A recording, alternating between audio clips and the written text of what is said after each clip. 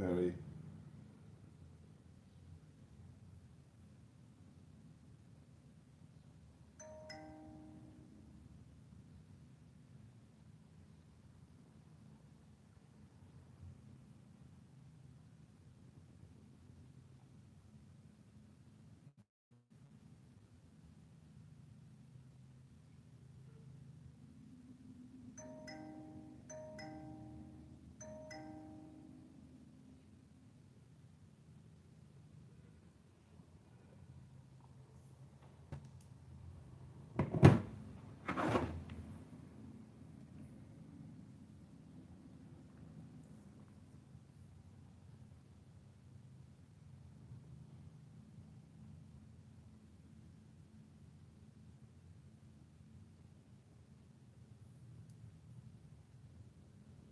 Say they weigh a lot, equal to Jesus, which I completely disagree with, right?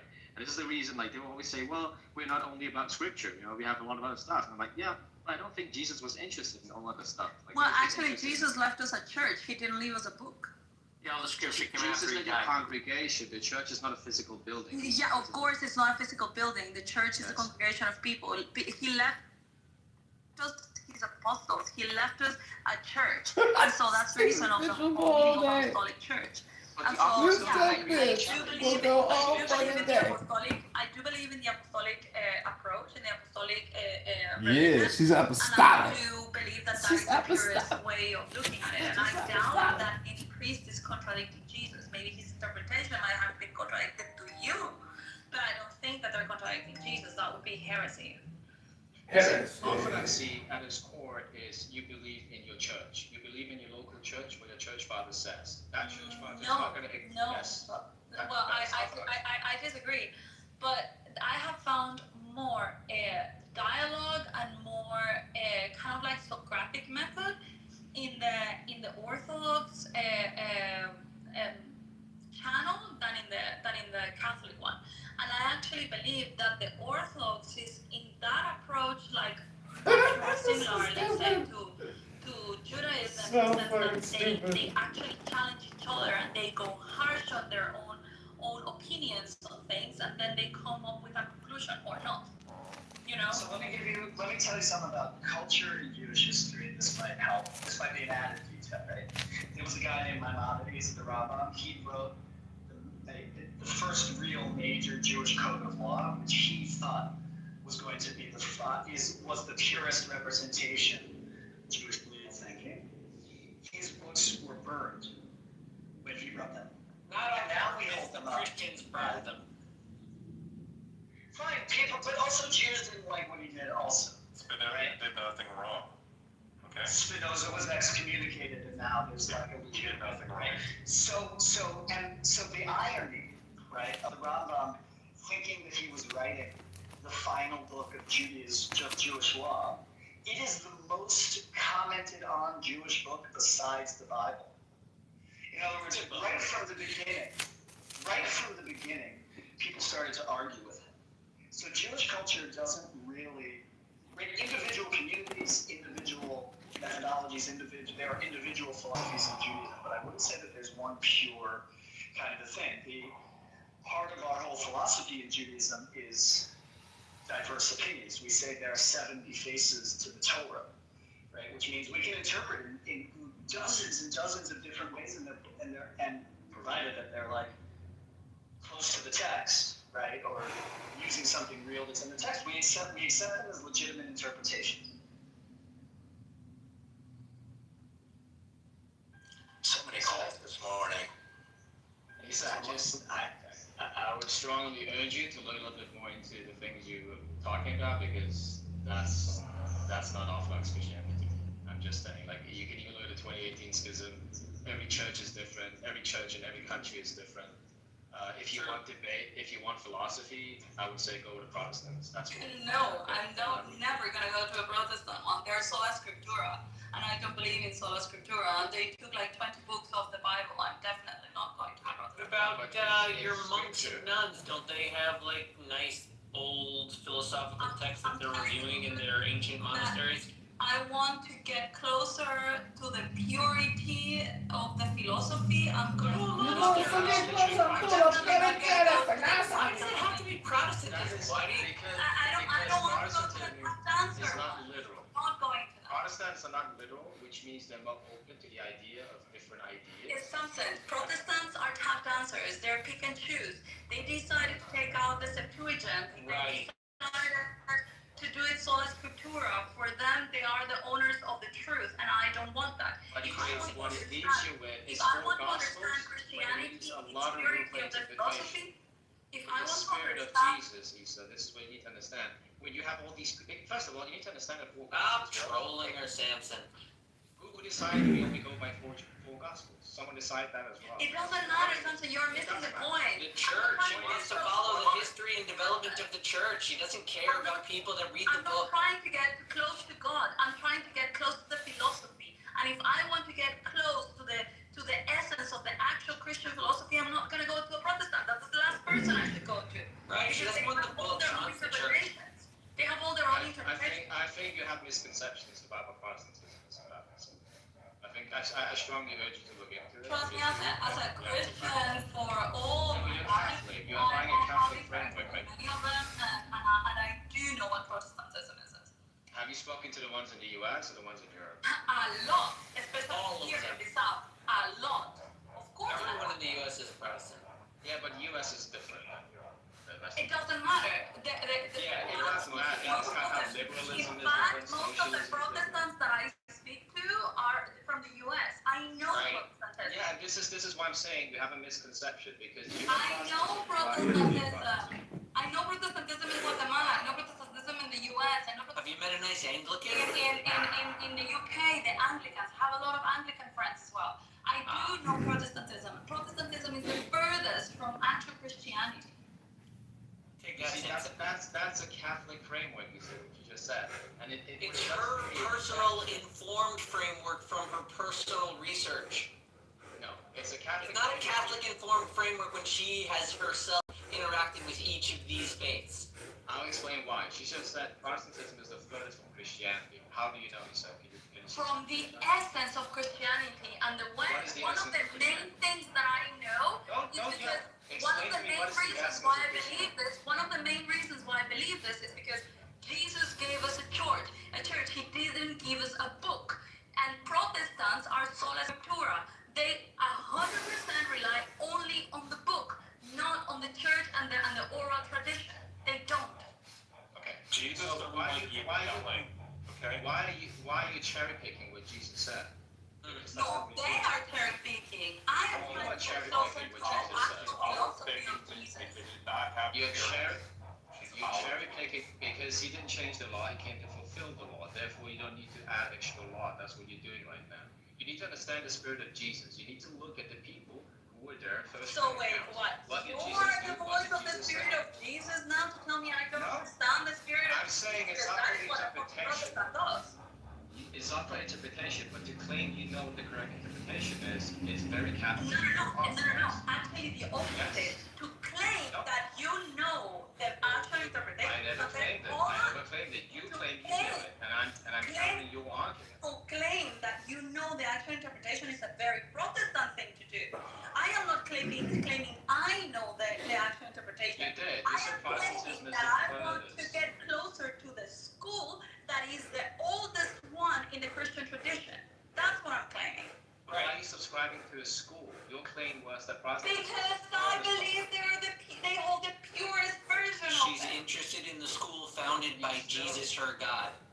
Yeah, you still haven't substantiated any claim you made. What is the essence of Christianity? A church, not a book. And Protestants are all based on a book. But Jesus proceeds. He came I to don't proceed to care, the but I'm done with this. Yeah, I can tell you're very emotional when it comes to this. Well, yeah, because you're No, going in because you're not circles. wanting to understand. Yes. You're not understanding. I understand you perfectly. I don't think you understand what I'm saying. I You don't want to have make to it agree with you. You don't have to agree with me. I am explaining. I've never been a Christian, Samson. I've only been a Jew, but most of my exposure to Christianity was because of Protestants around me. That's just where I grew up. Sure. And this is exactly what annoyed me. Yeah, but Protestantism in the U.S. is What? Wait, What whoa, is- slow down. How do you mean? What is exactly what annoyed you? circles and circles and circles and circles, and she And just... you're saying you feel like that when you talk with Protestants from America? Yeah. Aha. Okay. Interesting. So explain to me where the circle is.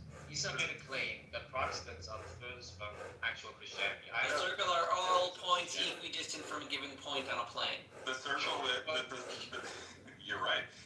The circle... Yeah, Is she substantiate her claim, in your opinion? Yeah, she substantiated by saying, I'm not fucking interested. That's it. Right. That's it.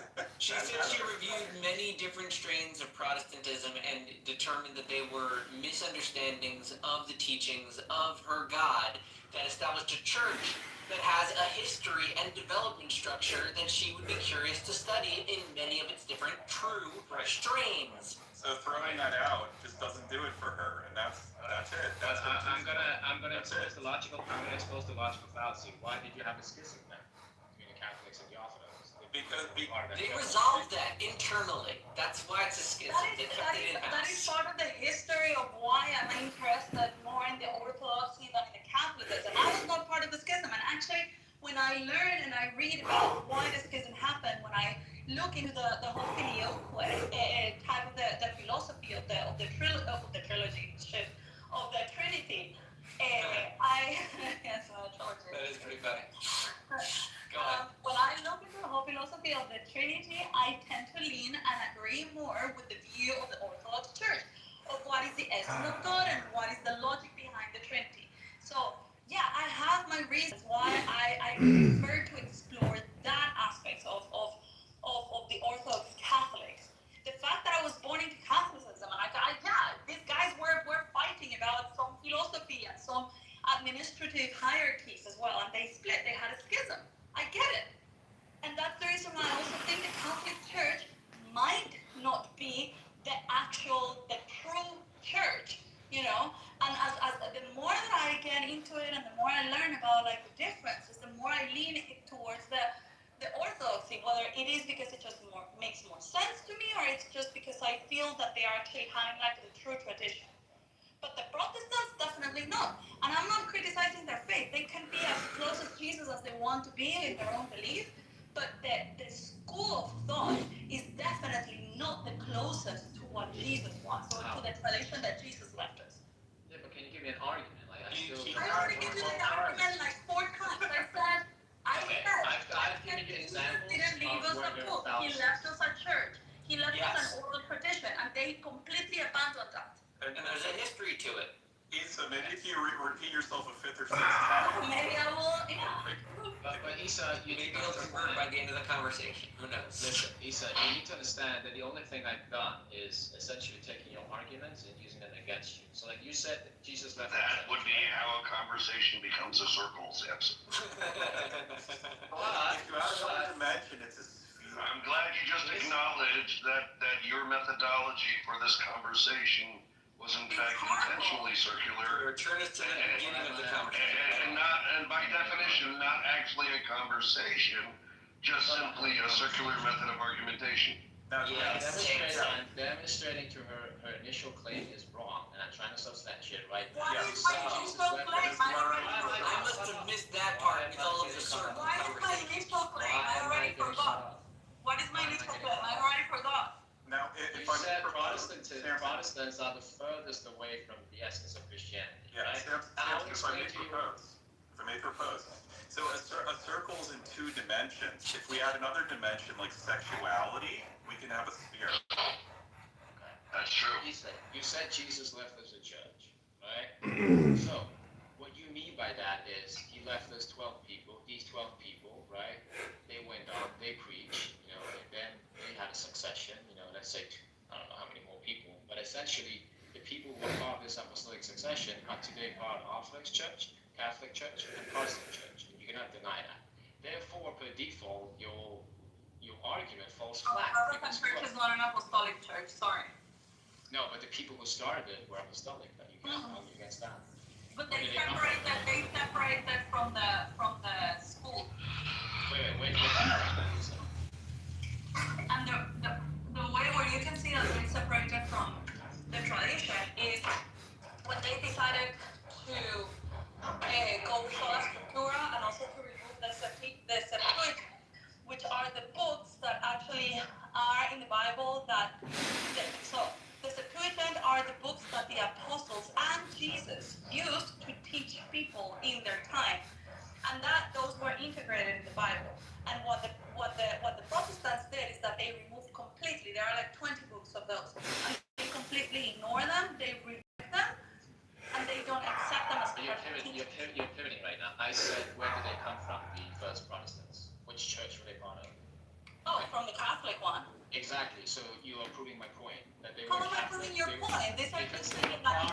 apostolic succession. No, the Mormons also, the Mormons also fell from the Catholic Church, and that doesn't mean that they're a fucking apostolic church. They are. Like, how do you get to this? They're Wait, the original Native Americans. You know that, right? This is a family tree. This is Yeah. I mean, like, They made themselves over and to where do solid the Catholics come from? We come from the Jews. You know, that doesn't mean that we're Jews. That's not what my argument is. Yeah, You you're need to understand. No, Isa, you're trying to Isa, explain the just whole listen. chain of events. Don't hear what you want to hear. Jesus left us with people, right? These people, they left us with more people. All these people that have different ideas, different opinions, different ways of interpreting what Christianity is about. That's the reason you have different churches. You can't say that. No.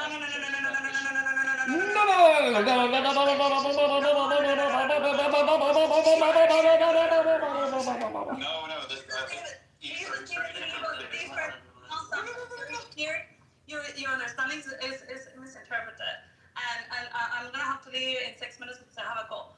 But the Jesus left us a church. He didn't leave us a book. Then I didn't say that. hold on. Then there was a schism because they disagreed, and so we have two Catholic churches: the Orthodox one and the Roman one. And then there was this guy called Martin Lutero, who decided that he was not in agreement with any of the shit that the Catholic Church was putting in front.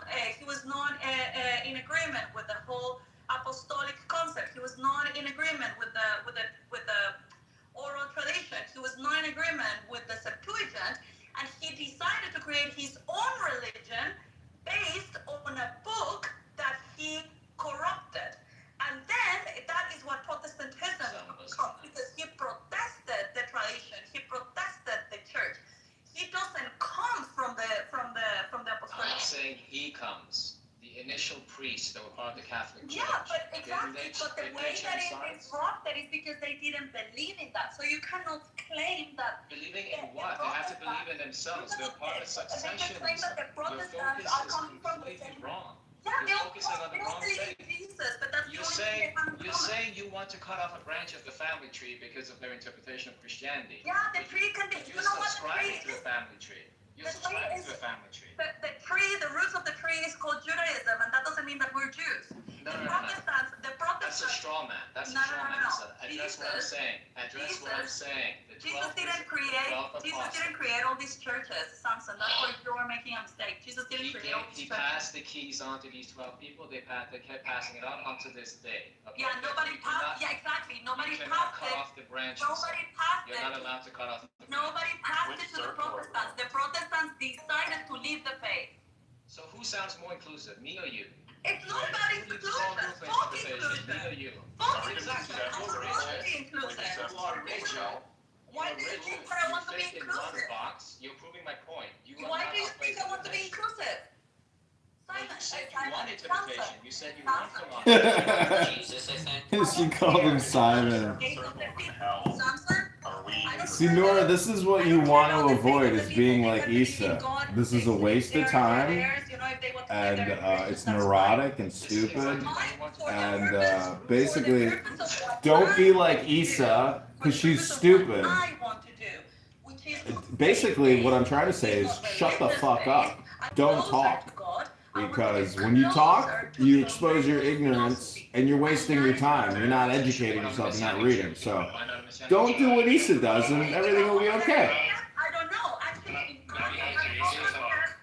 in fact, I had asked the OJ pilot. Don't forget, she said she had a call in 7 minutes. To actually attend a synagogue and see like the whole essence of it. Now, I wouldn't be able to. Yeah, I mean, like, who knows? Maybe that's the next step because I'm trying to get close. She's trying to get close to the source, but this lazy bitch won't read a book. No, the reason why I'm asking so much is not because of my thing. It's just because you're not understanding me and you're not. I making any- understand, but I'm asking why are you worried whether people would accept you as a Jew or Messianic Jew? You He's said the I am actually a great Jew. Maybe that's the next step. Being a Messianic Jew. I want to be very clear that Messianic Judaism was created, I think, in 1966 or 1970 as a way to try and turn Jews into Christians. I get what you're saying. I'm saying the original Messianic Jew is Christianity. That's it. Like, you're already there. Don't worry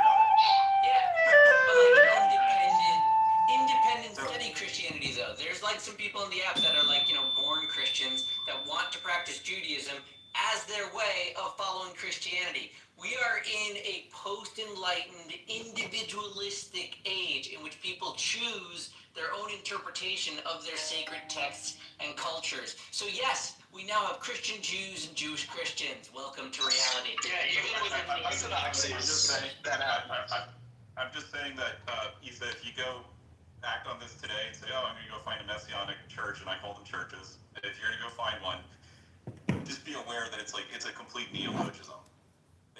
That's it. That's all I want to say. Right. Yeah, I haven't really thought about You're it. probably going to be more educated than like the quote minister there, because they're just like some random person that collected YouTube crap, and it's like a crap. I'm sorry. I'm Yeah, serious. probably. So But that's the just thing, like, proceed with caution. in order to just, all I want is to get closer to the core truth. That's it. I'm not looking for God. I'm not looking to be spiritual or whatever. I'm not looking to become more religious. You just want to talk to really smart Catholics. Is that fair? Yeah, smart Catholics. There you go. That's it. Please. Isa, have you ever read the How about the Jesuits? St. Augustine? Have you ever read it? Yes, I have. Did you like it? Yeah, I do. Yeah. He's a smart Catholic. Yes, he's a very smart Catholic. I feel that defines our core and our philosophy. St. Augustine sums it up best. Yeah, St. Augustine gave the just war theory. But no, Samson, if you ask me to argue from like a faith or religious perspective, that's when I was saying to you, Jesus left us a church, not a book. And so when you see how the whole thing evolved into until the first Protestant came about, they are the furthest from that tradition. And yeah, I mean, like, people can claim that, yeah, you can get to Jesus just a personal way, and I don't deny that. That's up to them, that there's belief. I'm not judging that. I'm just saying that it's. How do you know of Jesus? Who told you about Jesus initially? Oh my God, it doesn't matter. It doesn't matter. You need to recognize that it does matter, because you need to acknowledge, you need to recognize that the reason you know of Jesus is because of the Gospels. Therefore, Samson, you're so much better talking to Muslims. Yeah, you suck. Or I'm just better than Muslims. I suck apparently because you have become essentially the Muslims. You're so strong in your faith that you don't understand what I'm saying. I didn't know. We're so dumb. Just Please listen. educate us. I didn't call you dumb. Please Listen educate us. to No, what we don't listen to what understand. I'm We're saying ignorant. instead of hearing it from here. Isa, a while back, I heard Stop being a Muslim, Isa. Stop being a Muslim, Oh my okay? gosh. Is this Yo, like that's so everything funny. that Everybody says that as like the ultimate like Because insult. Isa's acting like a Muslim. Child care. No, the only thing she acted was like, Take that back. You silly for I disagree. I think she acts more like a Jew. I think she acts more like a Jew, honestly. No, You take that back, you filthy Jew. Isa, you only know of Jesus because of the Gospels. Fine. Acknowledge that. That's fine, but also because of the church, because we read the Gospels. How does the church know Jesus? How does the church know of Jesus? Yeah. Institutional records. Okay, so we Oh know my God, the oral tradition. The Jews have it too, and it's called Mishnah. Sure. What you're doing, what you're doing is you're saying, I don't want to consider the Torah at all. I only want to do Talmud. That's what you're saying. No, that's not what I'm saying. I'm saying that there are both. You can't do No. that. But you Because cannot if this interpret. started- You if should this not started- interpret if the this Bible started the on your Gospels own, but with the completely, guidance of the church. You The discount guidance the of the Gospels scholars. completely when it comes to the essence of what Christianity is. No, Therefore, no. what I'm saying is that in order to understand, just like the Jews do, in order to understand Scripture, you get the guidance of the scholars, which is the Talmud for them, which is the scholars for me, and which is the church for us. And we have many scholars that have written also, not in a compilation of scripts and dialogues like Jews, but we have also like scholars that can guide you to that. And there are books as well, like for example, again, the Septuagint. That is a link to the actual apostolic church and the apostolic tradition that the Protestants decided just to get rid of it. Which year Just is because they which year is it from? I'm going to prove you wrong. Which year is it from? Oh, the Septuagint, I don't know, it's from the early years. I don't know exactly. What is early years? It's from the third. It's from the third century. When I'm back. It's from the 3rd century before the Common Era and has nothing to do with apostolic tradition because there are no apostles when the Septuagint is written. No, but what she means is that it's part of the apostolic tradition because I'm talking about the Septuagint. the followers of Jesus relied upon that translation. Yes. So their interpretations need the Septuagint, and the Protestants throwing it away is a slap in the face to their ancestors, the Christians. Correct. Thank you, Mixad. I get it. But why are you throwing away Jesus? The Protestants threw a lot of books away. So there's a Because they train want to track. refine the research. Catholic? There's a train track, and there's a station, and one identity gets on at station number 1, and the train travels for a distance, and another identity gets on at station number 2. What's the difference between these two identities? The only difference is that one got on earlier on the train track, and the second got on second on the train track. How do they differ from one another? One forgets their ancestors. Oh, that's easy to answer, actually. Okay, how do they differ Also Devin. other than the order in which they got on the track? One It's very, very abandons the simple. teachings of their ancestors. If station 1 is Miami and station 2 is Fort Lauderdale, and you're talking about the folks that get on at station 2 in Fort Lauderdale, Right. they're not going to be able to understand and answer questions about Miami. Or if they try to, they may be informed, but they're likely to get some things wrong. It'll be It's secondhand. also that by the time when the person gets on at station 2, they get off at station 3 and get on a new train. The person who gets off at station 1 stays on the train. It could be an ongoing process you're describing, but it also could be that the person getting on later has insights that the person getting on first does not have. Yes, and they would be errors. Okay. Jewish tradition and all traditions rely on what came before them. If you're missing what came before, you are somehow outside of the chain of transmission.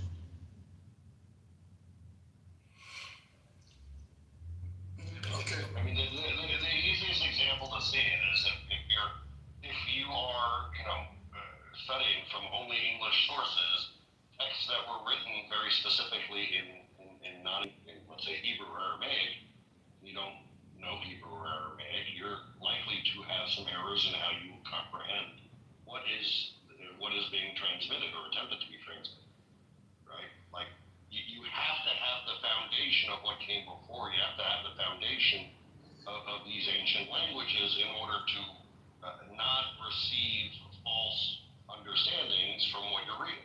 Which is why it's kind of interesting to watch the Christian movement fracture on such nuanced, interpretive grounds. You know what I find interesting? The whole argument between Catholic and Protestant. Yeah. Like, it's very entertaining, especially when you add in that there is no tradition of Protestantism when it relates to Orthodoxy. Like, Orthodoxy's basically done its own thing. It hasn't really lost churches. Like, this tradition of Protestantism in all its forms, it's all been a reaction to specifically Catholicism. They didn't interact with the Eastern Church that much. Yes. No, it's not about their interacting with the Eastern Church. If this was a feature of Christianity as a whole, one would expect Protestant traditions to have come out of Orthodoxy on itself for its own, in its own sake, in its own way. I don't think that's right. The schism. I don't think that's right because the schism between the Eastern Church and the Catholics was like that. The Catholics were the Protestants relative to the Eastern Church. You know what I mean? Right. Yeah, of course, but I don't think you're understanding what I'm saying. Right. For 1,000 years, the Orthodox Church has continued to exist, and for 1,000 years, there was not a Turkish or Russian. I see what you're saying. Like Martin Luther, right? There's no Martin Lutherov. Like, that guy never existed, he never argued in such a way to create an actual schism, like, from a theological basis. And I know Samson wants to talk about the schism of 2018, but that's really a political thing. It has no basis in actual religious So differences. why did it hold in the East? Well, I think that's for them to figure out why it held. Just from an outsider looking in, if I think if I'm trying to assess the value of the total corpus of understandings between the various Christian denominations, the fact that the Orthodox have managed to hold it together for 1,000 years with no meaningful schisms, I think it indicates some strength in how their process, their history, their traditions initially were developed, and that's even ignoring the fact that one can reasonably argue that the Orthodox Church is the remnant of the original church. Most people can't differentiate what they taught in that first beginning 1,000 years and the separate. They can't distinguish it. So you're That's saying, also very true.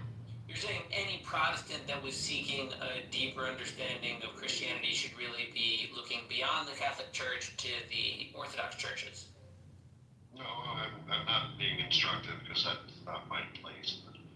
I'm saying there seems to be a fundamental flaw, both of Catholicism and pretty much all of the Protestant churches that came after it, because that entire Western Christian tradition, has continued over the 1,000 years to evolve into, something less and less structured, less and less consistent.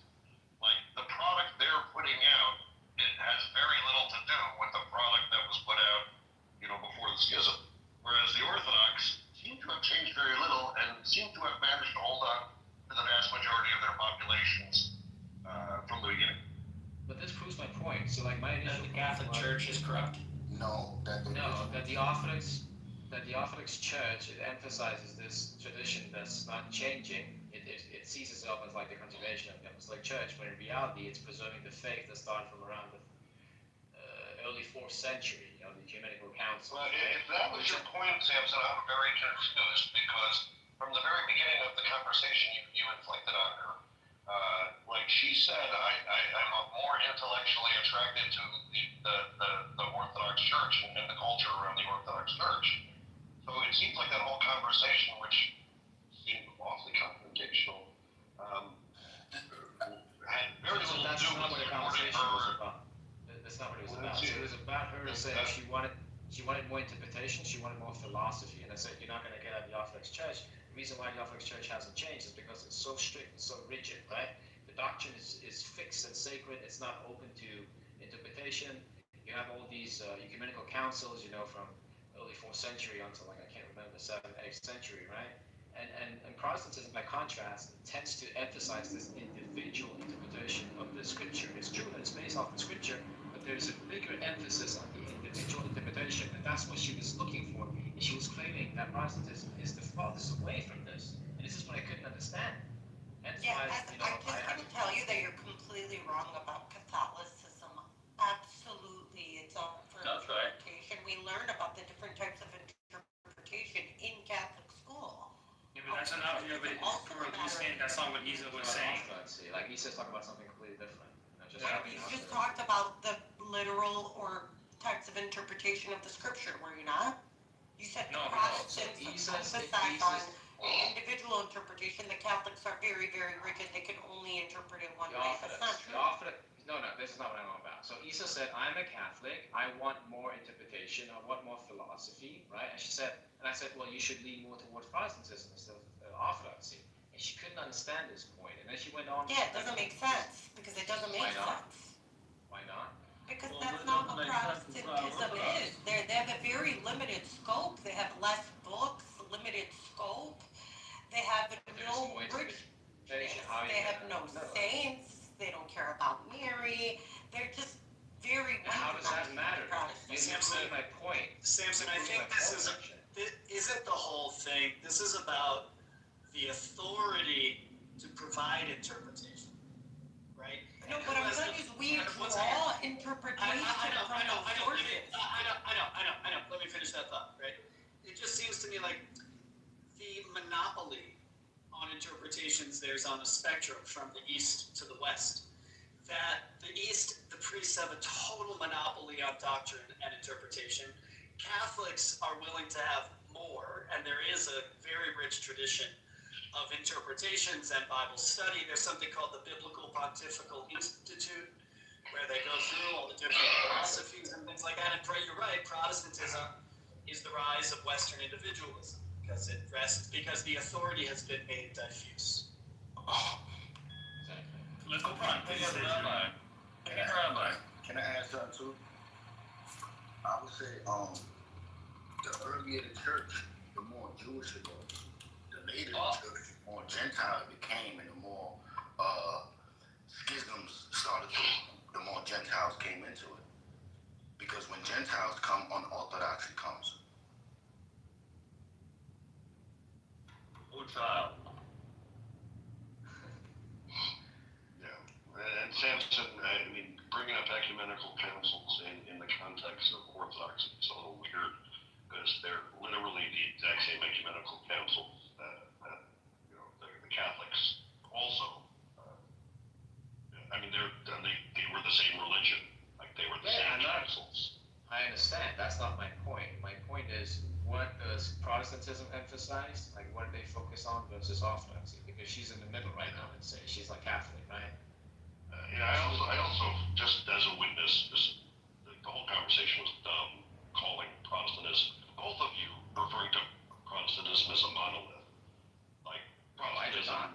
I literally did. Because she was saying she was speaking to Protestants in the U.S., and I was trying to explain to her. Both of you use this construction. Protestantism is. Neither of you use the construction. Protestantism are. I said it's more inclusive. I use that as a phrasing. It depends. There are traditions in Protestantism that are very inclusive and some that are not. Yeah, but Protestantism itself is inclusive, hence why you can have these denominations that are not so inclusive. You gotta understand the inclusive and exclusive argument.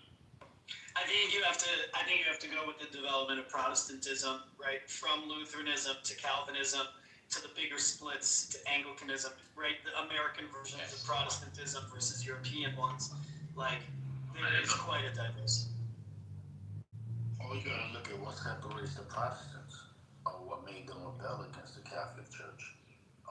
One thing for sure was child baptism. They didn't believe a child could be baptized, so they started rebelling. I believe it was the England and the Roman Catholic Church where they started saying we needed to do it. And once they did the census, they were carried out by through the baptisms of the children. But since the older folks started saying we needed baptism, they rebelled. And that led to people like Ziglag and Anabaptists coming up, until you have the Amish and the Mennonites in the United States.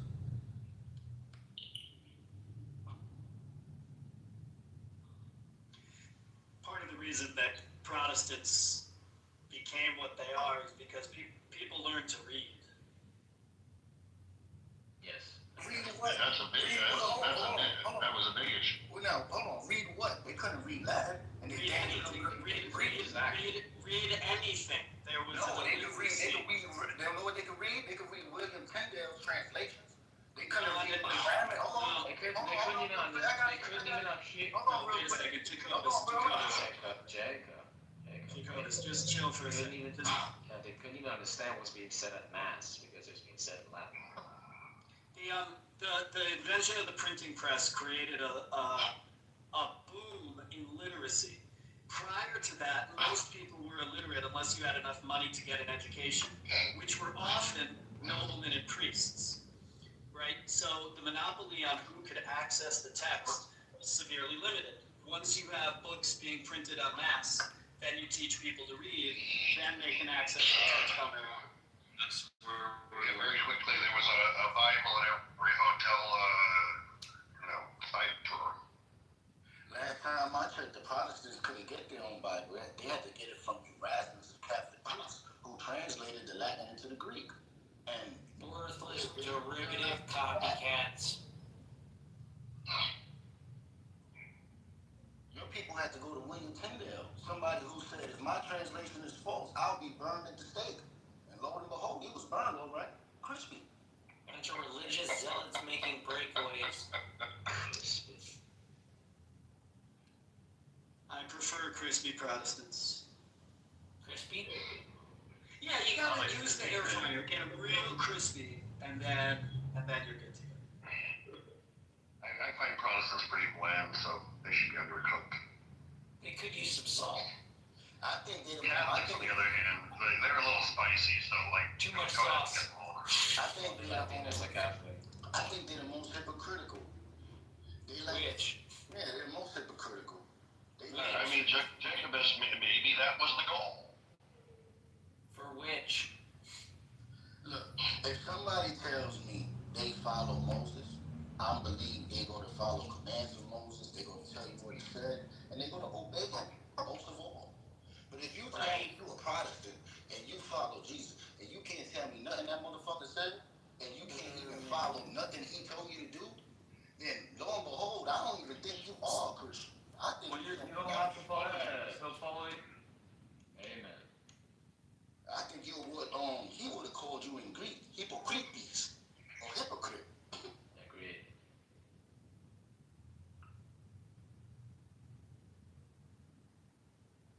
First they came for the Catholics, and I was not Catholic, so I said nothing. Then they came for In what universe did anyone come for the Catholics first? Oh, I tell you, when the Muslims took over Jerusalem in 638, That was Christians, not Catholics. And they were good friends of those who were Catholics in Jerusalem in 630.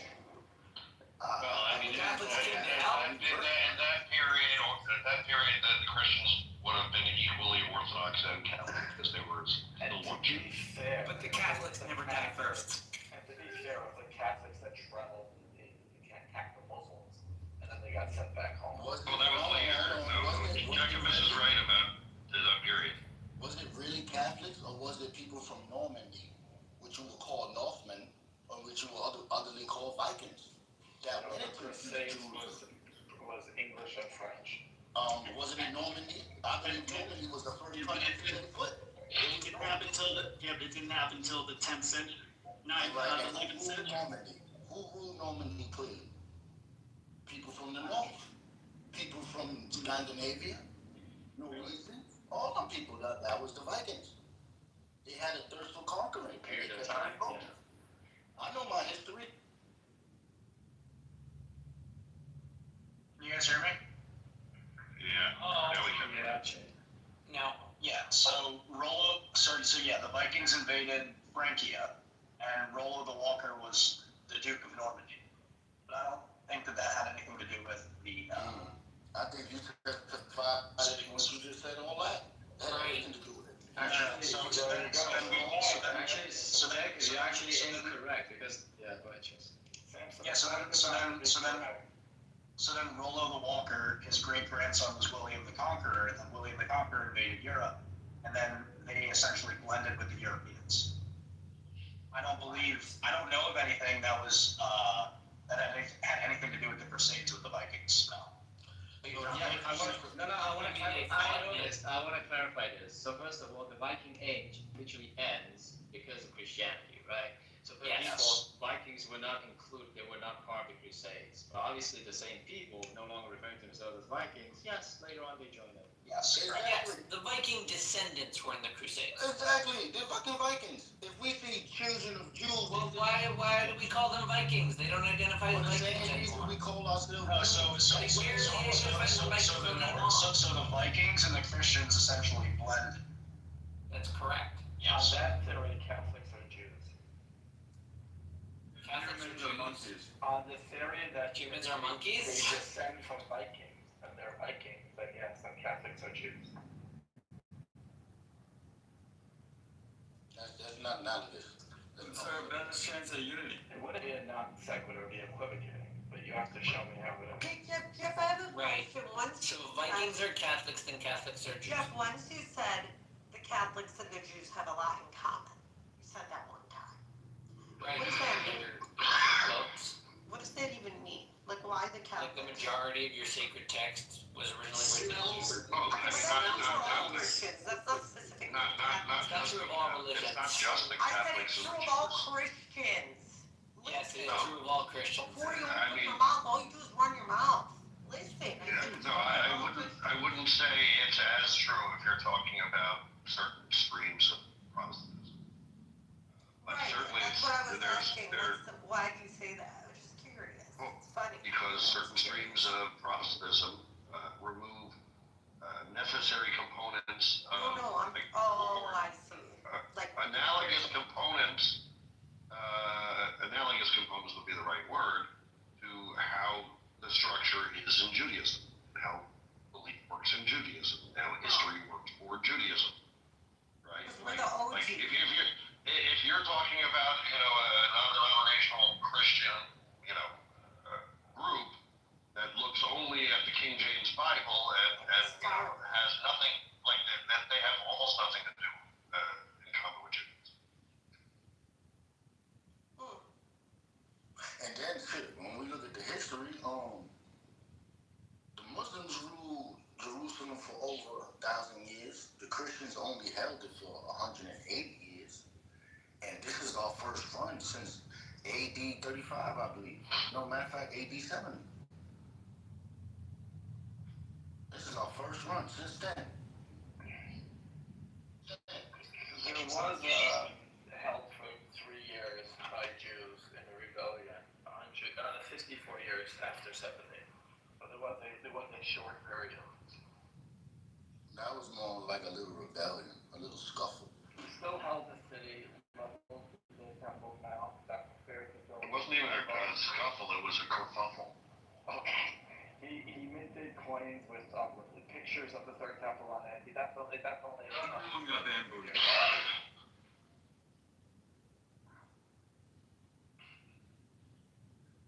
But going back, I think Jacobus' point that what the Muslims did, in fact, attack what men went on They do. in whatever. That's not. Yeah, look, they showed it when they even took over Constantinople. See, Muslims, they know one thing: take over and replace. Hell yeah, we believe in your prophet, but you gotta believe in this one. This the last one. They took over Jerusalem, took over Constantinople. They still thirsty and hungry.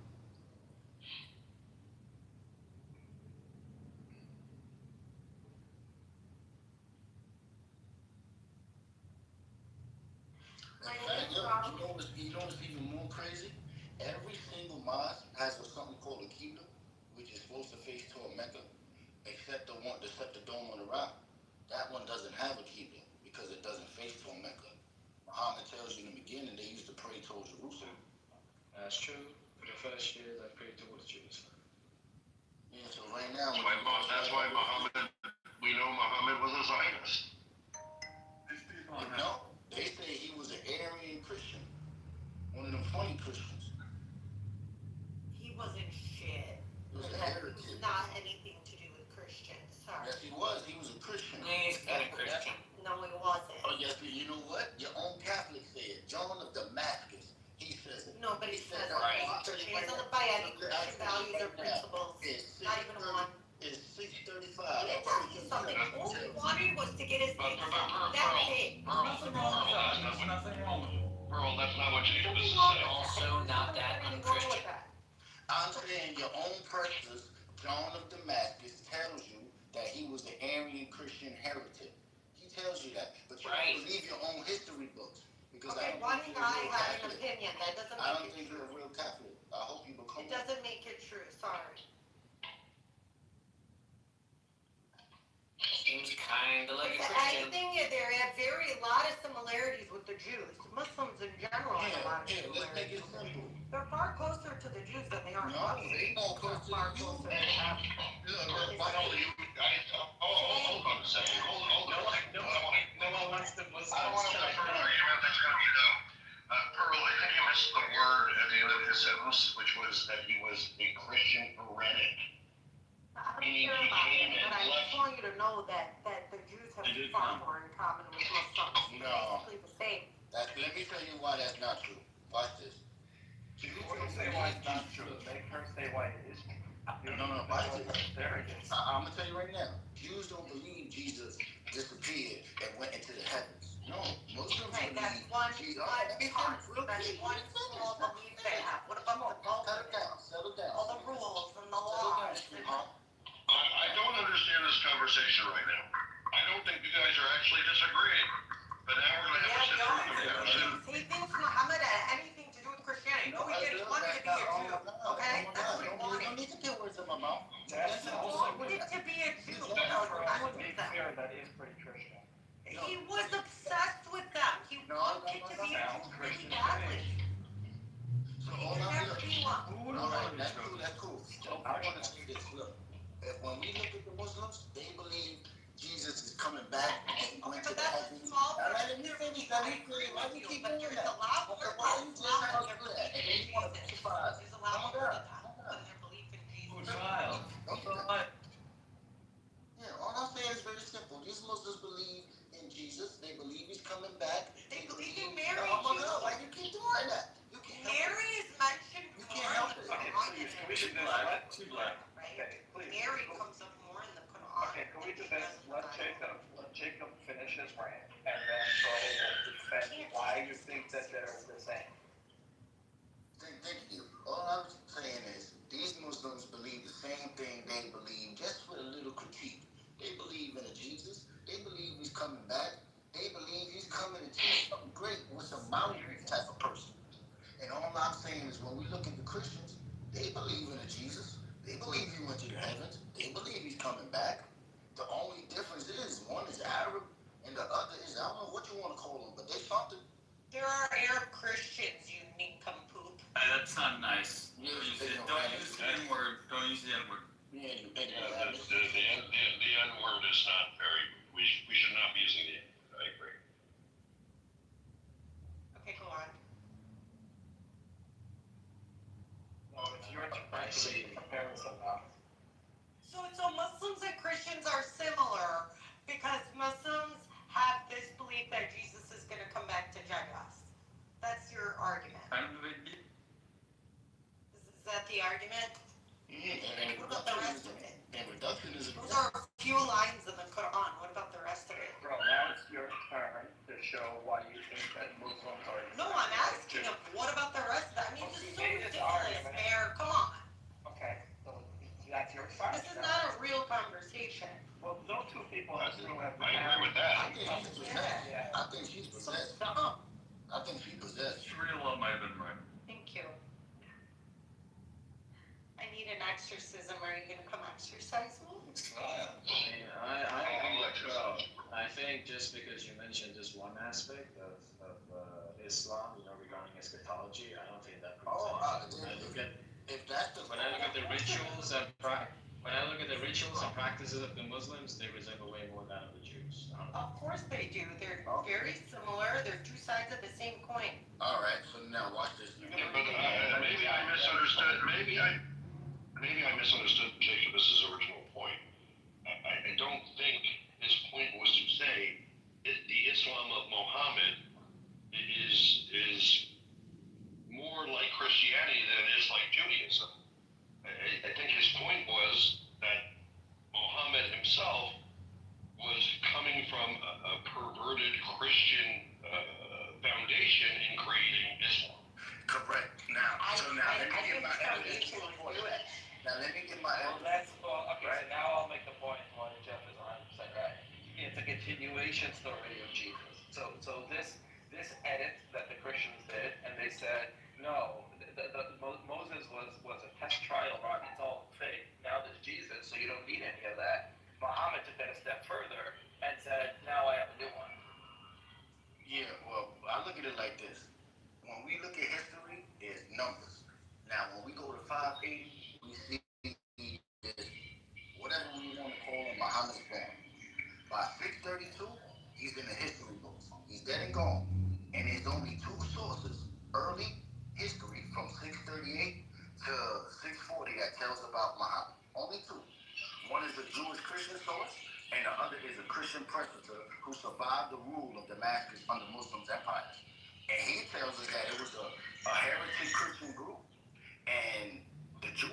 tells us he came with a Saracen army, one preaching the coming of the Christ and the anointed one.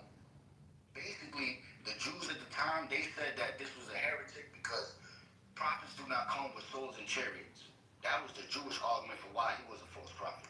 The Christian one, he was an Arian heretic. And we know Arian is the reason they had the Nicene Council, because he said that Christ wasn't really divine and he wasn't really a man.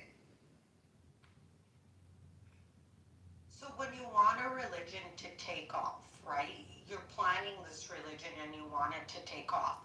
You are going to somehow appeal to all of them.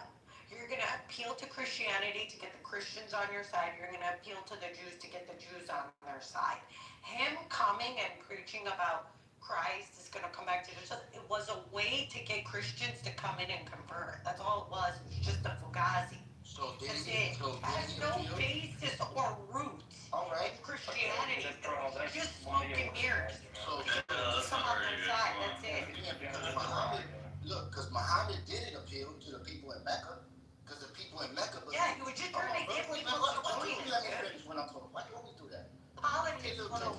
Why you do that? So look, all I'm saying is this: Muhammad didn't appeal to the people in Mecca because they believed in Allah, Minat, and Abuza, the daughters of Allah. Because we all know Allah existed before Islam. We have it in the Nabatean records. We have it in the Lockman stories. Allah was there. Even Herodotus speaks of Allah and having a daughter. I believe Abuza at the time. So my whole thing is very simple. Muhammad didn't appeal to the people in Mecca, so it wasn't really a pluralism type of religion trying to make everybody all inclusive. No. He had a goal. He had an agenda, and he had his own mindset about his religion. What was his agenda? Tell me his agenda. What was his agenda from your point of view? To make Allah the supreme God of all gods. Oh, you think that was his agenda? Let me tell you why now. Let me tell you why. Oh, wait, tell us why. What does Carl think the agenda is? Like, why do you knock everything? Say yours. We know what the Islamic agenda is. We see it pan out in front of our eyes in 2025. Okay, You so know you're what the agenda incapable. is? Got it. The agenda says, hit you in the face, slap you. Let So you can understand the agenda. In Muhammad's library, before he fashioned himself to be a prophet, as he was doing research with people who actually knew how to read, the research they did, it involved both the Old Testament and the New Testament, or was it strictly in the Old Testament? I think it involved both. But So it's not terribly controversial to say that the ideas he was preaching were coming from a Christian heretical perspective. Like, yeah, this isn't really a very controversial. No, he never said that, bro, which is why I don't understand. He's a radical Christian. He said that 100 times. They said that I mean, that's not really what you said. That is what he said. He said that directly more than once. He said he's a Christian heretic, but he Yes. keeps saying that the foundation of Islam was based on Christian belief, which is really not controversial at all. I'm really not understanding what your response I have is. a problem with calling him a Christian. That's my problem. And I don't think he ever called himself a Christian. I don't think anyone else ever called him a Christian. But yes, in real time, Christians did say he represents Christian heresy. Well, they did discuss. Like, his ideas are not Christian. Well, Christianity did discuss whether it's a sect or it's a heresy or a whole new religion.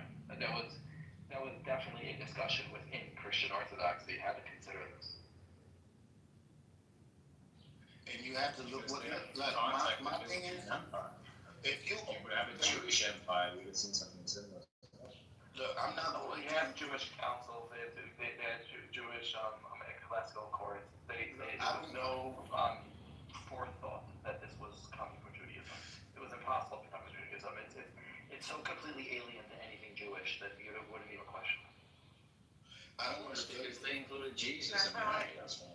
And that's the point. Okay, Samson got it. Now teach Pearl. all because they believed in Jesus and Mary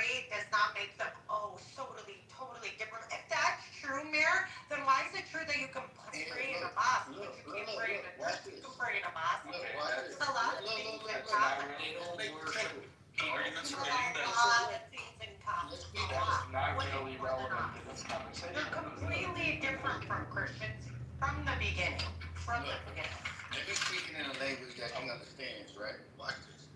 She believes that Jesus Christ is the Word of God. The Muslims believe Jesus Christ is the Word of God. They don't believe he is the Son of God. The only difference between the Arians and the rest of them Christians was they didn't really believe Jesus Christ was the Son of God. Same thing. And all their other beliefs. What about all their other beliefs? You're only talking about their beliefs in Jesus. I don't know why we keep falling into the same trap of comparing beliefs. Like, definitionally, if you have a group of people who write a book and call it a religion that features the exact same characters but tells the story in a different way that is inconsistent with the Christian tradition of what those characters did, who they are, etc., definitionally, that is a Christian heresy movement. Like, this isn't complicated, nor should it be controversial. I think this is a fallacy though, because like first of all, he doesn't come from a Christian background or Jewish background, but he was obviously influenced by both religions because of the location, Medina, Mecca. If I remember correctly, there were Jewish tribes around Medina, but there weren't Christians. I mean, Christians they were like somewhere else around Yemen and across the Red Sea and stuff like. So I would argue that he was more influenced by Jews than Christians. 100%. Not to say that he never heard of Jesus and Mary, because quite clearly he did. But I would say he was more. There were definitely Christians in Medina and all over Arabia. Yeah, but the influence was more heavy from the Jews. Yeah. Back down. You have. Again, I think we keep falling into the same trap of trying to compare the result as opposed to understanding that this is that Jacob's point is about the ingredients, right? Like you can't look at it like if a prominent character is Jesus and Mary in Islam, you can't really look at it and say this is a Jewish heresy because like half of the characters in their book has nothing to do with Judaism, right? This is a heresy which was born out of, and not necessarily by, but born out of or in opposition to Christianity. And then, Yes. The reason why I came up stage what formally said, real quick to Jeff, real quick, I'll come back down. Oh, hello. Really interesting point, by the way. But what I believe, to recapitulate, not the very last thing that my friend Jeff just said, but the thing prior to that, and I hope this steps on a little toes if you consider yourself to be a Jewish man or woman. The reason why what he said was not only abhorrent and wrong, but I would personally, as a Christian, find it offensive, was that while looking at his Muslim and Christian friend, he said, listen, hey, guys and Jeff, as long as we got the same characters in the same book, no, absolutely not. It doesn't work like that, Jeff. If I went and broke down the Torah and I said, well, Black Hebrew Israelites, they seem to have a lot of the same characters and kind of sort of the same similar book, I'd say absolutely not. Those are two entirely, You just proved my point. You just proved my point. Black Hebrew Israelites are a Jewish heresy. Right. They are established in defiance of the Jewish understanding of the characters. Okay, then that is what you followed up with, and I do totally agree with, which is why when Carl said to him, she said, no, I just don't feel like it's appropriate to call him a Christian. I agree with her. Well, yeah, I don't think anyone argued that he was a Christian. I guess we're incapable of the nuance of understanding that the ideas were born out of and in opposition to Christianity, which by definition would make it a Christian heresy movement. Right. Like it's not saying it's a Christian heresy movement neither calls them Christian nor calls Islam an extension of Christianity. It simply is acknowledging that it came out of an understanding and a rejection of the Christian understanding and utilized all of those characters. Right. It's a definition. I agree with you. I think you're correct. But if you look at by the same point, Christianity would accurately be called a Jewish heresy movement. Whether or not the people who had developed it were Jews, it's still a Jewish heresy. Because you're literally reconstituting the same set of beliefs, the same sets of stories, and reconstituting constituted differently in a way that is oppositional to the Jewish understanding of things. Right. It was never. This shouldn't be controversial. Replacement theology. So that's a different thing, because But that Pretty much was the same damn thing. it's not the Alright, same. That's what Jacob has said. Look, It's real quick. absolutely not even close. Alright, to so the look. Feels like the same thing. No, Can we just confirm with Jacob that that's what he meant? That's what he meant. 100%. So Jeff, look, this is what I want to do, right? The person I quoted was John of Damascus, right? And he lived a couple years after Muhammad, and this is what he said. In his work on heresies, John classified Islam as the 100th heresy. He argued that Islam borrowed from Christian and other sources, but rejected core Christian doctrines like the Trinity and the divine divinity of Christ. He also criticized the Quran and Muhammad's teaching. John of Damascus on Arianism. He calls Islam an Aryan sect. So basically, it's the Aryan sect. It's just like it was the reason they started the Council of Nicaea. Arian had to debate people like Athanasius, and Athanasius was arguing that Christ was divine and that Christ was the Son of God. They used Latin words like homo something, but that was the whole argument. There's going to be some homo substance, that's for sure. Jacob, can you just tell us who this guy was? He was John of Damascus. He was a prepster under Islamic rule. So he was a Christian that was operating in Syria while the Muslims ruled over it. And he wrote that Islam was a What year? Let me get it for you real quick. Yeah. Thanks. And wherever there's Democrats, there are It's like similar to the Chris Law people.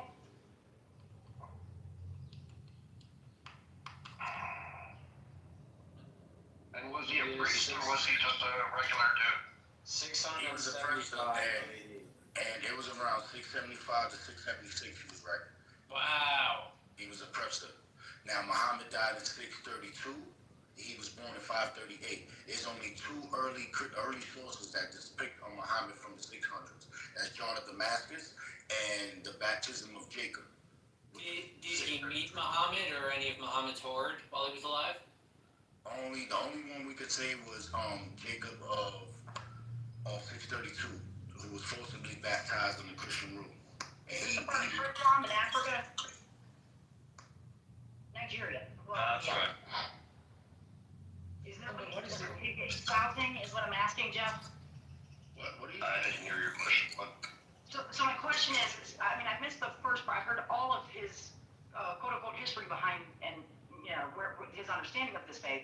But I'm asking specifically, is it like not, I'm going to say the word Chrislam, like Christianity, Islam, smush them together from Nigeria, Chrislam. Is that what you're espousing? Well, No, definitely not. Okay, good, because that in and of itself would be like, that's going so left field that like, okay. It's almost right field. No. No, I think, eating pork probably isn't good for Christians. But, that's just me. I don't understand. What is the argument? Are you trying to say the perception is more valid than the actual intent? I think it was more about the philosophical underpinnings of Islam coming out of Christianity. It's a conversation with Christianity.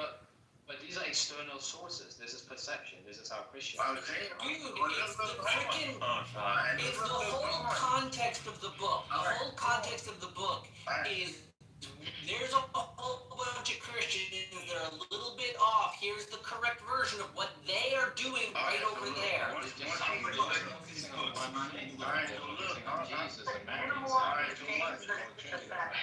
calm down. Okay. Let me break it down in clubhouse terms. You've got a Jewish room in the hallway. You've got a Christian room in the hallway.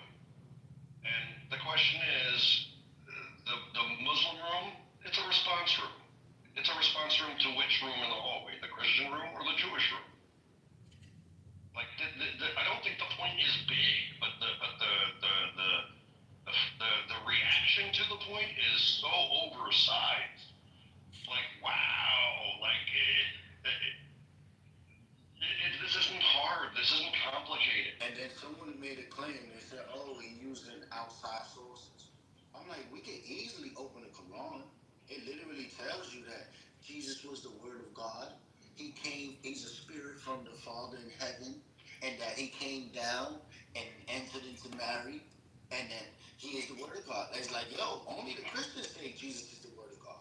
You don't hear Jews say no shit like that. Sure, but at the same time in the Quran you have many things that are taken straight from the Torah, like Talmud and so how do you explain that? Yeah, 100%. Yes, the Quran definitely quotes, doesn't quote it, brings midrashic sources that are not in Christian texts. But I that's wonder that's why. Okay. But including being made here, and the assertion being made here is that it's a continuation of the Christian story. If it Oh. goes back to midrashic sources, yes. If you want to now make the argument, which Pearl may be trying to say, that in practice it has a better look past to Judaism, she has to make that case, which she's incapable of. But that doesn't contradict Jacob's point that it was a continuation story of Christianity. That's all. Which was itself a deviation from the story of That's a Jesus. fallacy, though. That's a fallacy because there's no need for continuation if you don't believe in it. What are you talking about? it certainly claims to be a continuation. Here's the thing. Why is there a need for continuation? Please raise their hand and get what's on stage. The argument with Islam is Jesus came to save the Jews. That's the Christian story.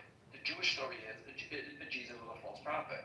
The Muslim story is Jesus came to save the Jews. By the Jews refusing him, they lost their chance. Muhammad is here to bring all the Gentiles into the fold of Jesus. And in the afterlife, Jesus will be right behind Muhammad.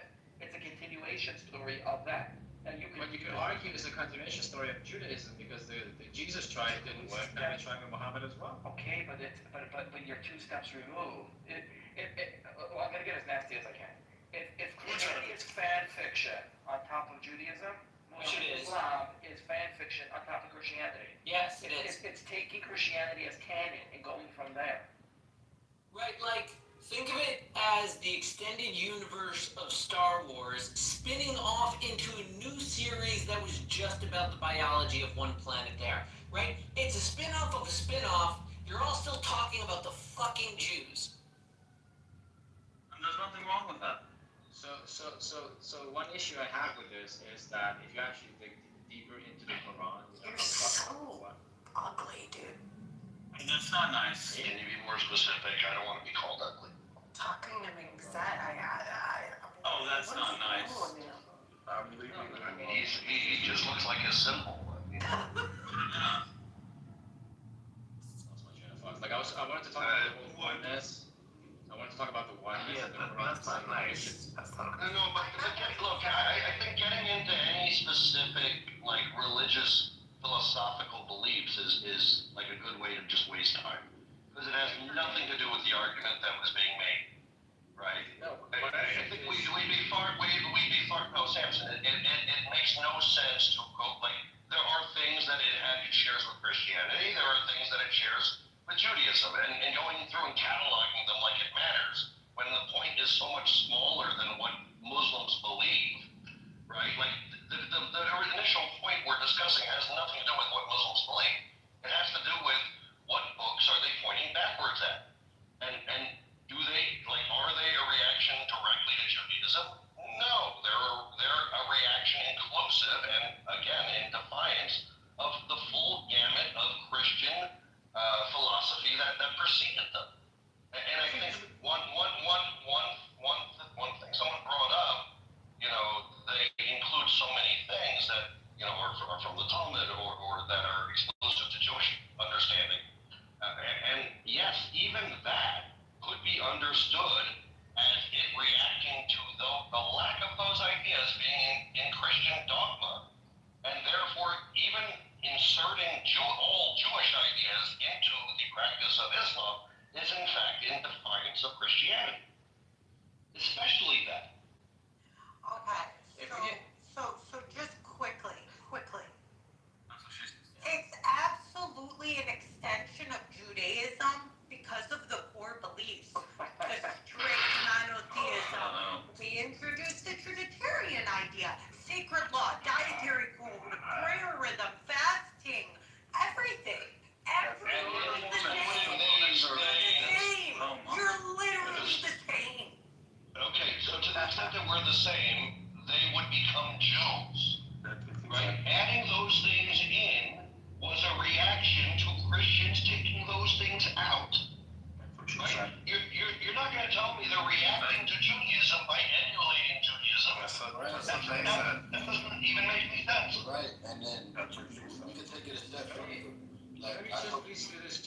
wait. I've been trying to say something. Let's do Yeah, this do some justice. justice.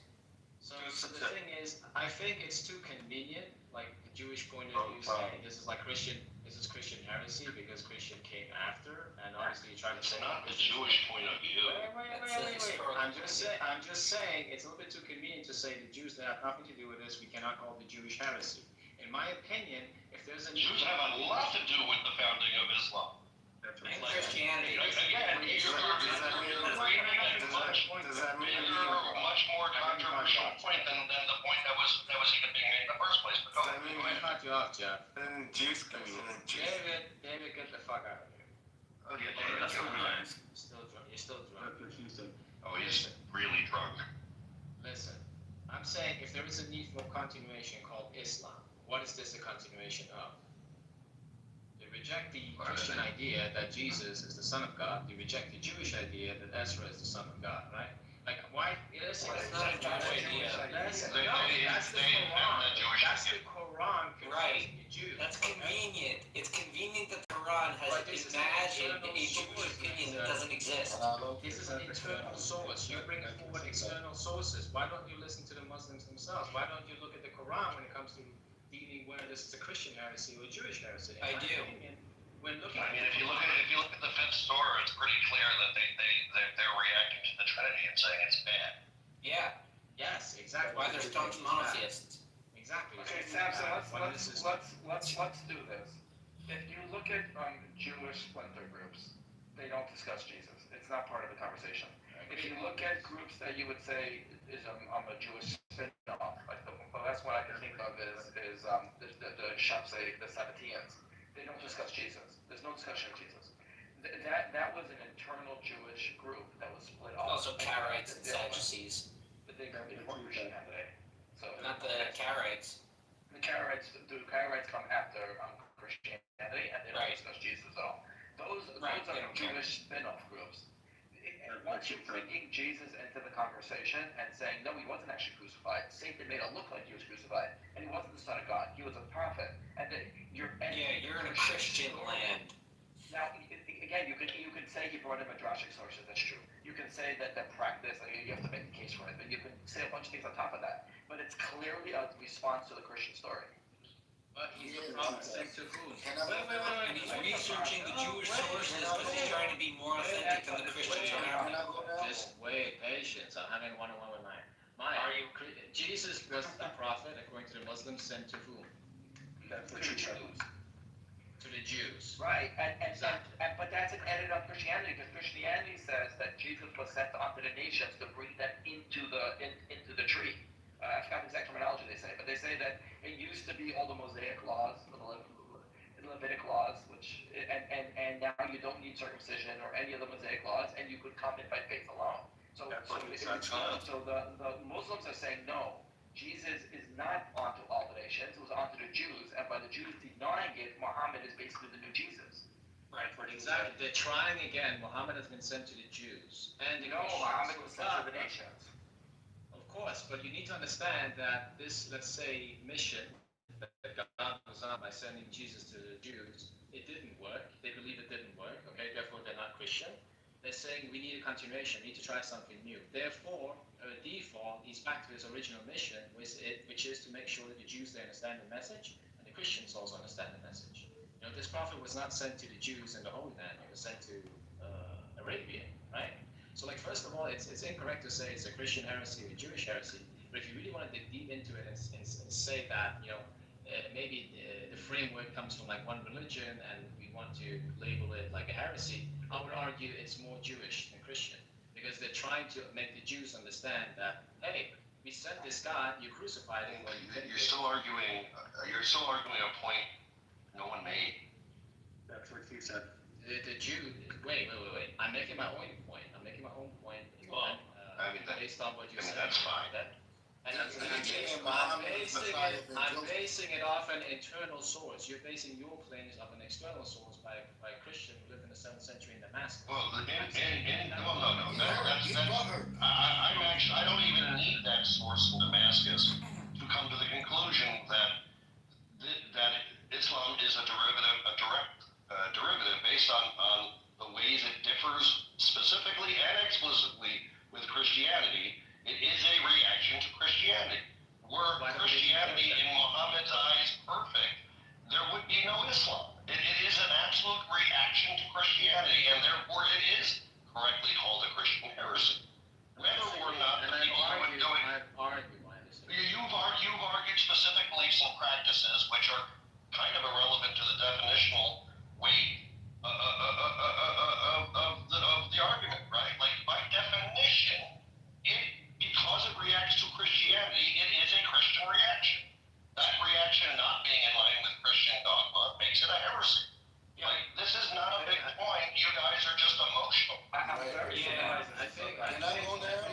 I want to go too, yo. It's a modest No. point. He's misunderstood what I was on about. I said, who was Jesus sent to? He was sent to the Jews, right? If the Jews would have accepted him and everyone would have agreed, okay, he's the Messiah, he's the Son of God, you wouldn't have Islam. So Islam is a reaction to something. You want to claim it's a reaction to Christianity because they say that Jesus is not the Son of God, but he's just a Messiah, he's just a prophet. I'm saying you have to go further back. Islam is a reaction to the Jews because they're still not practicing their religion correctly. You're saying that the Muslims consider it their sacred mission to make sure the Jews follow their Torah. The Jews and the Christians and everyone else has to follow the Quran. Why would one second. Why would the Muslims enforce Christians following their false ideology? Which false Because they gotta claim a living. Trinitarianism. Right? Why would the Muslims say to the Christian, go stay in your Trinity church? Because they're trying to claim a lineage to the Holy You Land. just said that their policy is to make sure that the Jews stay Jewish and the Christians stay Christian. No, you misunderstood. No, you totally Jews and misunderstood. Christians had to go on board on Islam. No, they say the Torah is corrupt and Muhammad is reshaping it to the nations. But okay, Samson, I get what you're saying. The problem with what you're saying is Therefore, everyone needs to be that is Muslim. the Christian story. The Jewish story doesn't have any of that in it. I agree. I've never claimed it does. But the problem is you're looking at it from you're attacking it from the right instead of attacking it from the left. You're addressing it. You're approaching it in the right from the back. What's the right and the left? I'm confused. So the right is you're going back, so you're going from the 7th century, and you have to understand why Christianity came and why Jesus was sent, and you have to understand why Muhammad. Can I go after translate? No, I understand all that, and I put it Yes, I in think that would be conversation, but It's your point, my own point, we're still discussing. This is one of the things. I'm gonna go now. So, my whole thing is, number one, Allah existed before Islam. Let's get that out there. Allah just means God. That doesn't. Can I finish? That's what you're saying, God. Can I finish? So, Allah, can I finish? Yes. Yeah. So, Allah, oh my God. Allah existed before Islam. You have the Nabatean Empire speaking of Allah. And in the same sentences, they'll tell you about Hubal, Al-Uzza, Al-Manat, and what's the other one? Alat. And all of these are daughters of Allah. And when you go to Mecca before Muhammad destroyed all 365 idols inside the Kaaba, Allah was known as the Lord of the Kaaba. And Hubal was his physical image. And you know Hubal under another name is Baal, or Baal-Zebub. So basically, you go back to Nabateans, you see Petra right next door, and the Edomites. And they worship the same God called Allah. And when you read the Quran, it says there's no God but Allah. It's not saying the word Allah twice. It's not. Because Allah is a specific name for a specific deity. You see this by outside sources testifying it. Even the Quran testified. I believe in the surah called the Star. Muhammad says, oh, look, this is my Allah, this comet that fell. So please stop lying. People can read. Muhammad couldn't. I understand. I mean, I agree with what you said. How is this related to their claim that it's a Christian heresy? It's not. It was just. In fairness, it was Jehovah's claim. It had some flow to it though. But in an essential way, yes, both the Muslims, the Christians, and the Jews are all playing the game of Moses. No, they want to claim for that Holy Land. And that's what the whole game is all about. It happened when Muhammad and his people try to conquer it. they wanna claim a lineage to what you call it, Abraham, the lot kid. And when you look at the original name of Muhammad, I can't speak Arabic, but I know a little bit of bullshit. It says just like in ancient Hebrew, there was no vowels. You would say his name Memdal, and you would have to implement the vowels based upon the history or based upon the time frame. And his name would have been called Ahmed. And when you read the Hebrew, it's the same as something being appealing. They claim this lineage back to Abraham so they could have a root to the Holy Land. This is why they built the mosque on there. This is why the Turkish Empire refused to give it a Theodore Herzl, because they wanted to say, no, we earned it with our blood. This belonged to our ancestors. It goes back to, what's that dude, Ishmael, which is bullshit. You can look at Muhammad's genealogy in his books. They have at least 40 generations where you can't connect it. I believe his followers, they wrote his stuff 180 years after his death. That's at least two. I mean, that is just attacking Islam. There's nothing to do with that. Yeah, I'm attacking Islam. Well, no. What he's trying to illustrate is taking the book seriously and saying some random guy in the desert claiming he's a descendant of Ishmael, the cousin nation of the Jews, should not be believed just because he spun a story that was popular and published at the time and already in the throes of a sectarian movement of Christianity. That's what he said. He wasn't a descendant of Ishmael, he was just some jackass in the desert with a story. And then they like to say, oh, our Quran is untainted, it is perfect. Yet the oldest Quran they got calls some side bullshit, right? It has two layers to it. One that is wiped off and erased with blemishes and something written over it, which is centuries later. So everything about them is false. And when you go back to their history, the only person that probably ever collected all their manuscripts was a German, not even an Arab. So like, it's not about attacking Islam, it's about saying the same criticism that they apply to other, they can't withstand themselves because it's weak. And matter of fact, when you go to the Quran, the Jews had the best argument. They said, yo, Allah is poor. If he needs our money, that means he depends on us. And that means he does not exist without us. And therefore, Muhammad said, they shall burn for saying Allah is poor. Yes, Allah is poor. Because he needs us to survive. He needs charity. He needs the belief of other people. He needs the belief of Jews and Christians. He afford all those versions of his book. Because he's a robber and a thief and extortionism. Of course that's It was a joke, it was a joke. He gave the system a little, you pepperoni Arab. I thought that's what you guys did.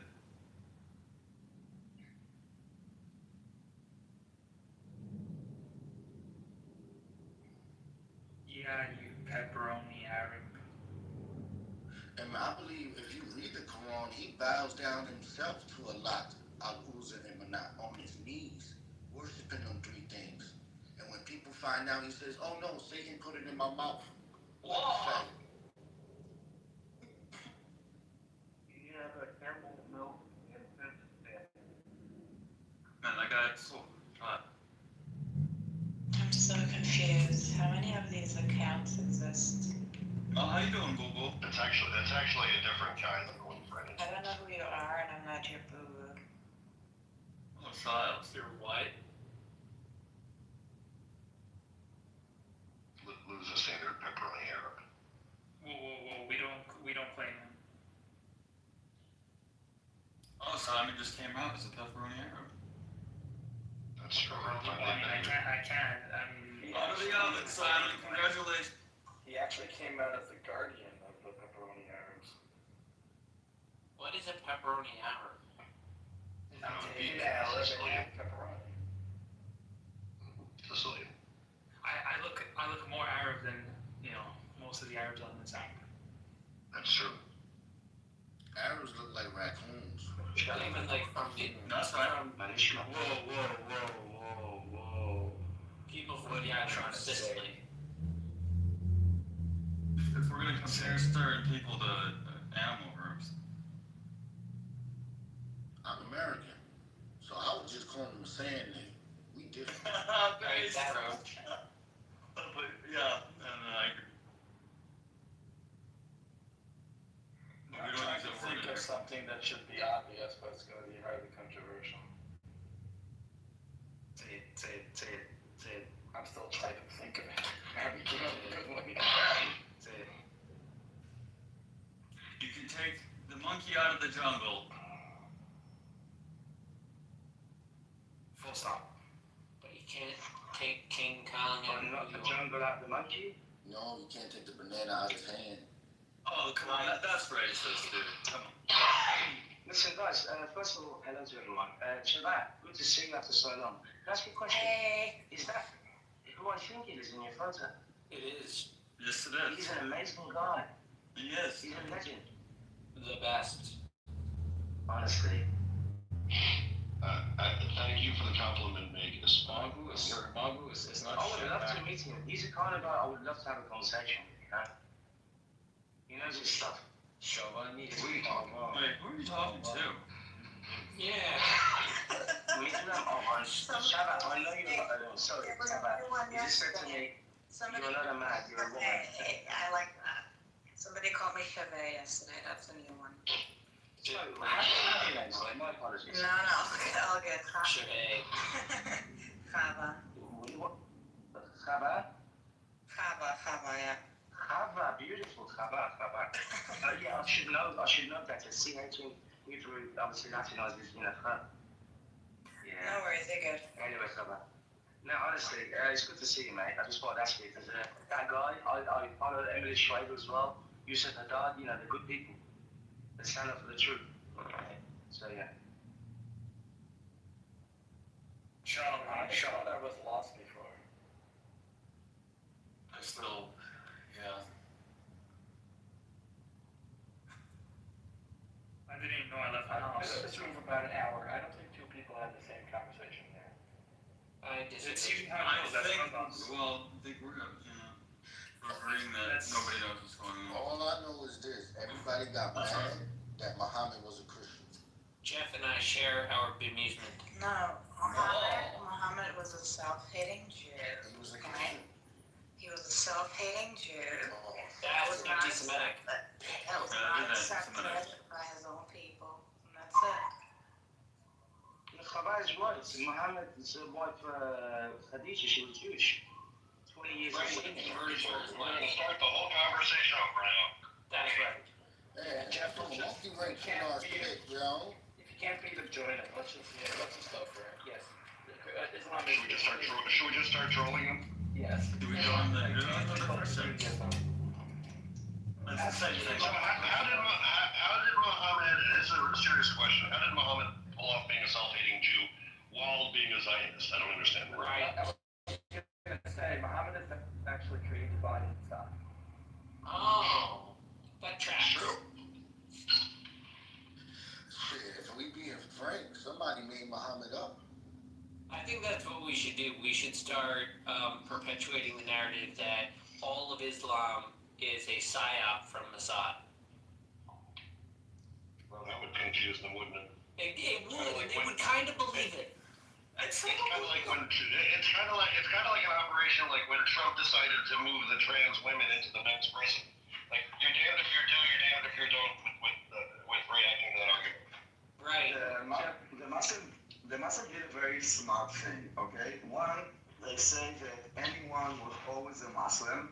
It's about taking over basically anyone that is born. This is why they call revert to Islam. Basically, you are born a Muslim, and then maybe you became a Jew. They're very possessive. Hold on, let me finish. So this is about like basically taking over all other religions. The second thing that they did smart, in a way, they say Muhammad is the third and last and the final messenger. Meaning, there is nothing like if tomorrow someone will come and say God spoke to me, that cannot happen. He's the last messenger and he's also the first. So I also see videos from YouTube of all kind of like American stupid girls like, oh my God, I made the Quran. It turns out I'm a Muslim because we are all Muslim. And this is basically the way to kind of bring people into the religion and take over. That's why this guy said, That sounds Allah very is one, it's the same Allah. It's the same Allah. It's all this manipulation of like basically trying to take over other religion. So are we committed now to move down the path of reverting to our custom of just shitting on Islam? Because I'm prepared to make that move. Jeff, I want to When you tell our Hamas supporters friends on Clubhouse that Muhammad is a Mossad psyop, how quickly after that will they tell you he was a pedophile? Well, but they would be right. He was. Yeah, but they would defend it to the end until they find out. That's what I'm saying. You have to turn their two irrational emotional positions against each other. Their love of the pedophile Muhammad and their hatred of the Jew.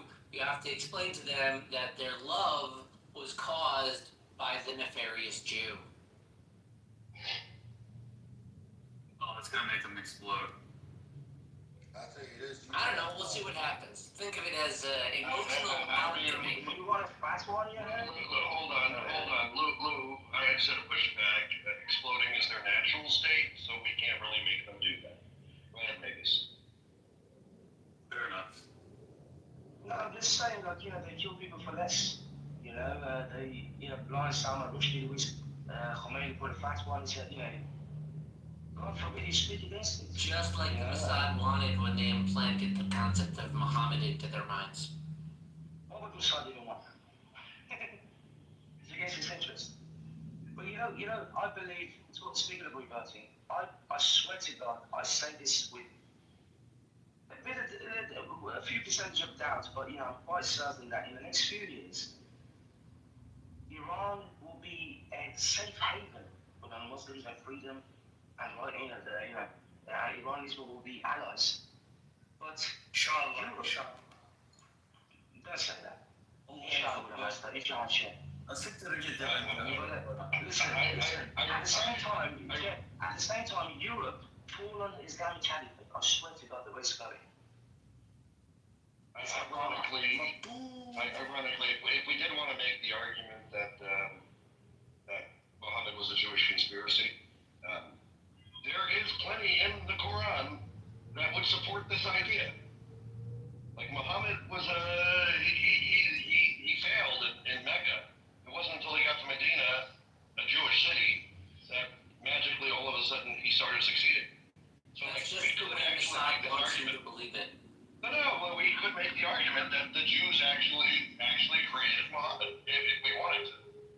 It's in their book. We can even go even further. I do not remember that one time in the Torah where it says that we worship a rock and we kiss it and we lick it.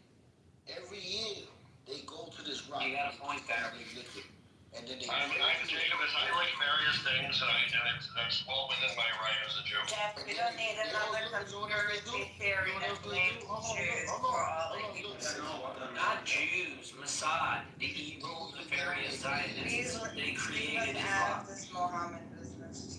The Zionists created Islam. See, that whatever that rock is called, that's their Allah. That's Allah. That rock they use every day, that's Allah to them. Muhammad says it inside his Quran. And if you tell them this, they'll kill you because he reads it. They say, Allah said, I seen it come down. It was 2 miles away from me. My Allah came and You know what's interesting? I learned that before Islam, Arabia has 3 female gods, goddesses. Lat, Al-Uzza, that's it, and Manat. That's the Holy Trinity, the daughters of Allah. Exactly. And it just goes to show how they bastardize everything. They shit on it. Well, of course, you don't want to actually delete all of the Trinitarian writing if you're a Christian sect. You want to just reframe it in a strict monotheistic bent. Welcome to Islam. Actually, Islam hates any religion that came after Islam more so than what came before, which speaks to the final messenger, prophet, whatever type of theology and thought, because they respect Judaism, they respect Hinduism and Christianity and so forth. They came before, so there is no denying that. But anything that came after it, for example, Baha'ism and things like that, they despise. Yeah, the Ahmadiyya Muslims as well. Right. The Abadi Muslims.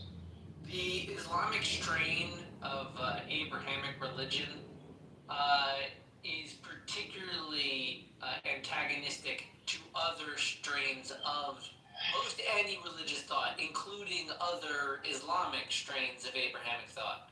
They're very oppositional. Like, heaven forbid you be older. The only thing that would be worse would be if you were newer. Yeah, exactly. It's a threat to their own identity, especially if it's coming. It results in infighting, endless infighting.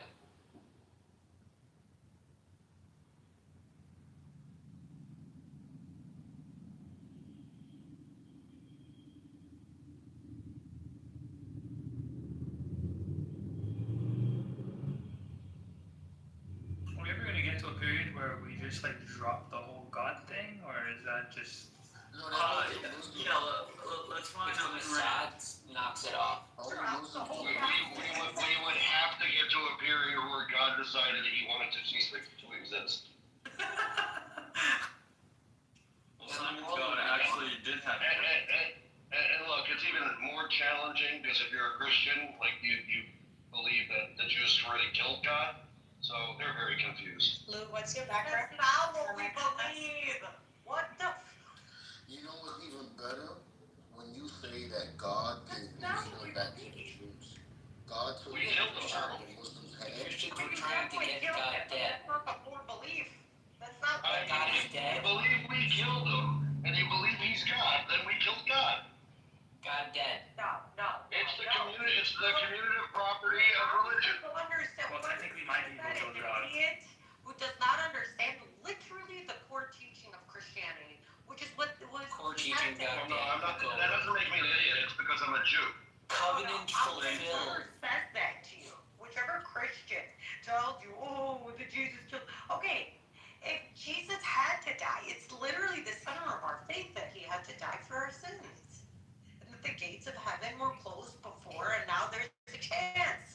For you, there's no chance. I mean, I'm just kidding. The idiot who taught that to me was the Council of Nicaea, who declared that the Jews had murdered Jesus. Yes, but that's not the core teaching. He had to die. I mean, by definition, like, was a fatwa from the Council of Nicaea in 423. By definition, it is a core teaching. 1 second, can we slow down for a second? Can we unpack the need to declare But before you guys continue, I just need to understand God died in this circle. So Jacobus, I don't think I know you. You're Jewish, and what is Lou? I wanted to say, if somebody drinks often, Jacobus has been around forever. You probably do know him, and he is. Really? Okay, pardon. I don't know. I don't remember. And who's Lou and what is he? I just want to understand who we're talking about. Lou's a pepperoni Arab, Sicilian. I guess, what are you, Catholic, Lou? He's agnostic. He'll let you know. I'm sorry, Father. Different Lou. I don't know Lou. Lou is here to worship at the altar of Jeff. Lou is to be determined. He's my legally adopted dad. All right, so Lou is to be determined depending on the outcome of this debate. Okay, so what are you? Are you Catholic? I don't know you. You asking me? Yeah, I'm asking. I'm not I'm a deist. I'm not. You're a deist? I'm a deist. I don't believe that there's really any intervention. But I'm not. Based. Now you just need an actual, understanding of what that even means. Simon, you and I couldn't be farther from being on the same page with regard to God. I know. Whoa, harsh. That's what I'm saying. You need an actual understanding of what you believe in. Well, maybe he doesn't know yet. Maybe I know he's agnostic. Based. He is figuring it out. I wouldn't say. Figuring it out. I wouldn't Better than believing God is dead the way you do. Yeah, but we just can I go now? It's whatever. No, is an imaginary thing in the mind. Actually, Well, words. Actually, it's not even in the mind. Actually, I think it's just words that people use. But everything came from nothing. Wait, Simon doesn't know. Literally never made that claim. Simon, you're Everything always existed. Yeah, because it can't be. Yeah, go ahead. You're agnostic? No, I'm an atheist. Everything's always existed forever. Well, our favorite person. Yay. Oh, Buttercup, what's Papa, up? you know Daniel, right? Yeah. Papa, you know Daniel, don't you? Of course. Daniel? Of course I do. Yeah. The prophet. What do you say on my favorite person? Buttercup, I'm talking about. Wait, I'm confused. This Daniel? Yeah, of course I know him. Okay, just making sure. Right. And I Who was the first guy? and I know Shava. Right. Oui, ça va, ça va. Ouais, ça va. Shava, by the way, Shava is a compliment in Hebrew. It means like someone that is hot or sexy. Oh, I know what I mean. I thought it I'll comes from take that. Havilah. It doesn't come from Havilah. I thought it's Shabbat. It's basically kind of like Shava is like worth in a way, like worth it, or like she's like she's worth it. She's like valuable. Yeah, in a way. You made this title. The song goes. The songs. You did the song wrong. It's Shabbat Achim V'Yachad, no? No. Gam Yachad.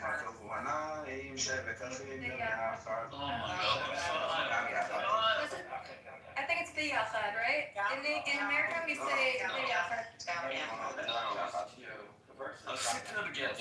I mean, Jews in America, that's how what's above, that's what's written. What? We didn't hear you.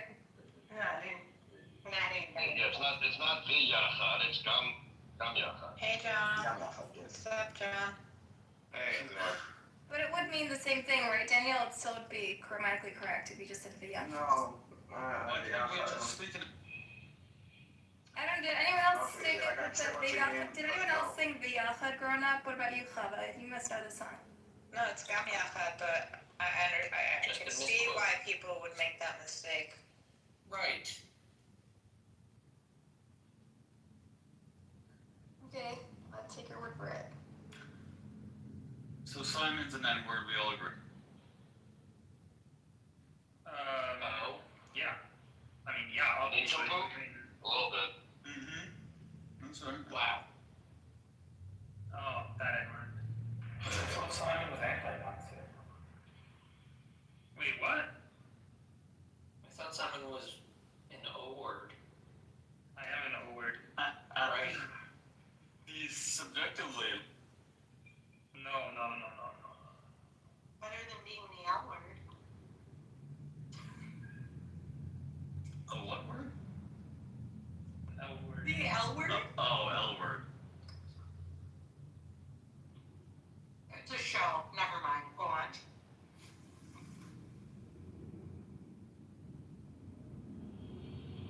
How did you guys get into the conversation of like kosher? What do we want? Way before you got here, Lou. It was just with Isa. They were fighting about the reasonability of chicken being included. Gotcha. An oldie. Yeah, that's all we were fighting about is. Wait, so you guys can't have like chicken parmesan? That's What correct. about No. Yo, that's wild. I know. You guys are It's the worst definitely part not of Arab it. pepperoni. Pepperoni Arabs. Don't know is a no-no. What is a pepperoni Arab? Sorry, I don't know. Italian. It's pork, maybe? Italians. Oh. Oh, that's what it Italians is. are not For Italian, it's pepperoni Arab. Yes. Yes. Italians are not Arab. We were inundated with these Italian atheists, and I wanted to discredit them by calling them Arabs. I'm not an Dude, I looked at Lou's photo, I'm like, this guy does not look anything like an Arab. So, If you see me, I do look like an Arab. yeah, I'm looking at your photo, you do not look Arab. That dude's Mexican. That's not me in the photo. That's my homie. Oh, that's not even you. So you're using someone else. Well, Messi's technically Italian. Well, which photo are you looking at? The one with the 3 bikes or the? Yeah, I can't look at the others. I'm not paying for this app. Sorry. You don't have to pay for it, you just gotta slide. I have to what? Gotta be a Follow friend. him? No, she has to follow him, yeah. No, close it. On blog. Just to follow him, not really. You just follow him, you can see everything. Yeah. Talking about Christ or me?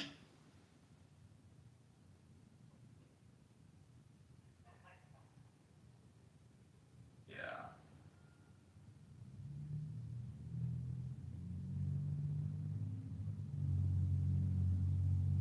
Hello, hello, hello, hello. Rockford. Saddam Hussein. I can't find a single source, even for Reform Judaism, that says they got cut. No, I think it's good. She made it up. She's just misremembering it, and Yeah. she's trying to like cover it up by expanding. No, I mean, I kind of assumed maybe this was like a Reform thing, but she seems No. sure about it, so. It's like a verse, isn't it? It's Psalm 133. Yeah. So how's anyone gonna get the letters wrong on that?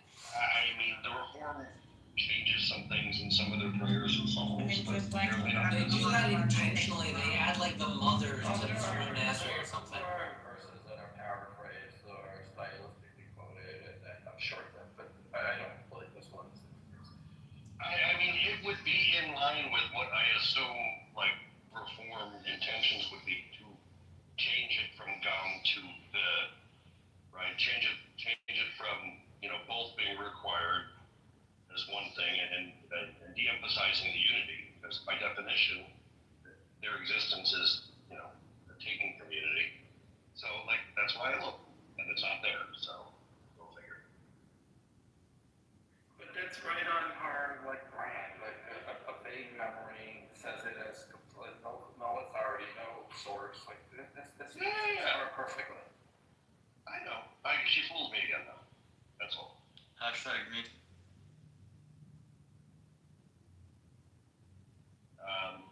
Lou, you're a millennial. It's pound me too. I was making a rape joke. So was Jack, my God. But you're asking for it. It's consensual. Whoa. Inherent. Just because I'm wearing a homoerotic tank top doesn't mean I'm asking to be raped. Thank you. Yo, speak of rape. So, you ever heard the claim that King David was a rapist? All the time. Nothing wrong with it. So, is coercion? I mean, that King David was a Muslim prophet, just to be clear. I mean, if you can't rape, what's the point of being king? Come on. Right. I want to be offended by what Lou just said, but he's kind of right, at least in the history of kings. King David? Well, not specifically. Peoria, what's her face? She was into it. Aware, it doesn't really say that. Yeah, it does. She married him, and she campaigned for her son to become king of Israel. Alright, so let me try to make it real simple. A man taking a bath openly and watches her while no one sees. And in the middle of the night, he calls people to knock on the door and bring her to her bedroom. And I don't know, to me that seems like a creep and a rapist. I guess. Why was the bath part relevant? I don't get it. Cause that's what he was doing. That's how it starts. I mean, basically, you're saying he sent someone to her house to ask her to come. It starts off with she's bathing and he's watching her, so he's a peeping Tom. Right. He's watching He her. selected her. That's true. No, he's watching her bathe. He's not supposed to watch her. He's sneaking and doing this. Who knows? I think they were just on the rooftops of Jerusalem. He's probably playing with himself while he's sneaking and watching her. Then he calls her with guards to bring her to his bedroom. That's rape. That's And you feel that was him arresting her? No, that's coercion and rape. Forcing a woman in the middle of the night, knock. If she did not come on her own. That's just swagger. That's just swagger. Yeah, you're talking about like sending an entourage to go pick up a girl. What do the kids call swagger these days? Apparently rape. No. First, was a king. They call it Riz. Riz, yeah. That was just King Riz. Thank you. No, that's not the same thing. Riz is like charisma. This is like a Yeah. It's swagger. swagger is a better term than Riz. It's showing off what he can do. But swagger and Riz are synonyms. I would agree. But there's no indication that she didn't consent. And frankly, her husband didn't seem all that interested in her. Husbands are never interested in their wives. So now look, now Pearl thinks she's out of the loop too. So look at this, Pearl. If somebody drinks often, are they an alcoholic? Yes. Depends on how much they drink. Okay, so your Jesus was an alcoholic. Okay. No, drinking What to about my excess is a sin. First of But all, drinking so often watch is That's not how the a Catholics sin. see it. now watch this. The Of rabbi. course, that's how the Catholics see it. We do bread and wine. What are you Oh, talking the Irish Catholics. So watch Never this. drink Jesus on an empty stomach. The No, rabbi. no, drinking to excess is a very clear sin. Look You're at not in control of your faculties. Yeah, All right, prove that he drank too often. Let's make it even better. So it says he drank often with sinners. The rabbi said he was a drunkard and a glutton. His mother said he was out of his What mind. are you talking about? I know you're not talking about Jesus. I'm talking about your Lord and Savior. He was a Saying he was Why are you drunk. talking shit about He Jesus? was a That's what he drunkard. says. That's what your Bible says. The way he says, I'm talking about your Lord and Savior, Jesus. You're a Jew, right? You're a Jew. I'll make it better. But he's bringing citations. He's saying there are citations that say he was drunk. I need to know if he's a Jew. Are you a At Jew? least he brings his own alcohol. All of you are Jew. I'll make it easy for you. It would explain some of his aggrandizing. Is he a Jew, Michael? I'll make it easy for you. Your Jesus said. Yashka? Look it. I'll make it easy for you. Don't talk to me. Don't fucking talk to me or I'm gonna leave. Shut the fuck up when you talk to me. Oh, child. Look. Shut the fuck up when you talk to me. It is so weirdly heated. You're a fucking loser. I never met you. Don't talk to me. Don't say my name. I'm starting to get the impression that Pearl's not interested in this I'm not conversation. We interested can in respect you. that You're a boundary. fucking loser talking to me, Jeff. Tell him to stop fucking talking to me. Never met me before in my life. That's what I just did. I guess that was yeah. You're always too loud. Everything's too loud. Sorry. I think I need a glass of wine. Don't forget the bracha. Let me guess. He's a black Hebrew Israelite. Nope. Oh, child. Definitely not. Wow, that's fucked up. She racist. Why is that fucked up? What's wrong Well, I asked you. Because she's implying that he can't just be black and You want to Jewish. hide. She You don't want to answer. She's racist. So I have to make assumptions. What's wrong with being I mean, racist? I'm honestly more concerned with reinforcing the boundary that she doesn't want to talk to you, Jacobus, and then reinitiating the conversation. She's throwing stones. Mixed That's what messaging is Gentiles do. No, complicated. because you're a piece of shit fucking She's a liar Palestinian. making up shit out of your ass randomly for no reason. Because that's what Jews like to do. They like You're to a randomly Palestinian. shit on Jesus. And You're a publicly. Wow. Why don't you shut the fuck Wow. You're up? Palestinian. I'm not Now this. because of one person who may be Jewish. No, Michael does it all the time. Michael does it Oh. all the time randomly for no Well, reason. then we have two Jews, apparently. How dare you? Wait, we have to choose what? I wonder why nobody likes him. Oh, I wonder why. He's so nonsensical. He doesn't talk shit all the time. Shit. Everybody likes it when you're 23. Don't talk shit about the Christians. I'm gonna fit Blink-182 in here every chance I get. And I masturbated. We were just talking with Isa about her Catholicism and how she wanted to be more authentic than the Protestants. How's that talking shit about also a heretic, right? No big deal. Representation of why most Jews are liberal. Because people like you exist, so they don't want to come to the faith. So the conservative Jew is an example of why most Jews are liberal. No, just this guy. I'm confused. This guy. I was talking about Michael specifically. Identifying a rat. Michael specifically causes most Jews to be liberal. I mean, they don't believe in God in this case. I don't mean like liberal reform Jews. Oh, that's They fine. don't even believe. Or they're So Michael single-handedly convinced Jews that God doesn't exist. Yes.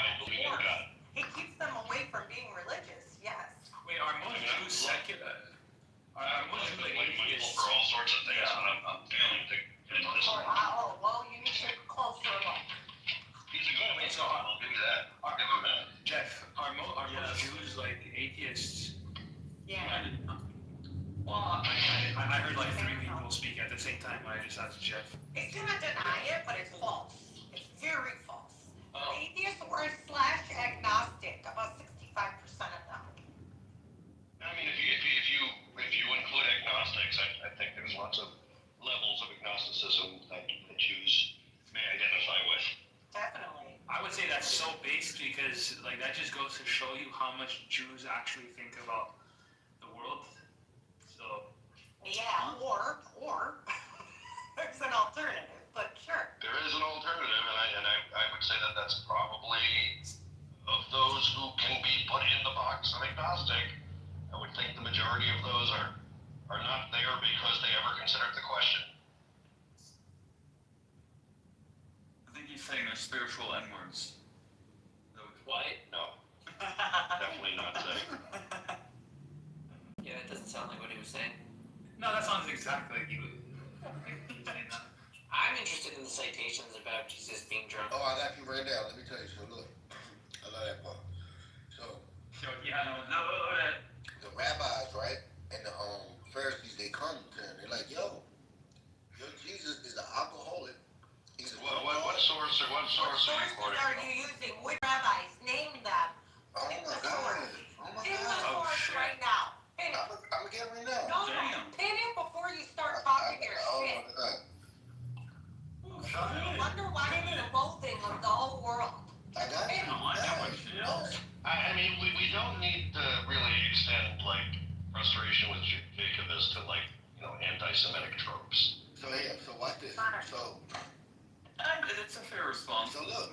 Honestly, I always see like, is it specific to like Catholics that they're like, I usually see like Catholics as like the most hostile towards Jews. No. You're hostile towards me.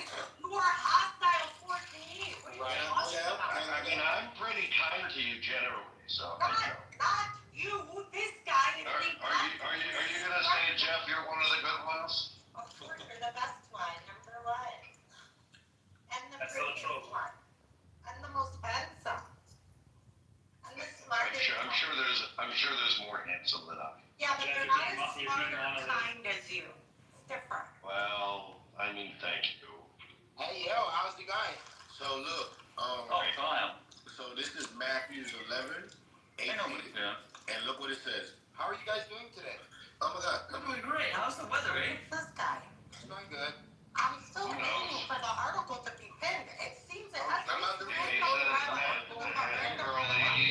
He says he's quoting Matthew 11. I'm ready. Matthew So 11. look. Okay. So now, hold on. It seems like the source should be acceptable. Yeah, so look, let me Matthew 11, one verse. Can you let me finish, woman? All right. You got it. Cool. Why don't you let him lead? Let him lead. Woman, so look. Matthew chapter 11 is Woman, very I got you. Settle down. Settle down, woman. So it's Matthew 11, 18, right? And the person who's speaking is no other than our Lord and Savior. And he tells us, for John came neither eating nor drinking. And they say he has a demon. But Jesus says the Son of Man came eating and drinking. And they say he is a glutton and a drunkard and a friend of tax collectors and sinners. So therefore, when Jesus tells us, he tells us very clearly that the people of his time is saying he's a drunkard and a glutton, and that he indeed came eating and drinking. So he confessed to this by his own testimony that he is a drunkard and a glutton. That's pretty. He said it. He's It's a third party quote. It's a third party quote, but I will say I recently watched Chosen about Jesus, and he definitely liked his booze in that rendition. And He Jesus doesn't said it. get drunk, but he drinks. Oh, he was very drunk. He was very drunk at the wedding. He was so I'm drunk. just saying. Okay, nothing. He was so he was so drunk. He was so drunk that he accidentally exposed himself making water into wine because his sensibilities were off that night. I mean, that's how the Yeah, that's I think one God version. gets the Satan's exception. version. Hey, Pearl, did you see Chosen? I did see That- Chosen. that- He was not so drunk falling all over himself at the wedding. That's false. I mean, wait. Totally inappropriate. The dude can walk on water. He Come was on. fine. He was completely in his sound mind. But listen, I mean, I would have enjoyed partying with that dude. I'm just. Me too. All I'm saying is that the citation that they brought seemed to be a conversation where someone was saying, "Hey, this guy's a drunk," and Jesus. That's not true. That's not true. Nick said the person who was speaking was Jesus himself.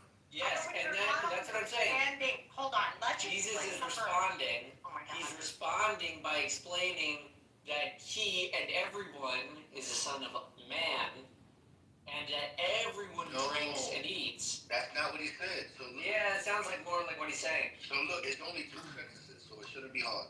The first You're sentence not says, understanding the context. But Jacob, can I explain the context? Woman, all right, shut it down, woman. It's only 2 sentences. Let's see. Who was John the Baptist? He's talking about John the Baptist. What do you know about John the Baptist? Settle down. Settle down. It says very clearly, for John came neither eating nor drinking, and they say he has a demon.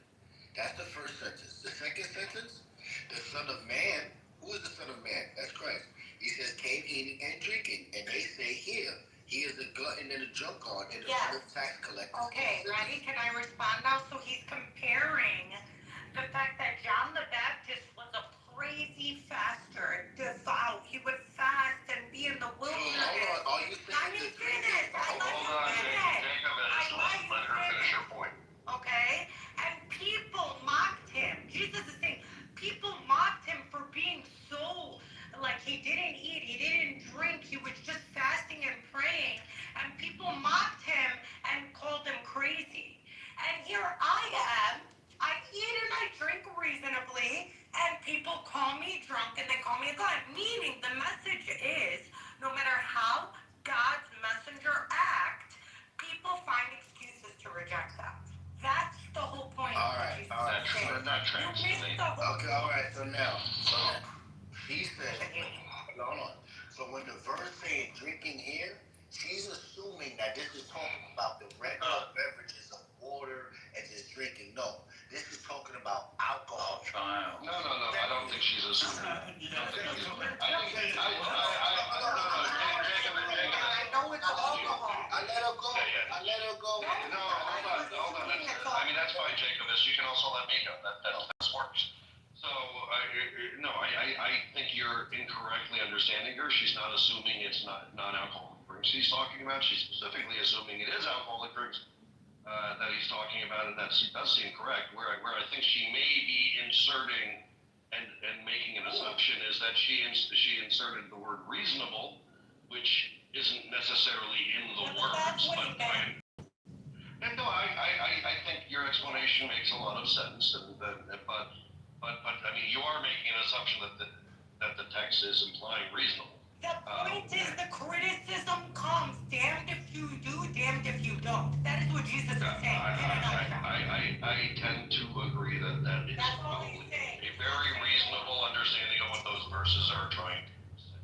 Yeah, so like that is crazy that he would take that and excerpt that. That's so dumb. Like, you have to use your brain. You can't just take one random verse. Just use your head. Read around it before you come in a room and make a damn fool of yourself, friend. Okay, so now, I'm glad she said that. So now, I'm glad she said that. So, there's also a verse where she's trying to make it seem like Jesus wasn't fasting like John and all of this stuff, right? Yeah. This is boring, Jacob. Why are you trolling the Christian? Yeah, like, just leave it alone because you sounded dumb. I defeated you. Accept defeat, change the topic. Oh, child. I defeated you 100%. Things are gonna get easier. That's fine. So just move on, friend. Let's talk about something fun. Alright, I'll let you win this one. Okay. Thank you. You're so graceful for that. By the way, Pearl, check your Instagram. Make me. Yeah, I figured. Something like you said. Well, you're supposed to keep back channels private. Just that sanctimonious self-righteousness can only come from one place, don't you? Hey. I know. Let's chill the anti-Semitism. I didn't say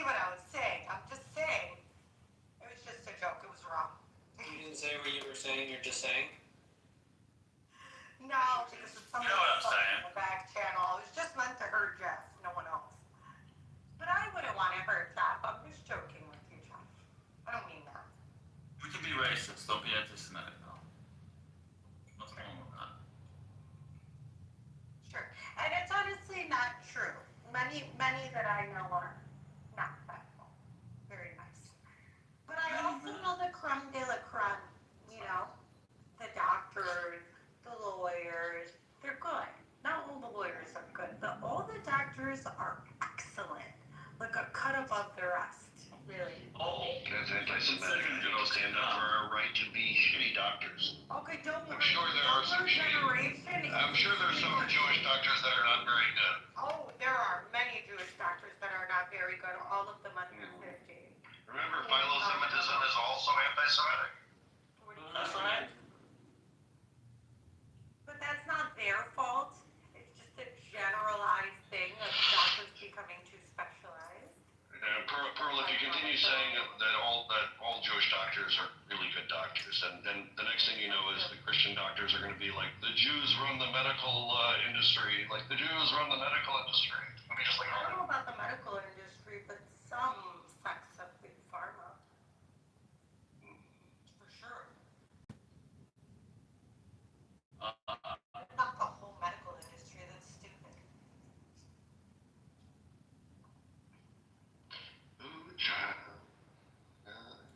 Well, I mean, how do I continue in this Listen, I gotta say they did a lot for medicine overall. Positive impact, huge one on medicine. I mean, we've done a lot for a lot of things. Yeah, but the medicine would work. But besides, like, you know, the trans center, making the first trans You say center. trend? Like a trendsetter or trans? Trans center, they were the first to do the first trans surgery here in America.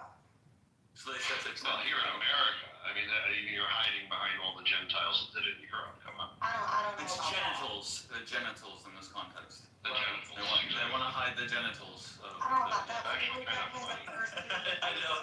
There's plant the seed, for sure. So, while they've done many good things, they've done many shameful things.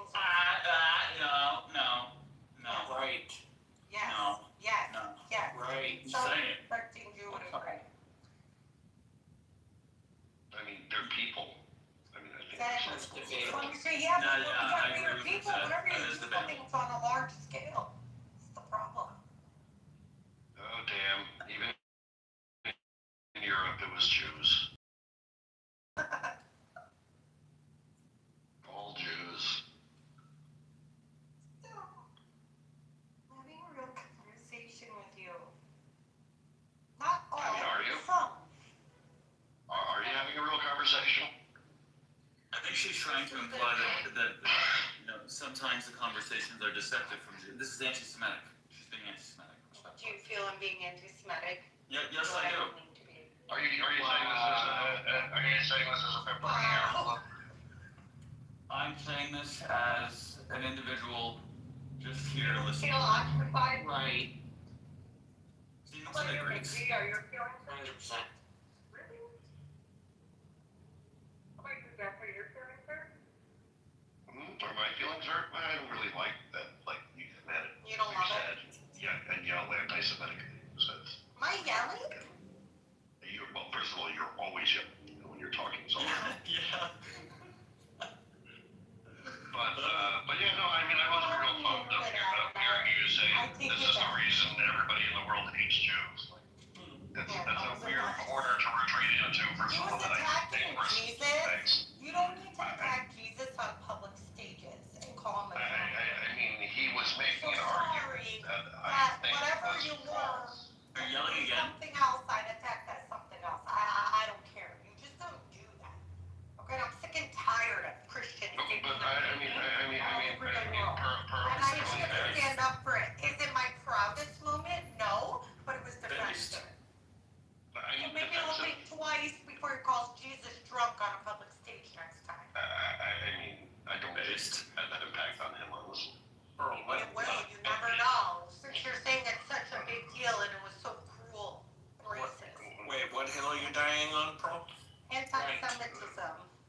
She's trying to justify her saying Jacobus and Mixed are the reason everybody in the world hates the Jews. No, I said it's the reason that people don't become religious, to make sense.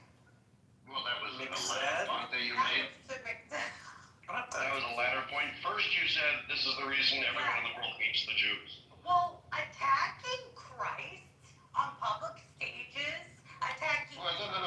What you're doing now is justifying your poor choice of words. It is part of the reason. So Wait, shouldn't you call him not correct? Let's be correct. Now, Yaakov, that is a reason people hate the Jews. You want us now in the middle of this talk about how to punish you. attacking Jesus is part of And the now, reason. I agree with Bro. You don't need to do it. What is the reason to do it? How does it serve you to attack Jesus in public spaces? Because he said, Pearl, in fairness, the Jews don't have a long history of attacking Jesus in public or even in private. We don't much hear of it. we don't talk about it a lot. And Pearl, it certainly doesn't justify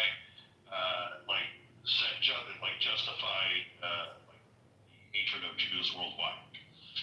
Well, I'm telling For you. 2,000 years. I'm telling you honestly that it could contribute, yes.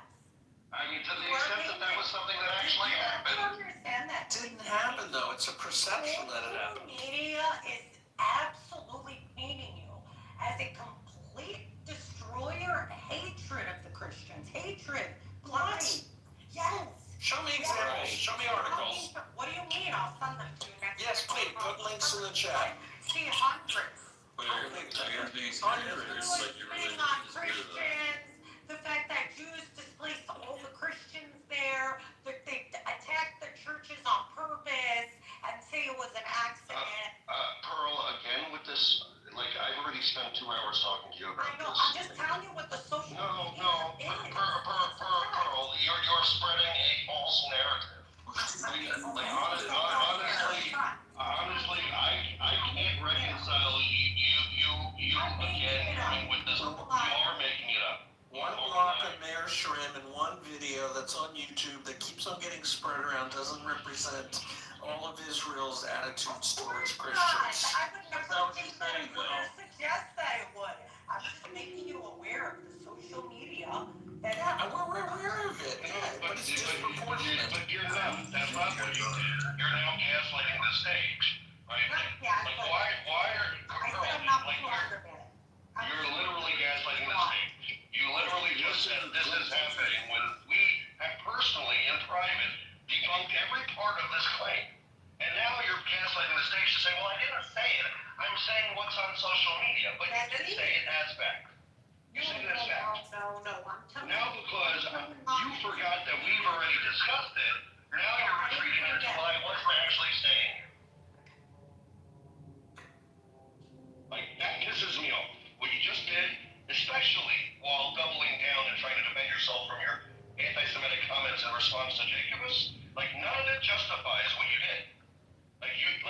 You should have just taken the, feedback and been like, I shouldn't have said that and left it the fuck alone. But now you gotta bring this bullshit, false narrative that's out on social media and pretend you didn't bring it as fact. You did. None of us are stupid enough to realize, to believe that you only said it in the context of that was what's on social media and you should be aware.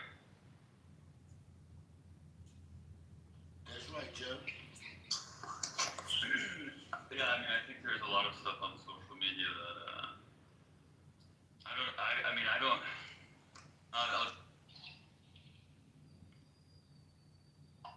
Well, I didn't mean to, Jeff. I'm sorry.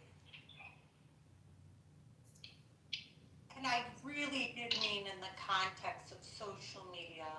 And yes, I do get an overreact. If somebody comes after my faith, I try to be faithful. I'm very Catholic. It's very offensive to me, and I respond poorly. The funny thing is, if rather than getting offended, you actually just did what you eventually ended up doing, it might have bring the source. And then his interpretation of the Force seemed to fail. You would have demonstrated it in a far more Christian way that Jacobus was likely incorrect. All of that wasn't necessary. It was totally unforced error on your part. I agree. And it was not the Christian reaction. And frankly, it wasn't even an attack on Jesus. It was his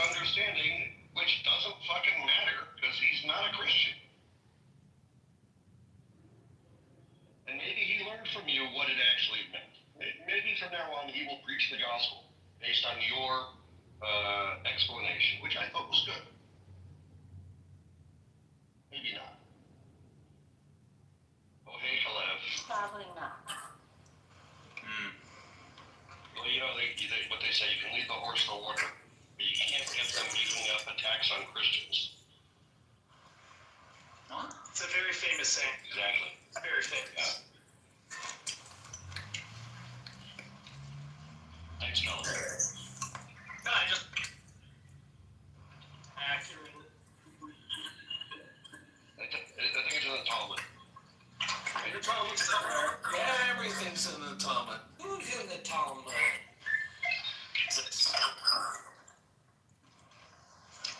Oh, by the way, there's a new category on Pornhub. Oh, really? Yeah. Talmud? Do you know who the character Are you is? Beit Hillel or Beit Shammai in the subcategories? Oh, I'm totally Team Shama. Apparently, I discovered. Go ahead. Tell it. There's a rabbi named Elazar Ben Dordai. You know who that guy is? No. Dordai? Well, Ben DoorDash? What? I heard that too. Elazar Ben Dordai. He was renowned in his time for visiting prostitutes. okay. So, Yeah, what's the problem? The story about him, and then he repents, but he cries himself to death at the end of the story. But yikes. How is that possible? What's wrong with visiting a prostitute? They're people too. The point was he had wasted his time, and once he realized that the biggest sin is wasting time, he cried and cried and cried until he What killed era? himself. Elazar Ben Dordai is probably third generation Amora. Wow. So was he in Generation Amora. Babylon then? Yes. Oh, that's so cool. Yeah. A sad rabbi who couldn't break his prostitute habit. That's pretty cool. That's Who was the rabbi who went to the prostitute during the Roman sort of era? And Oh, Jesus. He just. no. God, vague memory of. Flew in his face? The one where the tzitzis flew in his face? Yeah, there's just something like he was doing something nice and reasonable, but everyone thought he was like going to her for sex. But I can't remember the reason why he was going to her. It was something above board. Yeah.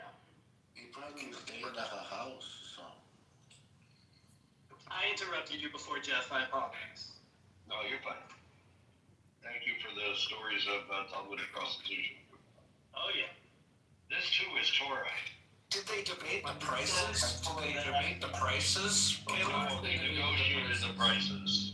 I thought it would be a debate on like, what's the value of it? Well, it's the value of, the value of a horse minus the value of a sheep divided by So two. the rabbis were clearly aware of prostitution. There was prohibitions around it, but you can see it very clearly when it is forbidden to utilize a donkey that was used as payment for like a prostitute.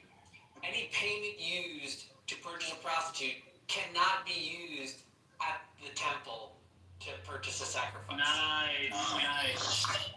So you had to live like gold bars or? What I'm saying is they were clearly using money for prostitution, and thus there was a specific decree that such money could not be donated to the temple. Wait, so anything? We turned It's that into actually a positive. not You that said it was similar negative. to the way Any that the payment. American government tracks terrorist activity and investment through Know Your Customer. They're doing the same thing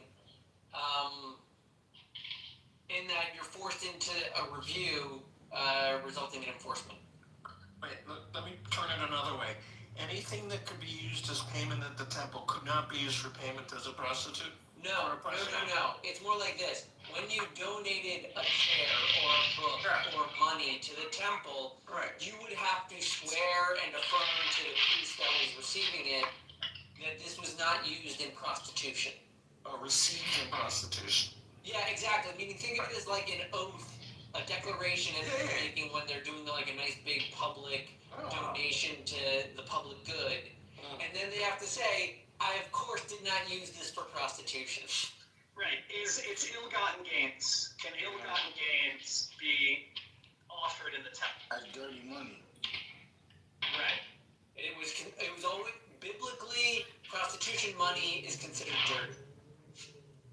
The other thing is you have to realize you had to do an exchange rate in the temple because they had their own money. True. So you have to value it. Right, and this counts for people all over the world, right? The temple had money from everywhere, even from non-Jews who came, and they had to exchange. Jesus didn't like that. He didn't like the potential weights and measure corruption. I mean, what do you want to do? How else are you going to measure all the money? No, The only argument against is to say that the temple should only accept shekel and there should be like a bank next door, but the bank is just going to do the same thing. So how do you honor your mother if she's a prostitute? What? How do you honor your number 5? Yeah, there's the whole thing about fulfilling the mitzvah of kibbud av va'em if your parents are despicable human beings. Right. You still have to. Is that when you have to say, oh my God, I can't. No, it's not the melodramatic thing your mother-in-law did with a relative she didn't like anymore. No, when you have to say Kaddish for 12 months because they were evil instead of 11 months. I don't think anyone ever does that. Nobody does that. No? You stop at 11. I know, I just thought truly evil. He just mentioned evil, so. So let's say your father was like a really terrible person. You still can't sit in his chair. Right. That would be disrespectful. That would be disrespectful. And you still have to, like, in some ways, provide for him in his old age. Of course. He's terrible, right? The fifth commandment. Yeah, that's number 5. I used to hold up my hand to my kids when they were not behaving. Just number 5.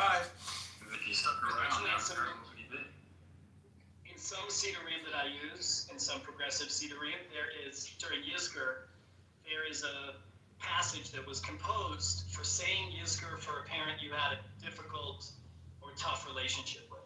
In other words, you don't stop saying Yizkor, but you acknowledge the difficulty, because that's real. Yeah.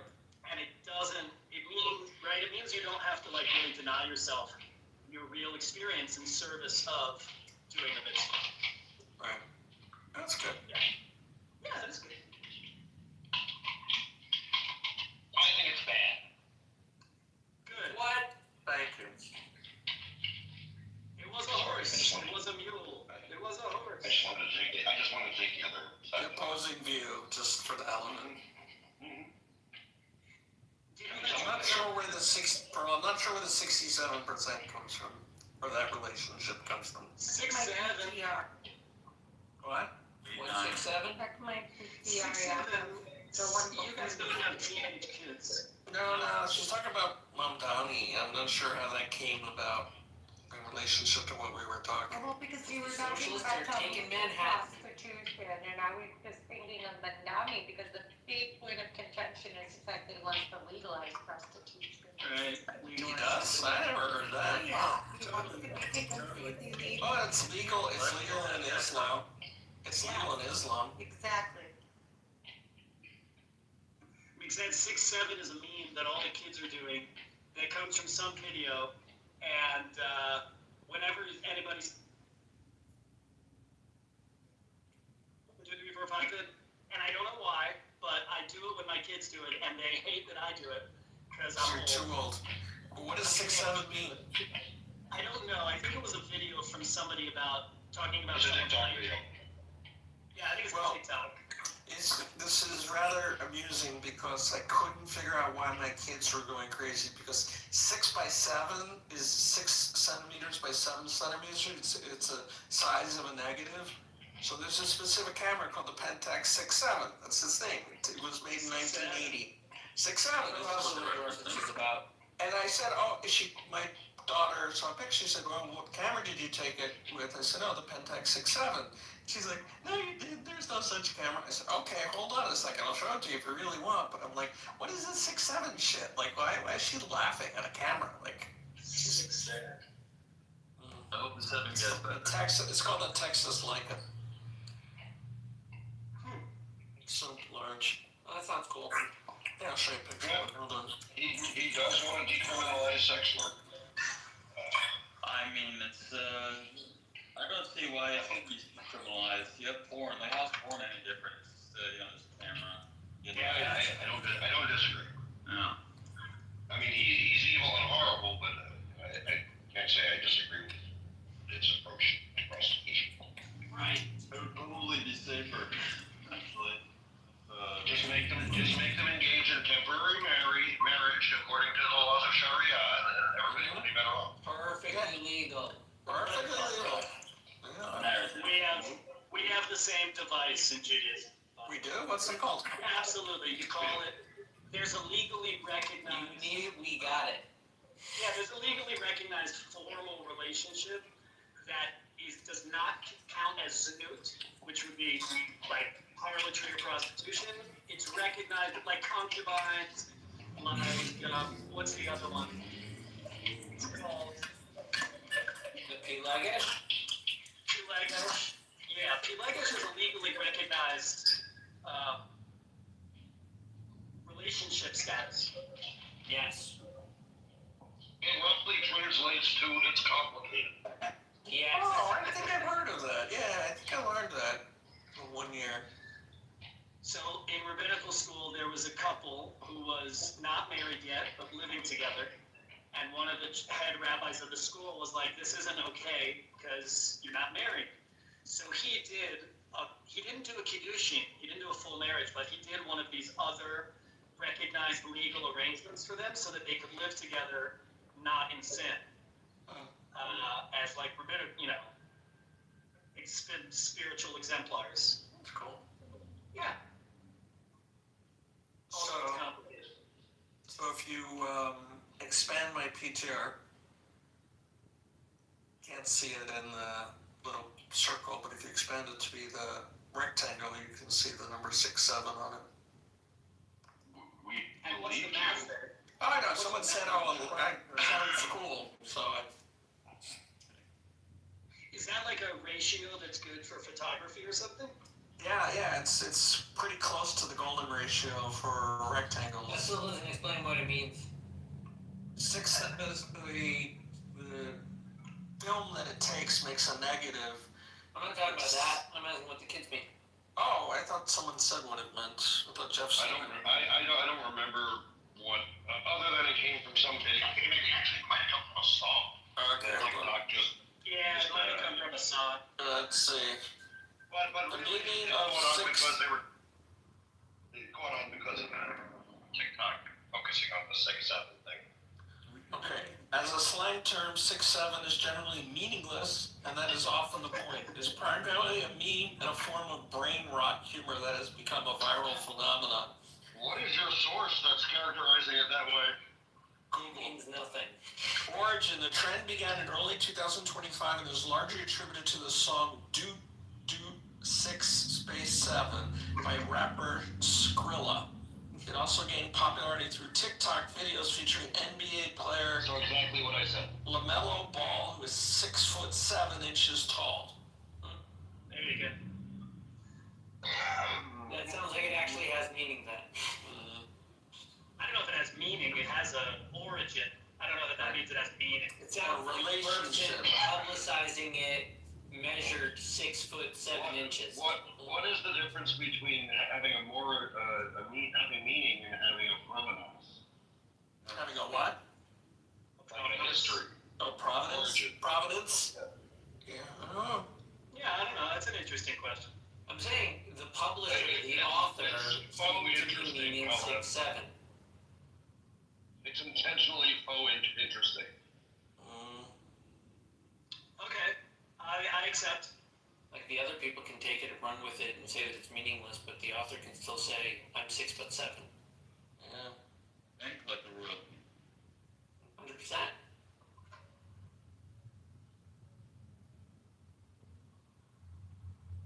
I like that word provenance. I was watching this really cool video yesterday where they now can figure out provenance of art forgeries made prior to 1945 because they have uranium left over from all the atomic bombs. We're talking about some famous Guggenheim, Penny Guggenheim's painting that she had. It was supposed to be from 1910, and it contained radioactive isotopes in the canvas. And now they look for, to dispute provenance, but through atomic residue.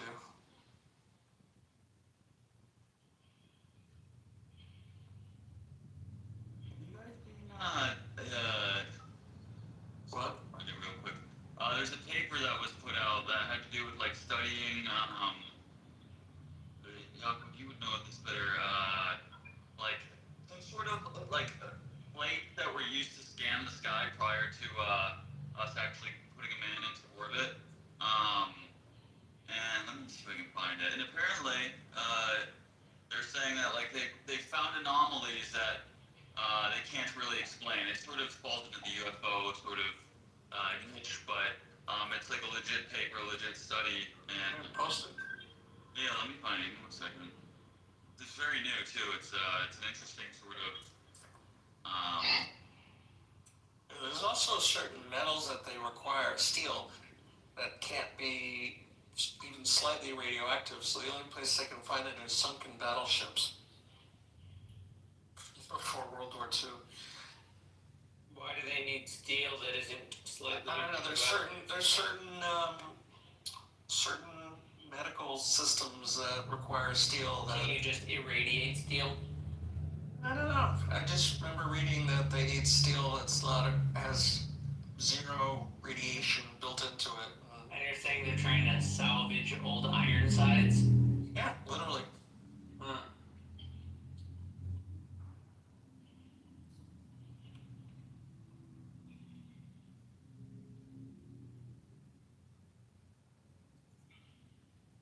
So when is this 48 hours up? What 48 hours? Trump said they have 48 hours to get Israel the rest of the hostages they can get them. That was like 96 hours ago. No, it wasn't. I think we're close to the end of the 48 hours. Was this when he said they were going to come in and hurt them? Or like the U.S. was going to do something? Something like that. Oh, he's just so macho. I was watching this video of him walking across a red carpet, and he's weaving back and forth across the carpet. And it was like from the plane to the car. Was he in Malaysia? No, yeah, he may have been. I think he was on an Asian tour, and it was a doctor of physical therapy was saying, I've seen this before in patients that have very small TIAs, which are very small strokes, and it affects one side of the brain but not the other, and they lose their sense of balance. And he's walking all over the place, and like I think he had strokes, and like whenever he visited Walter Reed early in his presidency, like right before then, like I don't know. It's very rare for someone to have a stroke and operate at the level that he does, though, every single day. The problem is the guy works all day long, from morning till night, sleeps 4 hours, he's a fucking vampire. Somebody who had a stroke, even if it doesn't Even like a very small ischemic stroke? Even because let me tell you something, even if it doesn't affect your speech, let's say it doesn't affect the speech center of your brain, it will still at least slow you down, make you feel tired, something, you'll have something. It won't just go by with you having absolutely no idea. And believe me, he has doctors 24 hours, he's constantly getting scans all the time. I can find the video for you. Okay, so the answer to my question is 4:15 today. 4:15 today. Our time? Eastern Standard Time? Oh, that's good. Yes. Okay. In under 4 hours, according to Trump's threat, maybe under, but something time after 4 hours from now, according to Trump, we may see some sort of punishment of Hamas. Oh, joy. happy, happy, joy, joy. Ooh, child, life is gonna get easier. Well, Daniel.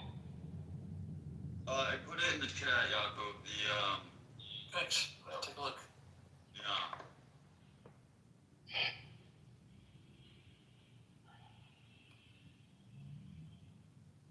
The transient events in the first Palomar Sky Survey.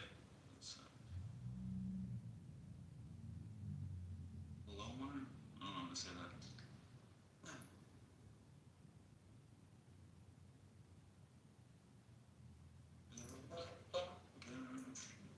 Guys, I meant to go in to chart at 10 a.m. It's currently 12:21. That just means I'm gonna have to stay later. Or maybe I'll just go in tomorrow. I don't know. Like, really? I could do that. Almost. I could go in super early tomorrow. Should I do that? Yeah, sure. It's an option. Look at this link and tell me if this guy's full of shit or not. The thing?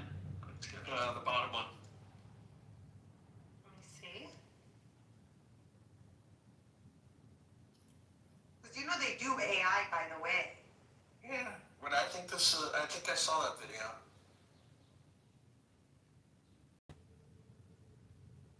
That's a part of it. I didn't see the really long version of it. That's reaching.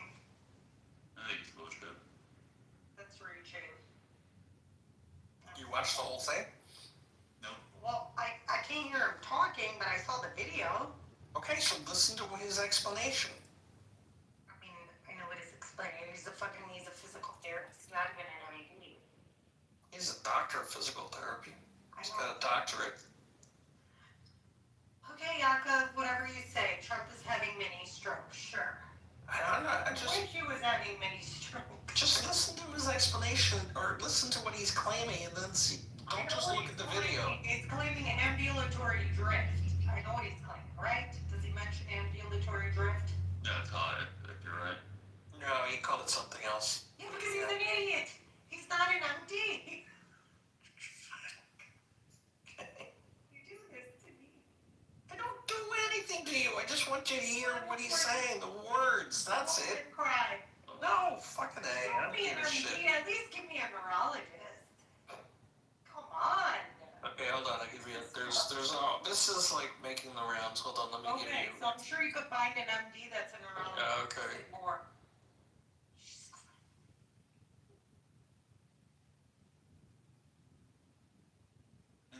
These nuts. These nuts.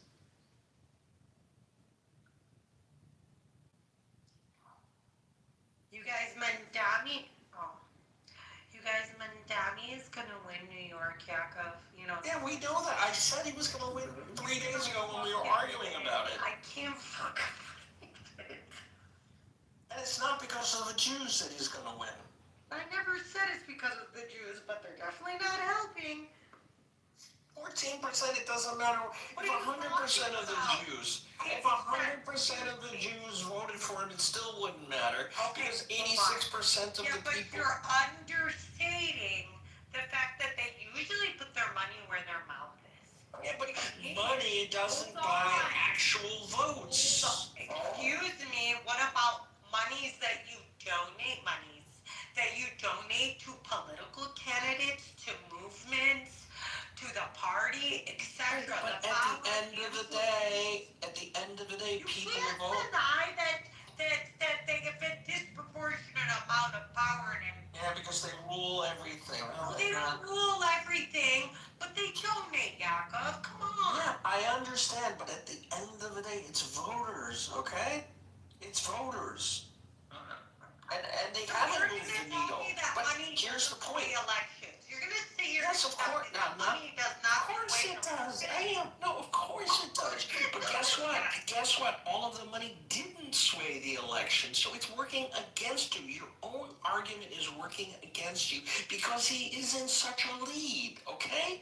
All of the money that you claim that the Jews are throwing at him is not getting him unelected. It's getting him elected. Well, that's okay? for him, 67%. But it doesn't matter because if you're telling makes no sense. no, they're not speaking. No, they're not speaking. For him, not against him. They want him for New York. The progressives, remember? No, any progressive wants him. Support him.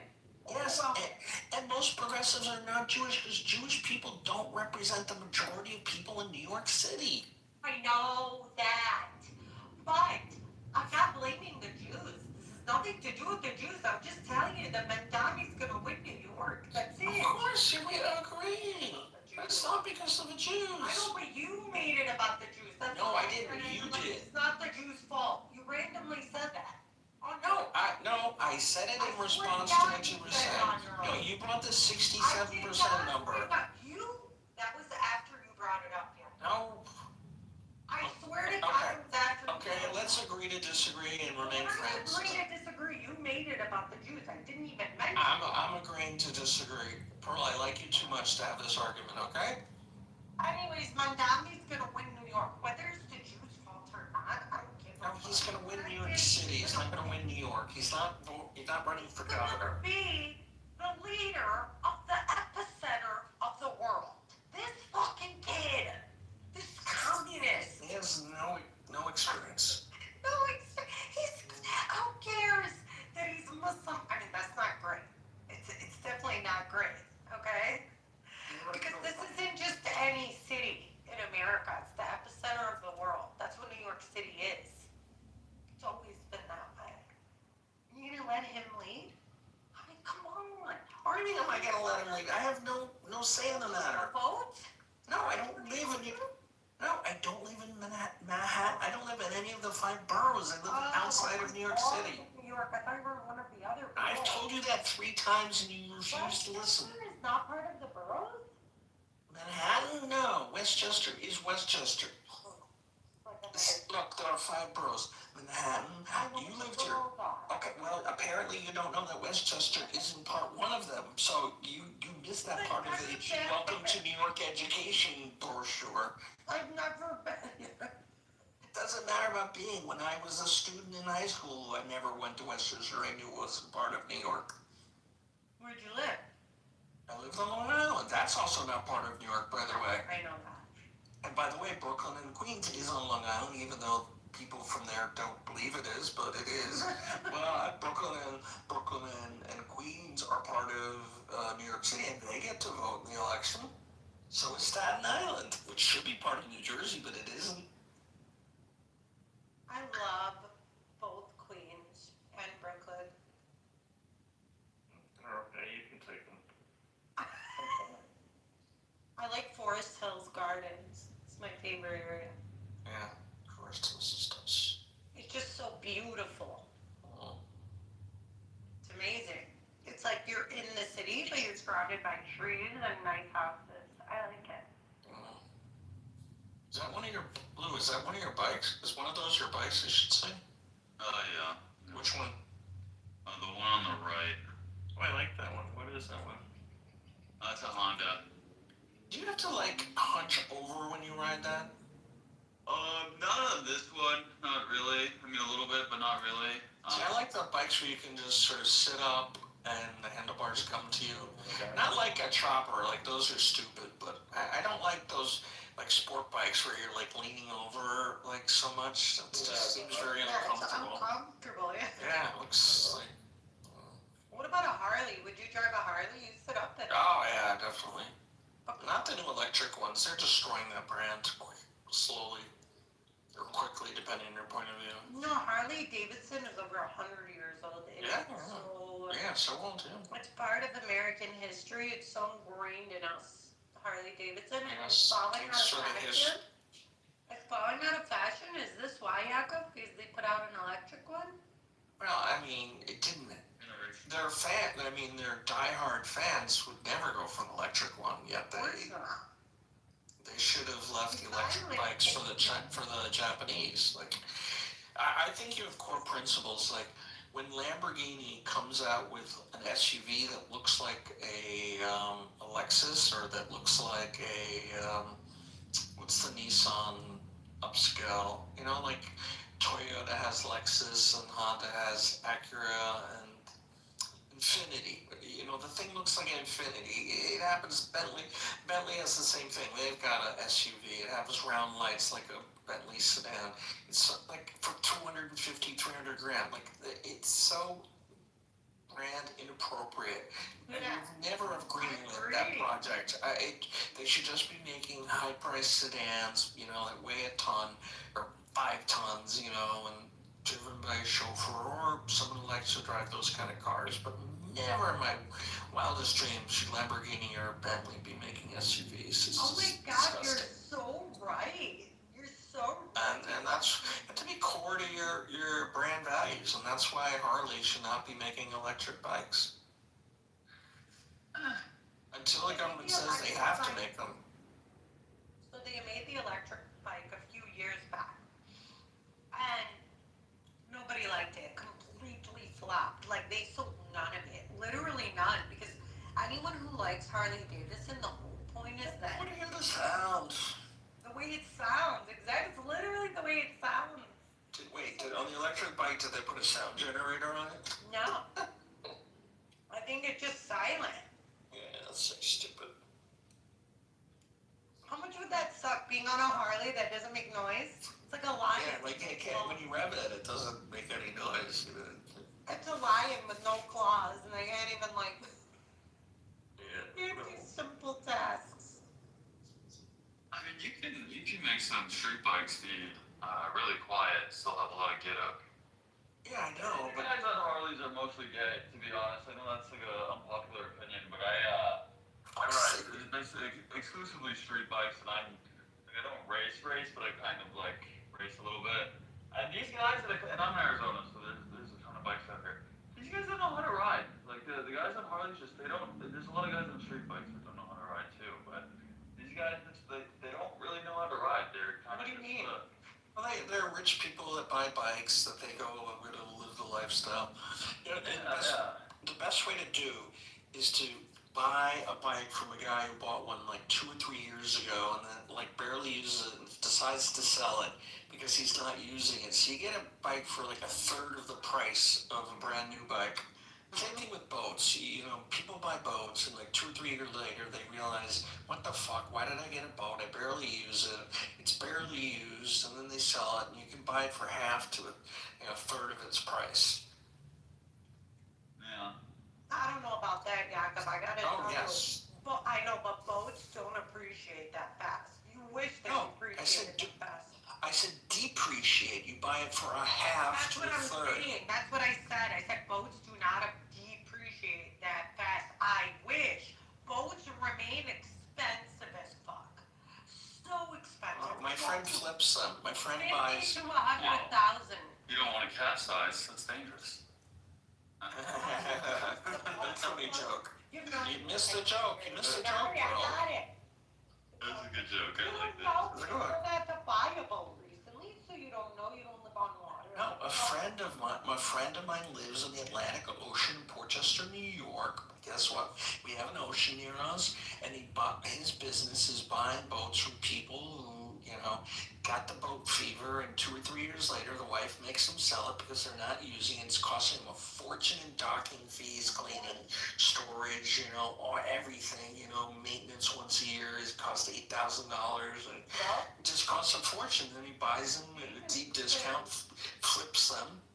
So he's, you know, to Lou's point, he's flipping them and making a good profit. So there's money to be made. He's hoeing them out. It's boats and hoes. Boats. It's all about boats and hoes. Yeah. Why we have worldwide. But the thing is, Jakob, any little thing you need, like I just needed a tarp for my speedboat. You have a boat? Oh, child. Like 3 of them.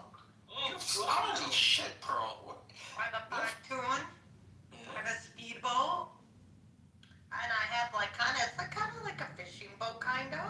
Oh, fuck, cleared and stocked. It's so nice. Holy shit, bro. My favorite department, you know, I like to chill. I like to chill. You like to motorboat? I love to motorboat. You motorboating son of a bitch. That's right. That's right. I hope you understood the joke.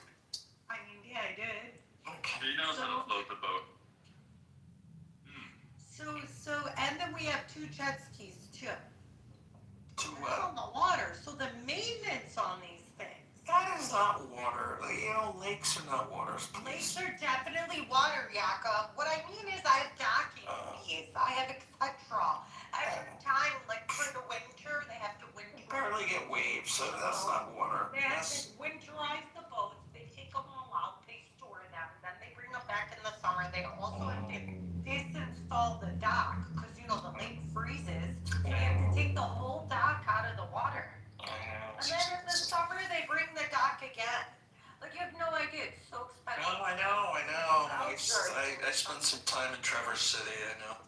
But Traverse City is so nice, so beautiful.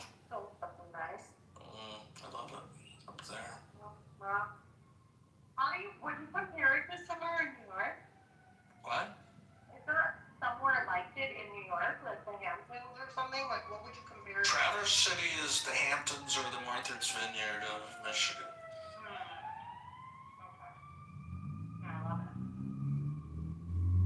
Or it's like the equivalent of Lake Champlain, you know, area.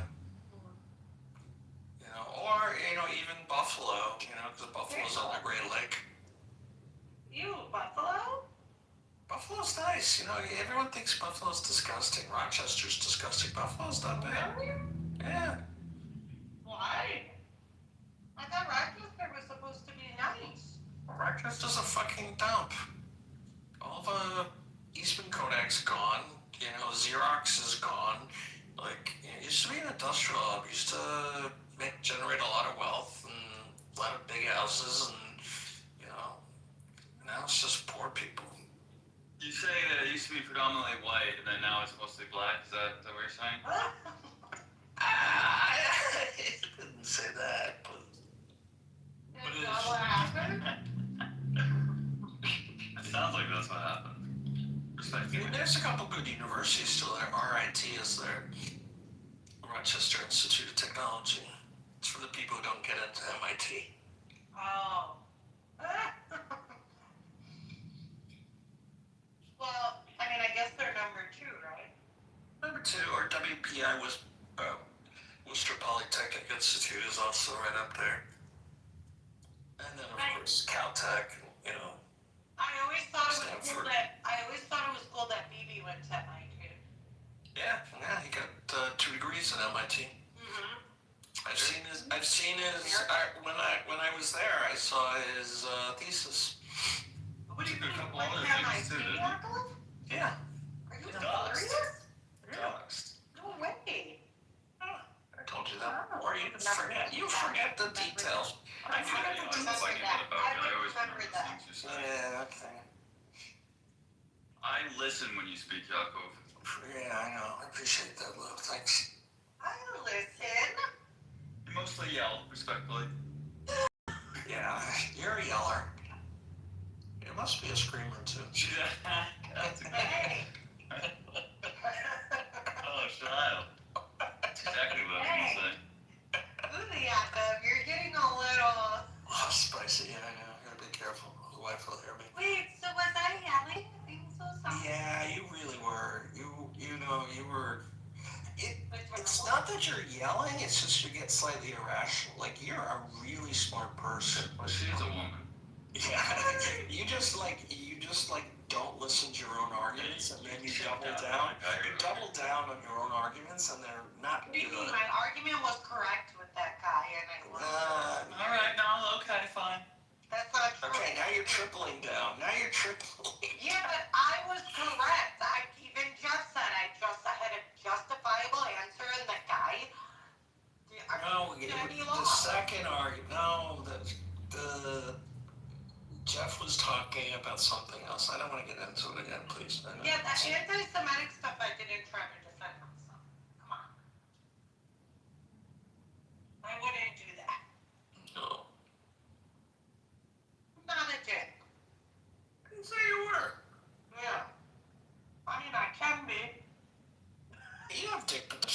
very high dick.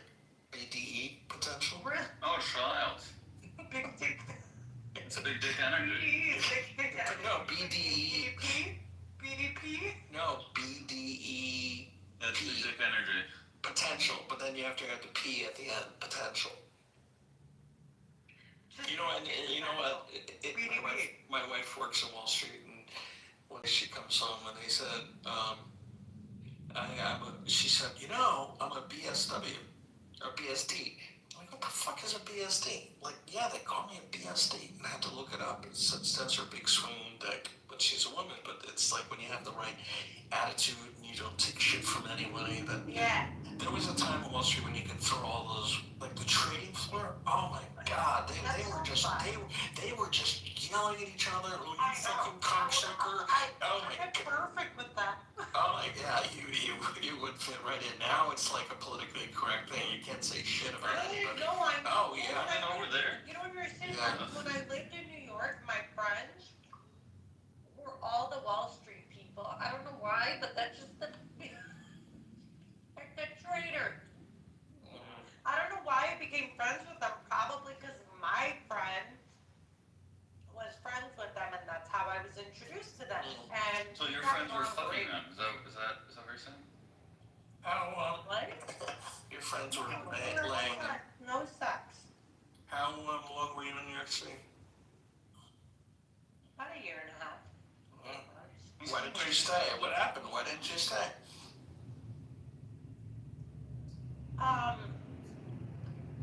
So. Couldn't hack it? Like, I know the doctors are really top notch here, but you seem to be pretty good. What happened? No, it had nothing to do with that. I just had some clinicals there. It was like part of my school, and then I was finished, so I had no reason. You didn't want to stay? You didn't want to stay in the I doctor capital of the world? I was only supposed to be there like 6 months. I extended it to like more like 13 months. I'm not buying that. Well, it's not for sale, respectfully. Yeah, it's not for sale.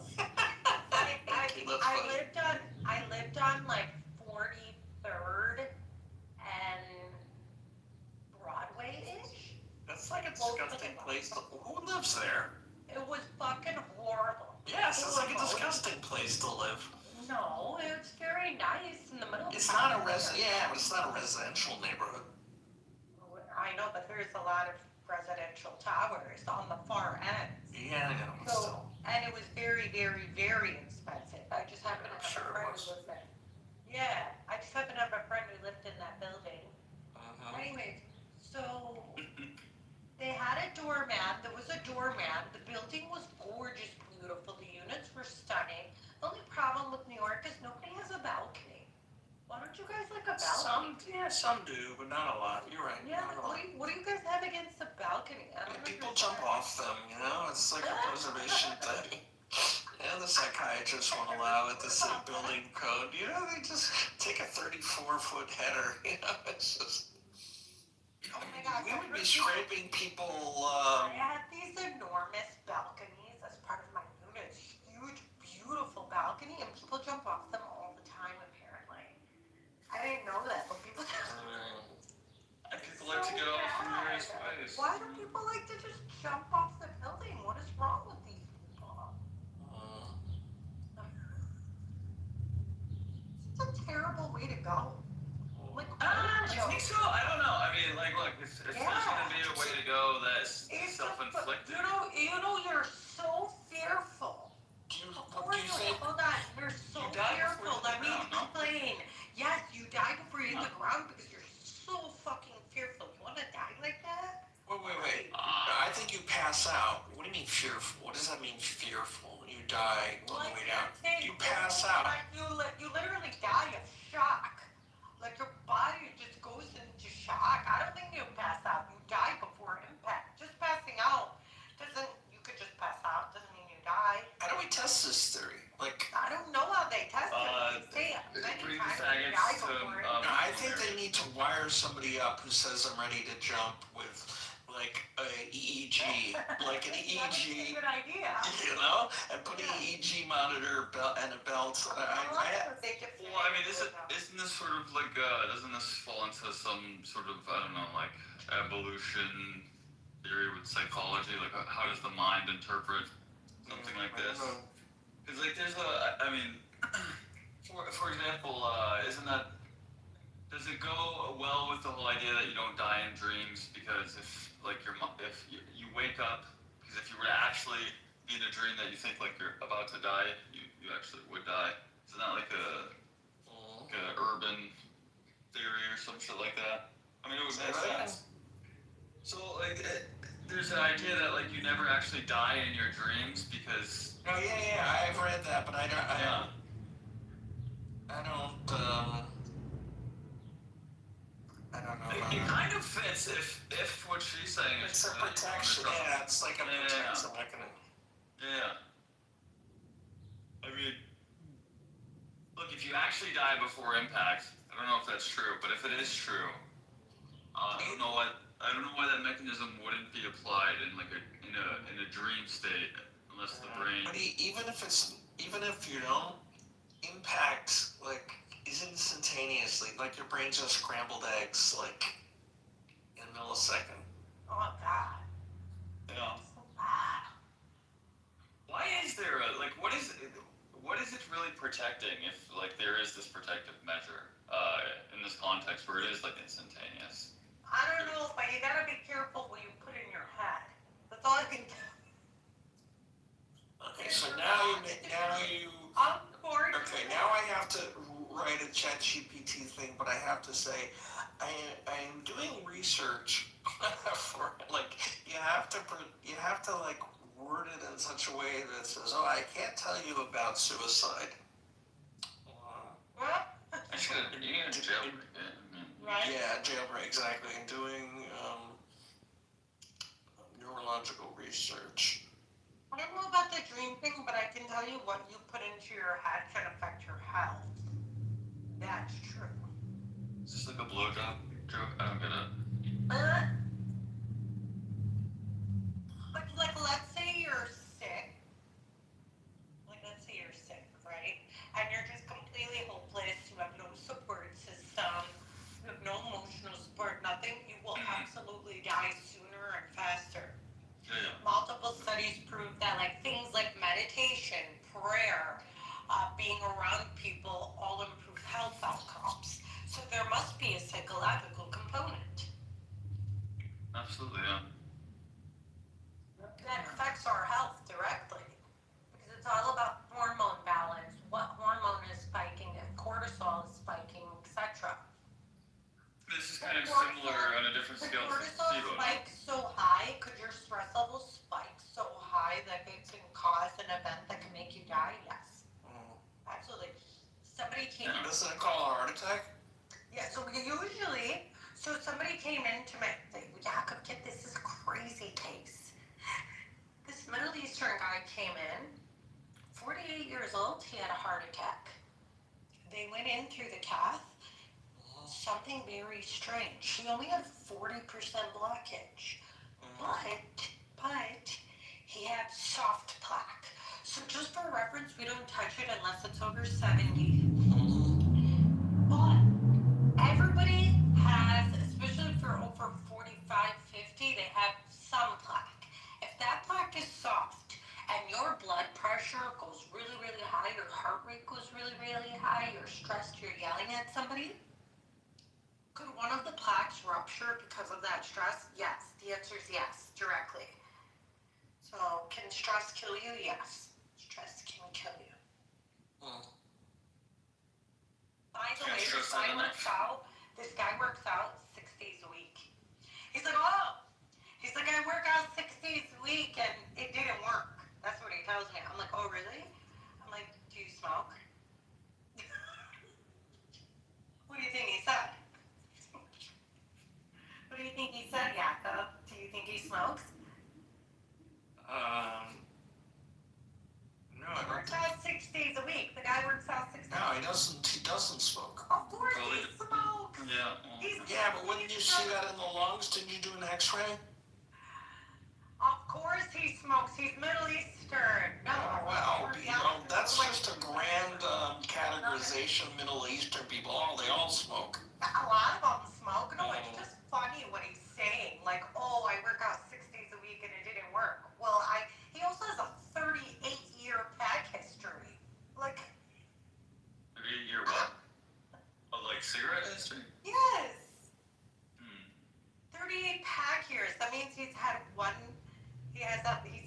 day smoker, and he has 38 pack years. That's how you do it. They had like half a pack, he would have, half. 15, 19. He would have 19 pack years. So yeah. I'm like, what is wrong with these people? How come it didn't work? Well, what about the smoking part? You can't just work out 6 days a week and maybe say a Hail Mary about it.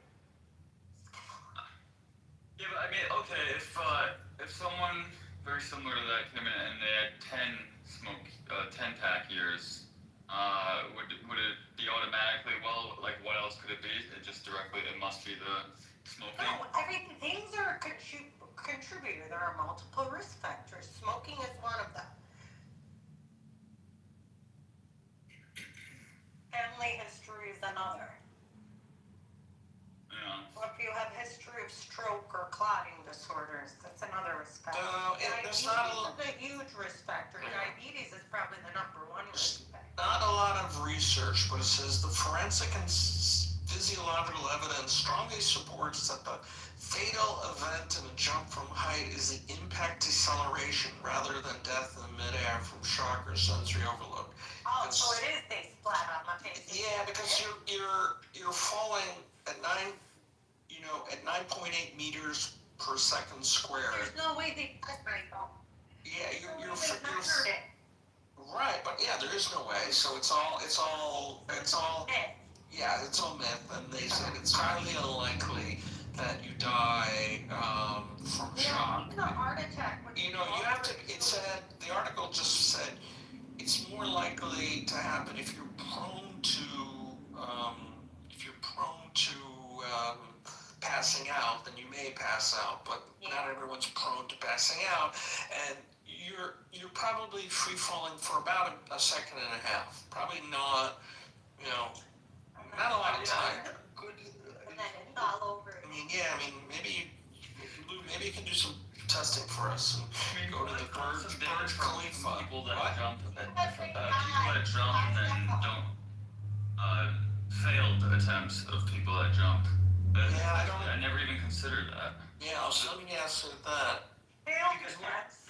Well, yeah, it's like in theory, shouldn't there be like almost no failed attempts if they're trying to kill themselves? There was a guy who fell from a plane and landed in a tree. But I don't know. I heard about that. Yeah, and I think it was a lady, wasn't there a woman? Yeah, something. In like a barn or some shit. Yeah. How the fuck do you explain that, man? Wow. Isn't that wild? Imagine just falling out of a plane. And just, hey, look. I think she was whatever you call it, a skydiver. I don't think she had a parachute on. Or didn't deploy. Otherwise, what are we saying here then? Right. What's the significance?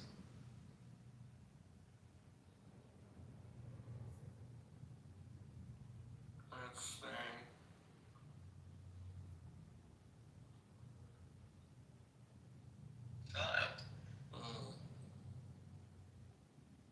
I guess it would make sense because you would want your last moments to be floating in air and just chilling, feeling like an angel, and then it's all over. Because if you just jump out of a building, like you said, it's 2 seconds. Why are you guys talking about this? I don't know. Lou brought it up. Talk to him. Did I bring it up? Kind of. Yeah, I was talking about creating life. You were talking about Lou. Or the potential to create life. You got some issues you need to talk about. We can pretend to be psychiatrists. Well, I do. Yeah, Paul can write you a prescription. I could be a therapist. Oh, did you do a rotation in psychiatry? Of course, you have to do a very long fucking rotation in psychiatry. It's one of the cores. It's literally. Did you even consider psychiatry, or is it like psychiatry is a core, just like surgery is. That's how big it is. But so in all of your rotations, which ones grossed you out the most? Like urology would gross me out. I'll be honest with you, nothing grosses me out. I'll be honest. Oh, no, but which ones did you just dismiss, like, after you did each one? No. There's no rotation that grossed me out, but No, I meant that turned you off from exploring that career. I'll tell you what that does gross me out. Two things. Orthopedic issues, meaning popping a joint in place, popping a joint back in place. The most disgusting. The sound. Yeah, and my doctor told me never try to do it like in the movies where the guy just slams his own body into the. I would never even touch. So nasty, gross. I would and eye things. Anything to do with the eye. Oh, like what? Those people who deal with dead pathologists. That was. Pathologists are cool as fuck. Oh, really? Very smart. But how about urology? Did that turn you off?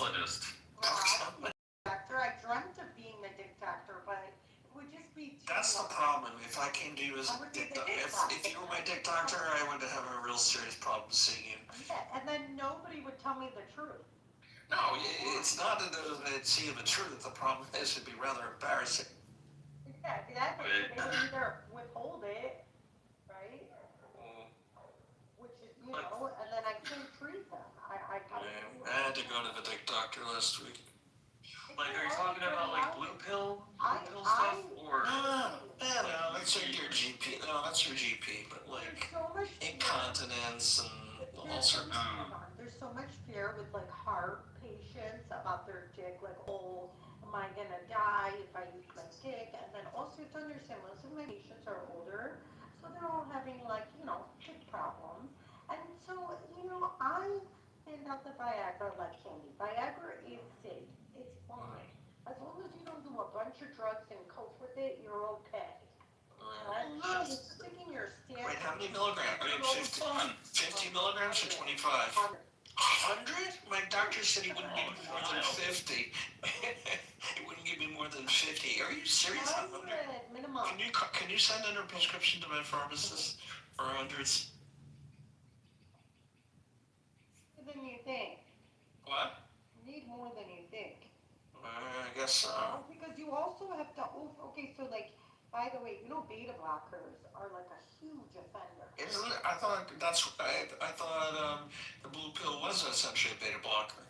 No, the beta blockers absolutely interrupt sexual function. No, Viagra kind of acts like the similar way to a nitrate would act, like it causes vasodilation. I thought that's what beta blockers do. So beta blockers, they do in a way, but not really. They sort of slow down the heart. And they slow down your, like, fight or flight response, let's say. Like when you want your heart rate to pick up and you're getting hype and all of that, they slow that down. And so part of getting an erection, maintaining an erection involves that response. Beta blockers tamper that response, which is good for the health of the heart, but it's not good to, stay hard. This is a problem. I don't know if don't you take a beta blocker ever? What are common beta blockers? Metoprolol. No. Metoprolol.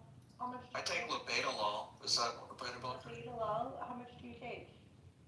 300 in the morning, 300 in the evening. Damn. My blood pressure was through the fucking roof. It was 200 over 100. Oh man. Actually, that was during a procedure, and they said if you don't get it lower, you can't have anesthesia again. Yeah, of course not. So then I took that down back to 120 over 80. That's good. I have a hot cardiologist. Did you make that problem not happen or something? It's nice to have a hot cardiologist. No, she got me in the right medicine. She's married, and she's not gonna do me in her office. I doubt she would. Don't rule anything out. Lou, I like your point of view. What did Lou say? He said, don't rule anything out.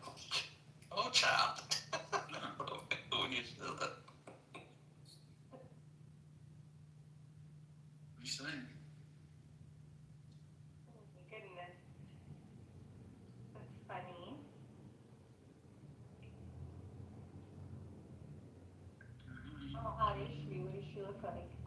tell us more.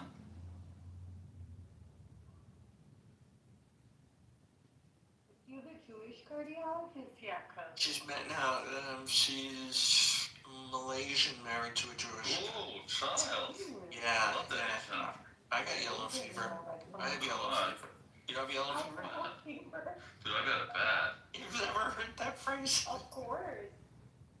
I just What it don't is. think you would so readily admit to it. It's an epidemic. Oh my God, I have fever for any color woman.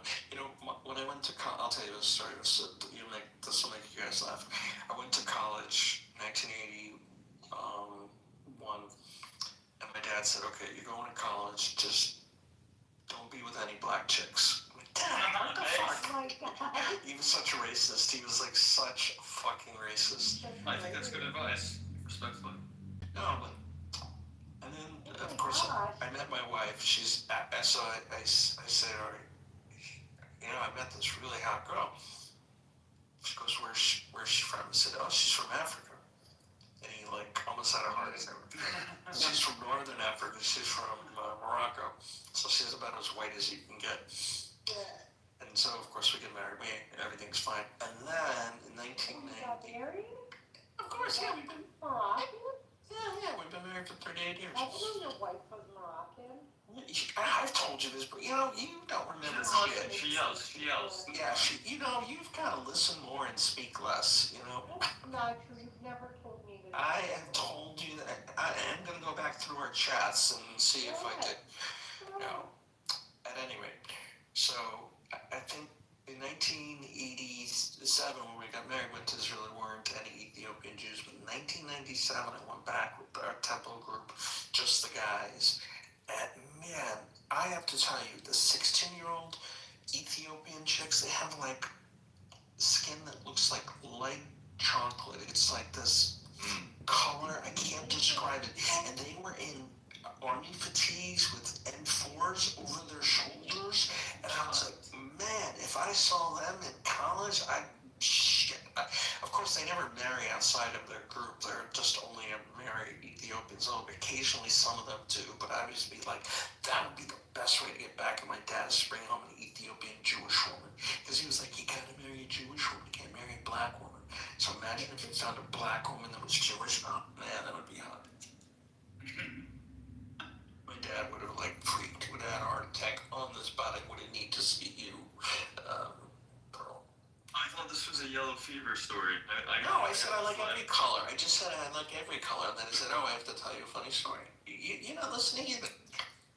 I don't discriminate. I mean, there's a few black girls that I have found very attractive. He gave him sounded funny. Oh, yeah, what's No, the black it's girls? like it's not. To be honest, it's not like it doesn't mean you can't have any of them, but like I don't know, dude. It is what it is. I don't know about your Who was the most interesting?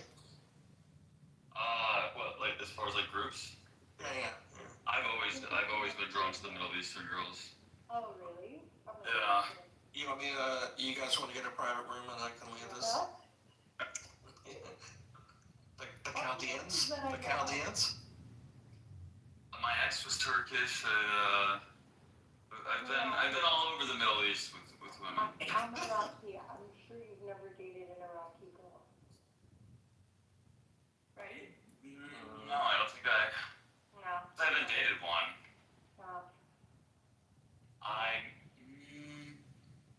No. No. Can't say that. They rarely date outside too, but they're doing it more and more. I mean, I fucked in, Are you doing it more and more? Oh, child. Yeah, but not with the Jews. Maybe I'll go as far as Greek. That's it. Yeah, no, you're not going to go outside the Christian faith. No. I think we can find a nice Jewish boy who can take care of you. Oh my gosh, I know. The thing is, Jewish guys in my city in real life like me. Of course they do. Why wouldn't they? And they love an educated girl, which is so. Of course, we're not into stupid. I know. Why not? Because after you get done screwing, you gotta have the conversation. And if there's nothing there, come on. And I'm a good conversationalist. They love it. They just No, we don't want stupid chicks. Well, Middle Eastern guys do. They don't want. Well, I can't talk for them. I'm talking about Jewish guys. I know, but they don't want an educated. Yeah, they want a fucking channel. Yeah, exactly. I think an educated girl will give up my money or something. Like, what is wrong with you? Don't you want your kids to be smart? What don't you want your kids to, I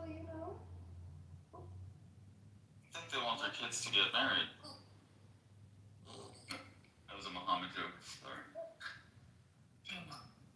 But you? Are you Italian? Where are you? Are you Middle Eastern? Yeah, I'm Italian.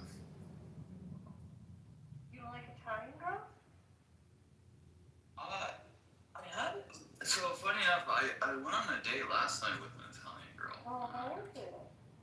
It was good. It was fun. It was interesting. It was different. We kind of, yeah. We're both like autistic. She's we almost clicked like too much in a, I don't know. I'm not scary way. No, like in You're the same. Yeah, exactly. Yeah. Isn't that a good thing? What's your background, Lou? What is your ethnicity? I'm Italian. I don't know if that's a good Northern, Southern, Sicilian. Middle Eastern girls and how nuts they are. They're crazy Middle Eastern girls, but they're very beautiful and caring. My experience with the Middle Eastern girl. I mean, I have come across a crazy one or two, but so I've been fortunate. My experience with the Middle Eastern girl, they've all actually been pretty good girls, actually. Yeah, they're good girls. Are you Northern Italian, Southern Italian, Sicilian? I'm not that close to my roots, if that makes sense. No, I get it. No, I know. I don't exactly know, but it's pretty sure it's Southern.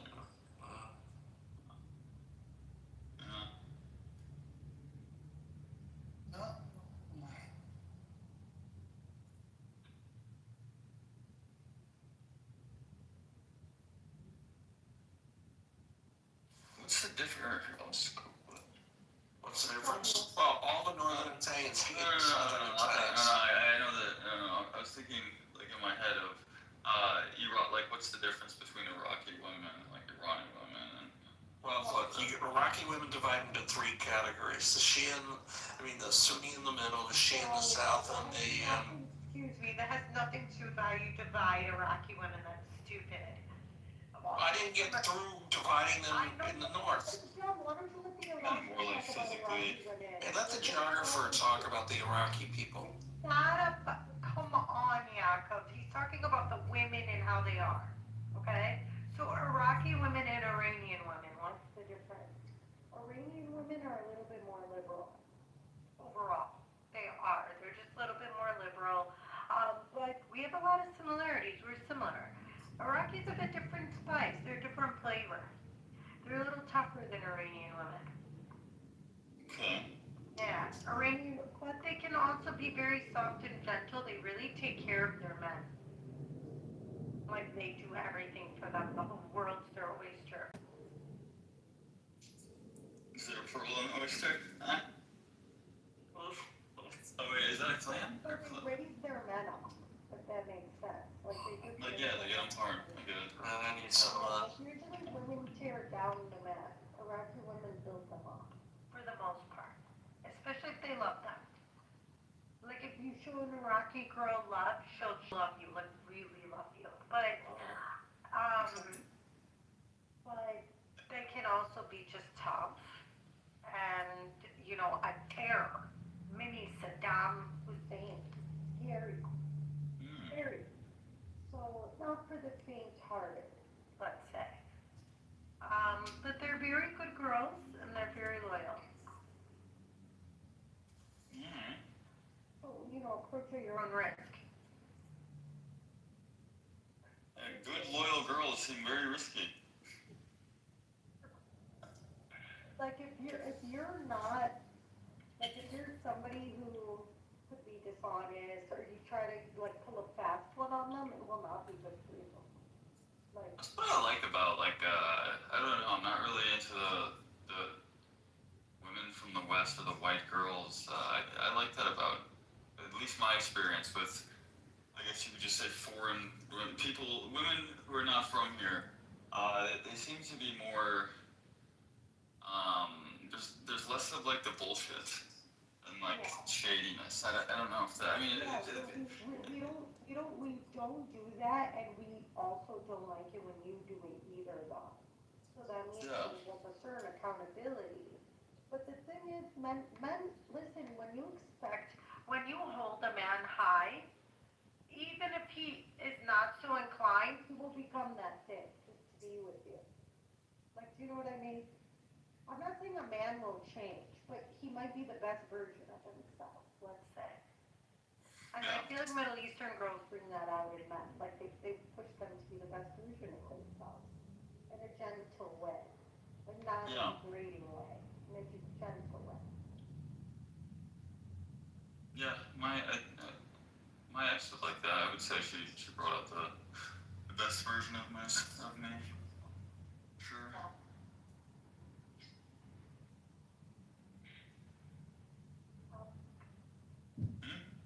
So what happened with you guys? Is it a sensitive topic?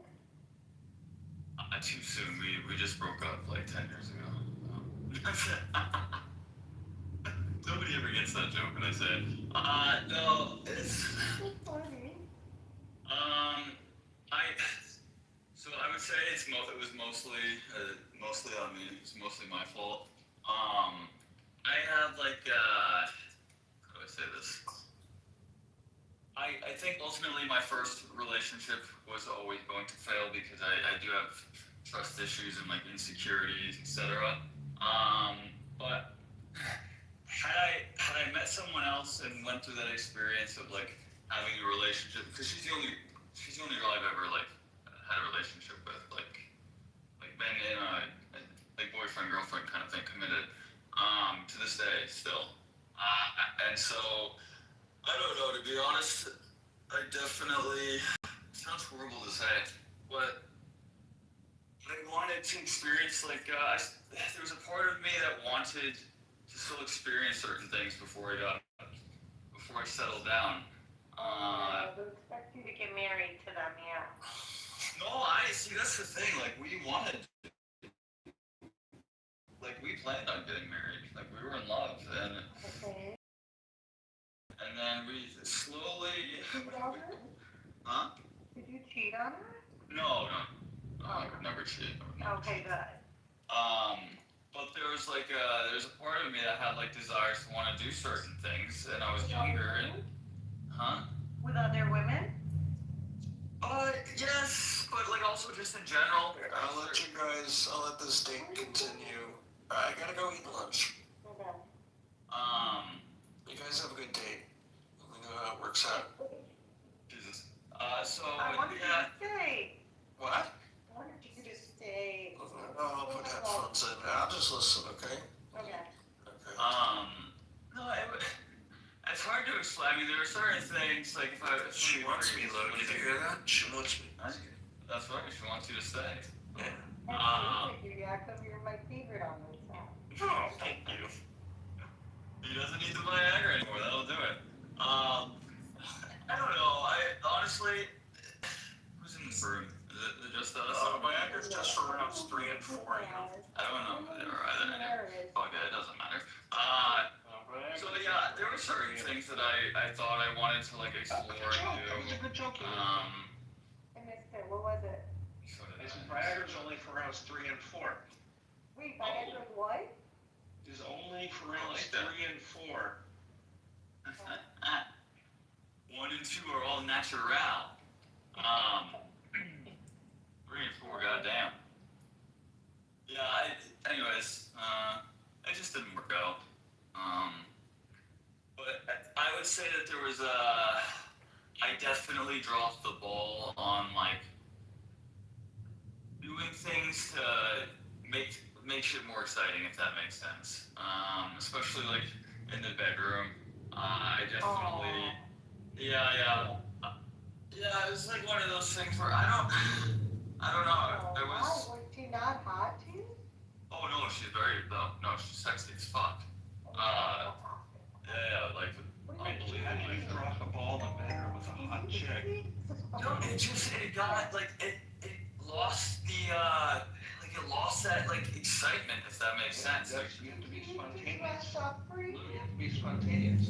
no, we were still fucking. I'm just saying, like, there was things that I guess I could have. Huh? No, it became too like routine and not like. How do I explain this? Not. Why you don't have sex before you get married? And also, too, another thing, a side note, which this didn't really affect the relationship overall, but at the beginning, it really sort of did kind of like fuck me up, but I never let her know that it fucked me up. But she couldn't come from penetration, and I didn't like know that was a thing. And I loved eating her pussy. But I didn't know that was a real thing. That's actually A lot of women can't. Yeah, I didn't know that. And I'm yeah, not like them though. I'm just it's good to know. I don't do that kind of stuff. Go on. That's right. But so yeah, this also kind of contributed a little bit towards like it becoming routine, because I like to just be able to. It was a nice like convenient thing. Like I loved eating her pussy, and I would just go down on her, and then I get to fuck. So it would be like. So it wasn't a big deal, but apparently it crushed you. Well, no. So at the beginning, when I didn't know that was like an actual thing, it sort of I was like, is this her way of telling me like? You got into me. No, because when I would eat her out, like I could tell like she's coming, like for sure, 100%. But when we would fuck, at the beginning I thought she was coming because she loved it. And then when she told me, like I don't come from penetration. Yeah, but she doesn't love it though. No, I know. This is what I'm saying. It had no impact overall on the relationship, but it did fuck me up at the beginning. But I didn't let her know that it fucked me up because I didn't know it. Like I was like, is she lying to me? Is she trying to like be nice and say, it's like I just can't come from penetration. I was very new. I don't have a whole lot of sexual experience with like a bunch of different women. I think my number's like 14 or 15. But at that time, she was like I don't know. 8 or something like that. And you just feel like there could be more than this? And I was completely in love with this girl from the moment that I saw her. Like, the moment that I saw her, I was in love. I knew like, okay. You could count against her the fact that she doesn't come from penetration. No. That's not what I'm saying. No, maybe I'm communicating it poorly. No, there's nothing that she really did that like could count against her. Like it was mostly me. That's what I'm trying to say is that like I definitely handle things. I would handle things much differently as I'm 34 now. I was 21, 22 at the time. And just like if I ever do get in another relationship, I'm not sure that I will. But if I do, like there's certain things that I kind of learned going through like a real it's about as real of a relationship as it can get. Like when we both were like planning on getting married, so it was pretty serious. But yeah, I don't. So what happened? She couldn't come from penetration, is what you mentioned. So hard. That was a side note. Yeah, no, I don't know. We always like we would fight. We were the kind of couple that we were when it was going like good, it was going fucking amazing. But like it could get pretty bad. Pretty bumpy every once in a while. And then when that sort of stopped, when the bad was just kind of not really as extreme and passionate, then I don't know. We became too used to each other. We spent too much time around each other. So how long did you date? About a year and a half, but from like together all the time. Like literally all the time, because so I helped her.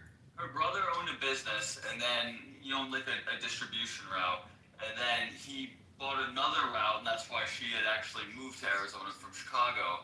And I would go work with her all day on her route, and then I had a night job. What do you do? Huh? What do you do? Well, back then or now? Well, now it's irrelevant, but back then I was what was it? I was working at extra innings. I was a college athlete, so I was doing shit with like baseball at night. This was back in college. What do you do now? I'm in sales. Still in distribution, or at least my most recent contract was with distribution. Wait, was the Brothers route, that was the bread route? No. So no, totally separate. It was like a snack route with Snyder's, and like Mission. Yeah. But that's how I got introduced to the whole, like that industry of routes in general. So yeah, he bought a route for her to run. That's why she came out here.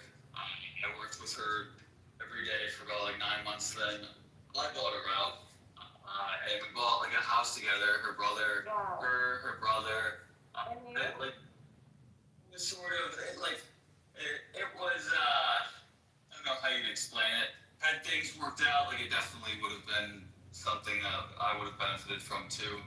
Once it got sold and whatnot. Yeah, her family, dude. Her family.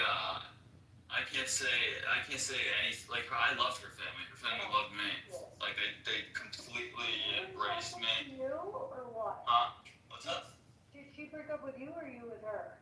No, I broke up with her, but I didn't actually like truly want to break up with her. I was immature. I was being immature. I did want to break up, but like not forever. I just wanted to fuck her up. No, I was more so like kind of sick of a certain something, and I wanted to make a point. You were sick of her not coming when you fucked her. No, this had nothing to do with sex. Jesus Christ. My God. You're asking very specific questions. The first thing you mentioned. She's asking the questions I'm thinking about. Well, so the reason I mention that though is because like I think, look, if we were fucking the way that we were fucking when we first met, I know that I would not have gotten so, I don't know, how would you say this, like just used to like this routine, like it's just another day. I don't know. I mean, I can't imagine that. I mean, I was crazy about this girl. Like, I don't ever go after women, like, other than for sex. I was crazy about this girl. I knew, without a doubt, this was going to be the mother of my children. Wow. And I pursued her, like, hardcore. I'm, like, a very... I don't get it. He got bored. He achieved his goal, he fucked her, and then this is why Middle Eastern women, you're not supposed to get married. Look, to this day, I still, like, she's Turkish. Turkish. Yeah. That's the Middle Eastern. Well, yeah, okay, so I'm American. Anything over in that area that, like, is, I guess, Arab or Muslim, I call Middle Eastern, okay? It's not Asian and it's not black, it's Middle Eastern for the most part, or, like, Russian. So just, understand. There's Latinos. They're different. Well, okay, but, yeah, I'm not really into Latinas. Yeah, I know, because you're racist. You're not the black person. Yes, I am racist. Nothing wrong with being racist. Look, it's not racist if you don't want to, if you're not sexually attracted to a certain group of people. I mean, come on. But I am racist, but a little bit. But I can't stand black women. I really can't. But not for racist reasons. Just the way they act. Anyways, I mean, they're horrible. You guys all see it. Oh, wow. Come on. Not all of them. Oh, of course not all of them. There's no sort of characteristics or trait or behavior that you could ever apply to all of anything. Okay. Is Jacob talking to me, or are you talking about? Well, he's talking to me. Sorry, you're really muffled, Pearl. I'm sorry, is that better? Yeah, that's good. Okay. It will make sense, you're Italian. The Italians are kind of, Go ahead, be racist. Let it out. No, they're very racist. They're racist against their own, the northern and the southern. Yeah. It's funny when Jacob told this story earlier. I remember when I was, I don't know, probably 9 years old, and my grandfather, may he rest in peace, is like the epitome like a ladies' man. Women loved my grandfather. Very good looking dude. Same, Just my had grandfather was the same, very hot. yeah. And so he would always, whenever he would talk to me when I was younger, even as an adult, one of the first things I know, so you got a girlfriend? I can't do his voice. But when I was like 8 or 9 years old, one time he said, oh, let me ask you something. I was like, what? Like, would you ever marry a black girl? And I was like, yeah, sure, why not? He's like, really? I could tell he was like extremely disappointed, which was hilarious to me, and I kind of like judged him a little bit for it at that time, at that age. But no, like I get what he was asking. He's perfect. When's the last time you dated a Middle Eastern girl? I haven't like dated or like just. Well, I guess it really doesn't matter. Well, are you offering yourself up, bro? No, I'm just curious as to how long ago this was. Oh, like my ex? Like how long ago was that? 3 years? How old are you? 34. So you're finding about this girl you met her 14 years ago. Yeah, she was the love of my life, yeah. Is she married with kids now? Have you ever figured out her social? Yeah. Oh yeah. I'm over her now. Oh, but have you followed her and seen what she's up to? I don't. Not really. I mean, like I don't. I'm friends with her brother, so it's like I kind of have an idea of what's going on in her life, but no, I don't talk to her. And you're not married? No. No. You don't want to be? That's like a complicated sort of question. I would love to be married with because it's like one of those things where if you ask like a typical person that it's kind of like, oh, do you like the idea of marriage? Yeah, I treasure the idea of marriage. I think it's a very, it's, how would you say it? What's the word in the religious terms? It's like, it's sacred. Sacred, yeah. And I take it very serious. I will not marry someone that I'm not. Like, absolutely, this is, until I die, et cetera, et cetera. It's something that is like, it's before God. That being said, like, I just don't, the likelihood that I find someone that I think fits that criteria for me, which would be way out of my league also, and also someone that I'm willing to, like, just jump into being completely vulnerable. Because I do have like trust issues, and I'm weird like that. So it'd have to be someone that I am like, I accept the idea that like just even going into like dating them, not like okay, this girl could completely destroy me and break my heart. Okay, so here's the thing. I worry about this statement. I have trust issues. That could mean a lot of things, and let me just explain. My ex had, quote, trust issues. It translated to him calling me like hundreds of times a day. Like, oh, no, I'm not like that. No, I'm not like that. No. Didn't believe me when I would say where I am, thought I was somewhere else, and I never gave him a reason to doubt me. Yeah, no, I'm not like that. The trust issues for me, like, is just, it sounds very weird to put it this way, but this kind of is what it is. I was like this with my grandfather. As he got older, I sort of adopted a stance where it's like, well, if I stay a little bit farther away from him, it'll be easier to lose him when I lose him. I was wrong about that. It is weird, I know. But yeah, my trust issues are not like a control freak at all. It's nothing like that, and it's not maybe some level of insecurity is like involved, but it's not like what you're I know exactly what you're thinking of. No, it's not like that. So it's not that you don't trust. It's more I won't allow myself to like fully commit for someone. You right, and you won't allow yourself to like be committed and vulnerable. Yeah.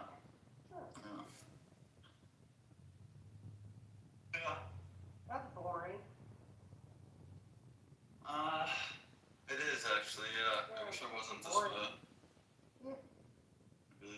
wasn't the story. But Boring. You could do better than that. sorry. That's very boring. You could do better than that. Well, I mean, I can still fuck. That's a totally different. It's like I'm talking about love. Yeah, but what is that? Oh, that's so empty. Just calm them off. What's that? Yeah, I mean, that's one of the things that, like, sort of, when we first broke up, me and my ex, I really was like, okay, I'm gonna go to town now, fuck it.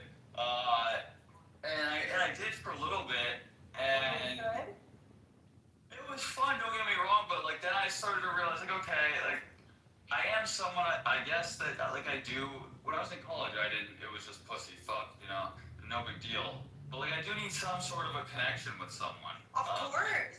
Okay, so what you're saying is the connection was dying. Yeah, in that relationship, yes, but also, like, moving forward in life, like, especially now that I'm a bit older, to, like, you know, reiterate your boring comment, like, if I don't have a connection with someone, like, I'll just jerk off, and, like, that's it, and then I have no interest in hanging out with them again. So, yeah, my sex life is not quite as fun as I guess it could be, but it's kind of by choice in a weird way.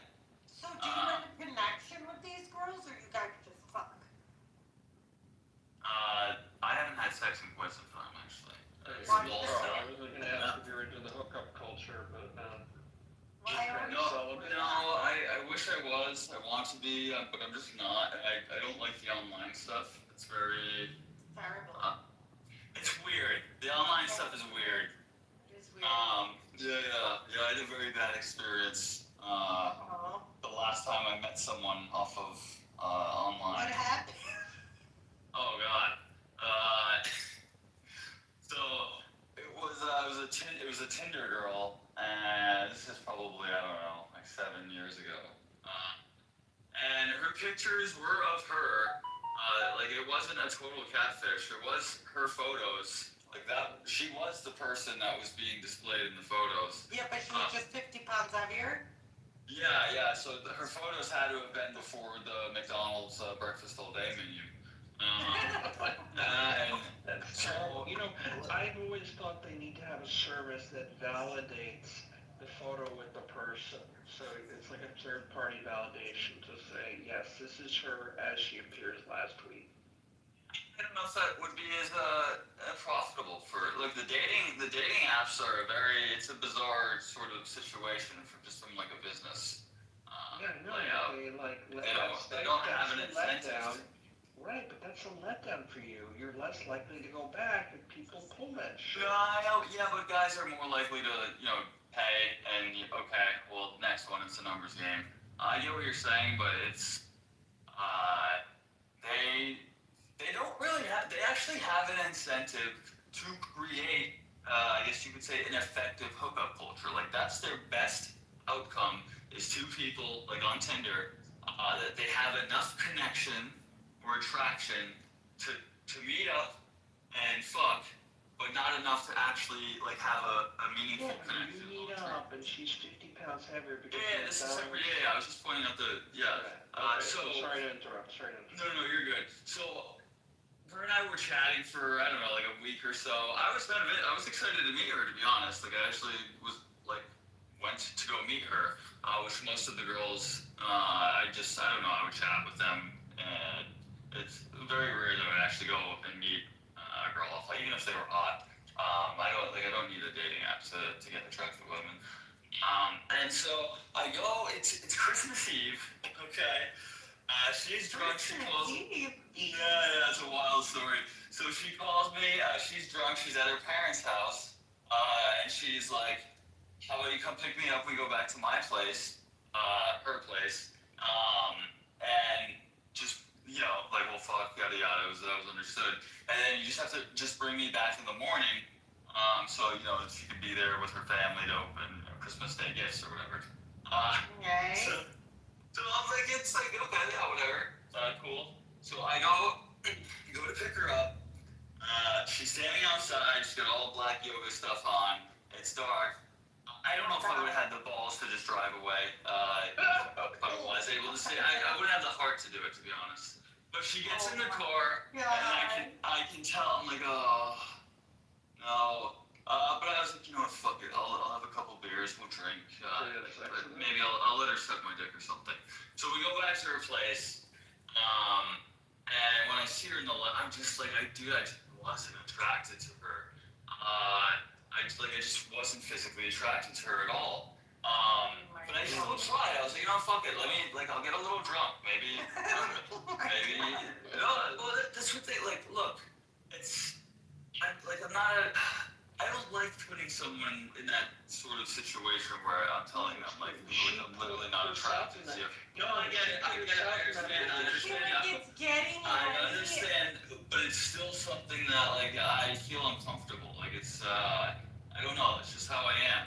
I don't get off on telling I'm out of your league, bitch. I don't like that. But you're absolutely right, though, Jakob. I'll get back to that. So, anyways, so for about an hour and a half, we're on her couch in her living room, and I'm playing the whole, I'm sleepy, I'm kind of tired. Well, I wasn't tired at all. My adrenaline was pumping, so I was like, I'm gonna get out of this.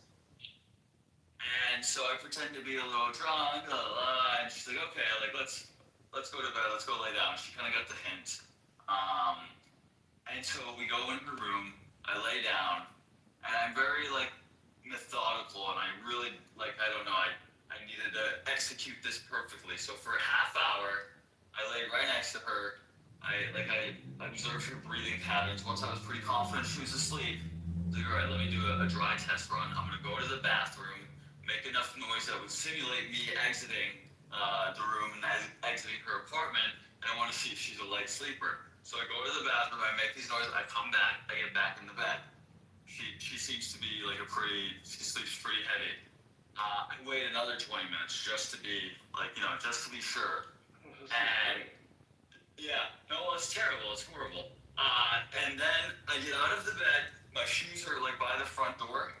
Bro, I just booked it, man. I got out of the room, I got my shoes, I didn't even put them on, and I just ran. And yeah, I fucking... Yeah, she ghosted you. You didn't ghost her from the phone, you ghosted from her house. Yeah, I did, which I felt horrible. This girl, it's gonna be Christmas morning. I don't know her relationship with her parents. I don't know, maybe they know their daughters. Oh God, they obviously did. I found this out later, but I didn't know this at the time. So I'm like, I just had to do this. This poor girl is just gonna wake up Christmas morning. I left her. She have to I don't know if Uber was. I don't think Uber was a thing back then. She has to explain to her parents why she wasn't. I felt horrible. I felt horrible that I had to do that. What did you have to explain to her parents? 6 months later. Hold on. 6 months later, I'm on Tinder again. She's there. I see her profile. Same exact pictures. Didn't change nothing. Why wouldn't she? What is she supposed to picture of her as Shamu? Well, no, okay, but here's the thing. So she knows, she understands, she's playing the numbers game. She knows that, okay, most dudes are gonna come through, they're gonna be like, okay, whatever, fuck it, I'm here, I might as well.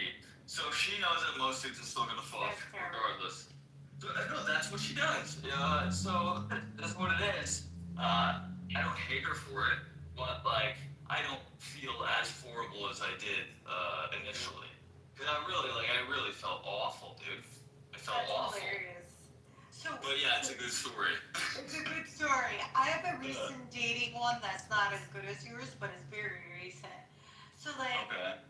There was this guy when I was whatever, and he looks kind of hefty in his pictures. Jakob knows the story. When I saw him, he wasn't as hefty. He's a stocky boy, but he looks good, because he's tall. He's 6'2", so he can hide it. It's not that fat. It just looks nice. Men can get away with it. Women cannot. So that's fine. So I told him on our second date, I was like, wow, by the way, you look a lot more slim in person than you do in pictures. And I could tell he didn't love the comment. And he mentioned that his ex-wife always used to buy him things in size medium, even though he's size extra large. That's like passive aggressive. That's so passive aggressive. So like right away I was like, oh no, I don't know, dude, because I'm pretty shallow. But I mean, he's You're shallow. looking. Nothing wrong with being shallow. I'm very, very shallow. I got very strict. Here's the thing. I'm super strict about my own weight because my brother has like basically the cycle about his weight because he used to be a fat boy. So it's just like it's very much ingrained as part of our culture to discuss weight in a very gauche way. Like being fat. Being fat for us is like it's very bad. I mean, I can't even compare it to anything. It's like being socially retarded or something. Like, it's really bad. It's considered the height of sin, gluttony, and you just have no control over yourself. You have no control over what you put in your mouth, aka you have no control over your life. Literally how it should be viewed, though.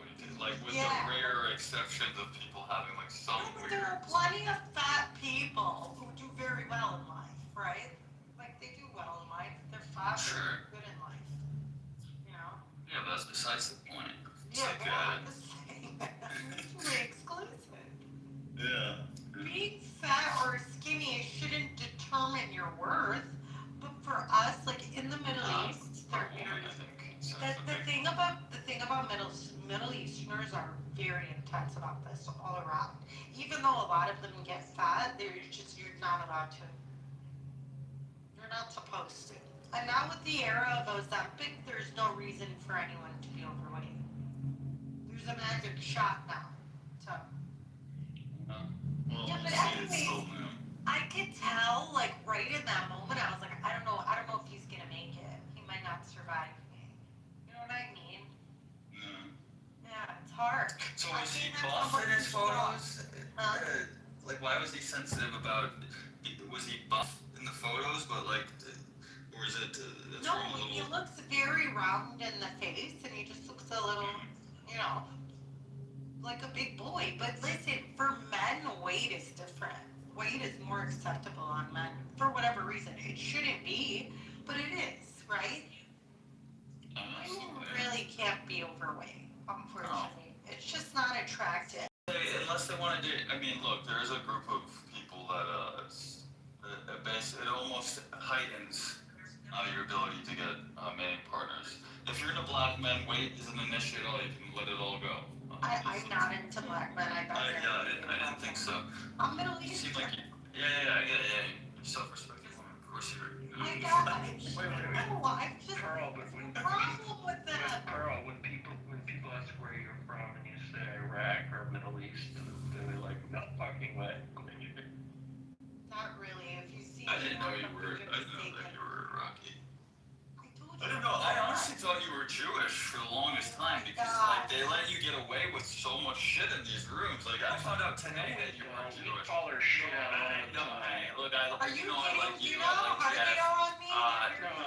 She definitely doesn't get the Jewish treatment. We no, bro. Look, let me tell you something. I heard this woman say things that like, look, well, they're not even mad. She says. Look, hold on. Let me just say, they're not a lot of the shit that you guys, you know, I get it's a sensitive time, but a lot of the stuff that you guys get all up in arms over is like not.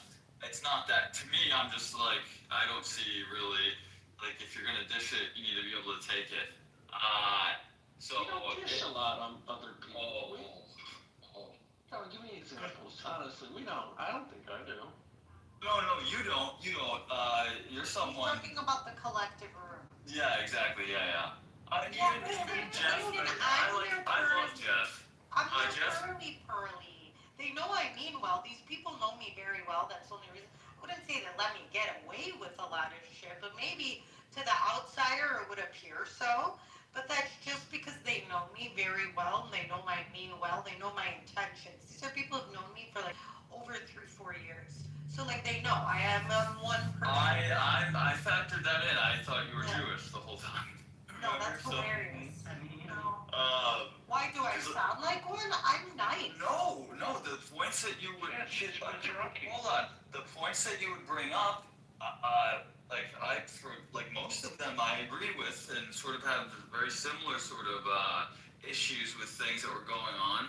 However, they weren't like, you weren't being labeled as like a terrorist supporting all these crazy things. Well, it's all about approach and how you word things. You just have to tread carefully. Look, when I'm around people that I like, I just, especially in this sort of context, I just don't bring it up. But I like those guys. We're not going to agree. I know, but on those sensitive topics, you're talking to a group. Like I'm talking to a group of my Jewish friends, so I'm cognizant. I know what they're not going to take kindly to. There's certain tones and approach. You could say the same thing. See, this is what people don't understand. They are not opposed to differing views. They're not a monolith. They come off like one, but they're not. They're very reasonable. But if you come and it seems like you're coming from a tone or a place of disrespect, they're not going to take it well. Same thing, same comment. They won't take it well. No, I get that. That's how you say it, and you have to understand they're always on the defensive, so they always think they're being 100%, attacked. right. No, Usually and that's they are something being I've learned attacked. over time is actually, that's what's been really interesting is that it's like, I went from a point of thinking kind of like, okay, like it's, that's called, say, victims, but I got to the point where I'm like, okay, it's reasonable for them to think that basically anyone that's opposing them, like, actually wants like, hates Jews. I've gotten to that point where I was like, okay, I kind of see, I understand why they operate the way that they operate. I sort of used to see it as maybe like, okay, this is like, a tactic kind of thing. But in, what do you say? I don't know exactly how I would say it. More like in a degrading way, where they would sort of do this as a like, haha, we're better than you, which I do think that they do think that, but I don't have an issue with that. I think all groups of My people should think. sister-in-law was saying that last night. I don't have an issue with especially when they do. I mean, they do, but there's nothing really wrong with that. I don't see what the issue. Problem with that. Every group should think that about themselves. And here's the thing, every minority group in this country generally does. Do the Chaldeans think they're better than everybody? Some definitely do. We're the closest, we speak the language of Jesus. I mean, our clout is extensive. We created everything. We created the wheel, the alphabet, astronomy, astrology, math, linguistics, everything. The law, the first written laws, we wrote them. So our clout is extensive. And of course we think we're better, but it's a survival mechanism. It doesn't mean anything. When there's a group that has become a minority, it is literally a survival mechanism to believe that you are better than everybody else. It helps with your survival, believe it or not. So whether they believe it or not is irrelevant to whether you believe it's true or not. I mean, they do, and I think like they, if you remove like any sort of moral aspects, they actually are. I think that they are. That's what they're taught. Well, no, I mean, but I think like this is, I have a very and I don't really speak about it, but I have a very like odd admiration for them. Actually, I think that they are better than everyone else. But again, you have to strip the moral sort of stuff. I don't. Yeah, I do. I don't think that they're necessarily a very moral group. I think they're all different. Actually. I think some of them are good and some of them suck. Yeah. Of course, that's the case. Yeah, any group, some of them are. Anyone. But what they do have as a group, what they're able to do, in the way that they're able to like propagandize, in the way that they're able to not infight in front of anyone else. It would seem. They fight in front of me all the time. That's why I thought you were Jew. Just like they actually like they handle you very. Their core beliefs similar? Yes, their core beliefs are similar. They have different. Look, they are able to operate amongst themselves and help each other and like do things as a community. Like that should be a blueprint for every group. Italians are similar. They call the Italians the Jews of the Catholics. Yeah. Okay, so that's what they call you. So that's their name for you. It's a high compliment from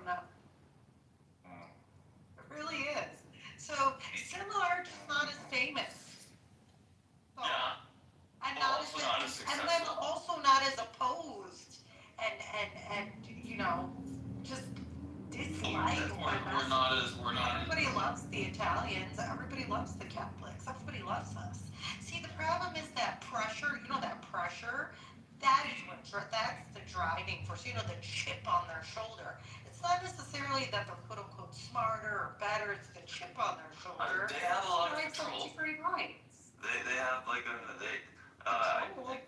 oh yeah, they have a lot of control. They have a lot. Where? Yeah, of course. Yeah. They have an extremely disproportionate amount of power and control, and that's like my Where? hats off to them on that. Where? In politics? In Hollywood? Where? Everywhere? I mean, basically, Well, that's I wouldn't say why everywhere. you're anti-Semitic, because you I wouldn't say everywhere. I see this as like an admiration. Like they are highly successful. I don't see this as a bad thing, but I don't talk about it because there's no way that I could communicate to the ones that I like that would like they wouldn't they would think that I'm being like an asshole and I hate them for it. But no, I mean, dude, they're highly influential. What's been very interesting with I have some friends that really do like they just absolutely hate Jews. Like I do have friends that are like that. And it's been far like that. Yeah. It's been interesting with the last couple of years to see, it's everything I've seen over the last couple of years leads me to think, well, maybe they don't have as much. They definitely don't seem to have as much power as my friends thought they did, because you see the narrative that's coming. Like you see what's circulating, and the how would you say the way they are being viewed on a global scale. Certainly, if they controlled the media the way my friends believe they do, I just don't see why they would. Yeah, exactly. What the fuck happened there? I thought they controlled the world. They can't even control CNN. Exactly. So that's what. How are they telling you that? Do you know that the editor for the New York Times is a Lithuanian Jew? He's a Lithuanian Jew. No one talks more shit about them than the New York Times. So even when they're in control, it happens under their own watch. I don't know. It's a weird thing. That's another layer to it. Some of it comes from them. Some of this anti-Semitic shit that you see comes directly from them. It makes it a little more complicated. Yes, it does. Yes, it does. A lot of it. Yeah, it makes it a little more nuanced. You're just like, what the fuck is going on here? Yeah. Why? Yeah. You could quickly just say, oh, it's controlled opposition. I think that is the case for some of it.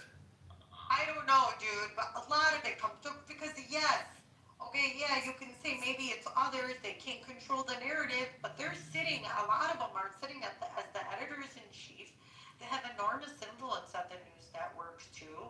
So I mean, take what you will of it. I don't know what to say about it. It's the progressivism, I guess.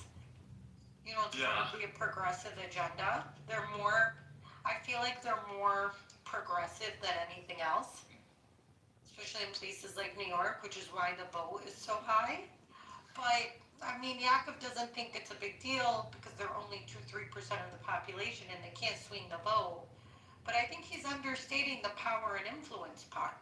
The fact that they could donate money, the fact that they could throw fundraisers, and it's more than that. It's more than Which is just kind of interesting. I don't know why it's small. I don't know why they are to win if he is going to win.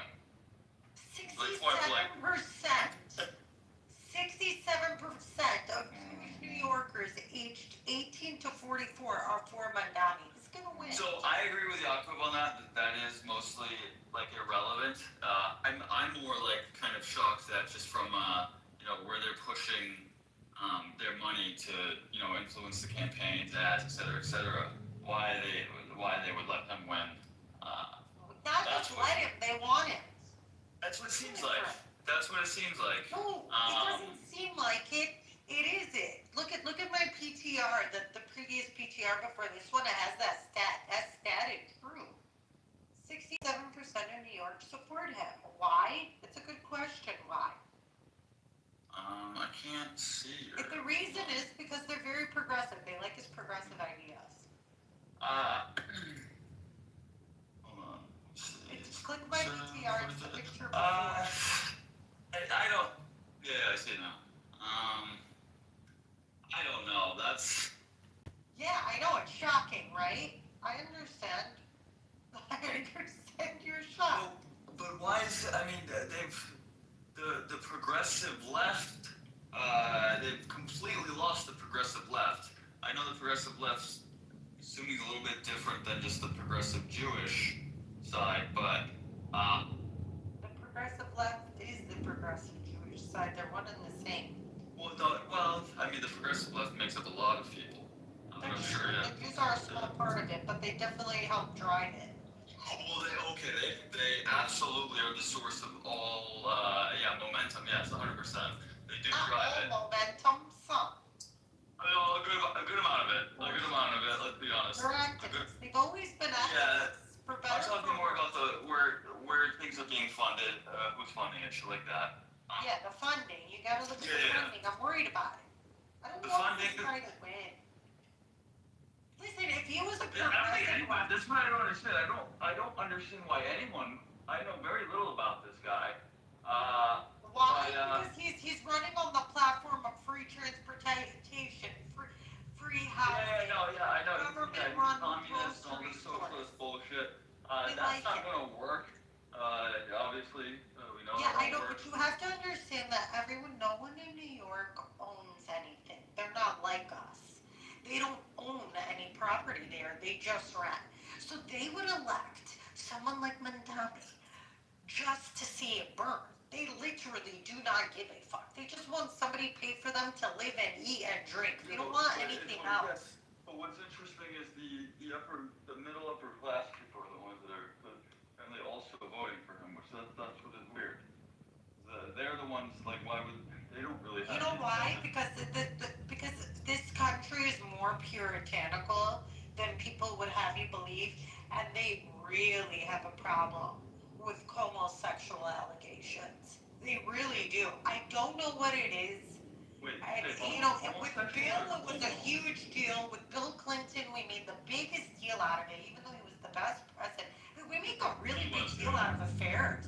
We make a really big deal out of affairs. Yeah, we like to pretend that like, oh my good. Like, not everybody in the whole fucking world cheats on their wife. Like, come on. Hillary was obviously cool with it. No, but listen, they don't. Not every husband cheats. She wasn't even fucking hot either. Although she looks pretty good now, Monica. Listen, Monica's sexiness was multifactorial. No, it had nothing to do. It's not just how she looks, how she was, how she acted. Have you ever read the Kama Sutra? Since you seem to be a sexual connoisseur, have you ever read the Kama Sutra? I know a little bit about it, but no. But you never read it. Okay, if you read it, a lot of people don't understand this about the Kama Sutra. A very small portion of it is about sexual positions, few pages. Most of the Kama Sutra is about what you do before you even touch, how you sit, how you speak, how you angle your body towards them, weird things like that have nothing to do with sex or touching each other. It's basically foreplay. The whole book is foreplay. 80% I sort of had that, so that's what Monica did very well. But that's also, hold on. That's what Monica did well. That's my point. Yeah, but the foreplay, I thought the Kama Sutra foreplay sort of all these different things was more along, it's two individuals that they know that they're going to engage sexually. Not some sort of like I'm gonna. You don't think Monica saw, but you don't understand. Bill back then was hot as shit. He was extremely smart, tall, strapping, very sexy. I would have fucked the shit out of Hillary back in the day. Dude, I always thought back in the day though. Hot back in the day, dude. Dude, she was fucking beautiful, gorgeous. I'll look past the fucking her like cutting dead kid's face off if that's true. Back in the day, she could get it. She was stunning. She's fucking intelligent too, like highly intelligent, and that shit turns me on. I love that shit. Wait, what does? A woman that's attractive and like highly intelligent. I love that shit. Really? Yeah. Well, most men don't. They want a stupid girl. I don't know why. I want, I like to be stimulated, not just in my balls or my dick, but I need my brain needs to be stimulated. I do that. Maybe Catholics are, maybe Italians are the Jews of the Catholics. Maybe. I don't know. Is this, Yeah. Yeah, she's fucking. She really fell off though. She didn't age all that well. No, white women age very poorly. This is a notorious for it. Middle Eastern women age very well. My mom's still hot. You guys do, yeah. You guys do My mom's still pretty hot, dude. It's not bad. Yeah, I believe it. Yeah. She's black. So the what do you think Latinas of also your... don't age very well. Oh, they don't? No, well, they don't. Post babies. Yeah. Post having children, they like blow up. They get fat. Oh, really? Mom was skinny most of her life. She only put on a little bit of weight after Yeah, but you're not Latina. menopause. Like after she turned 60. That's what it, because it's hard. Things metabolize differently after you turn 60. You're just like, sponge. But,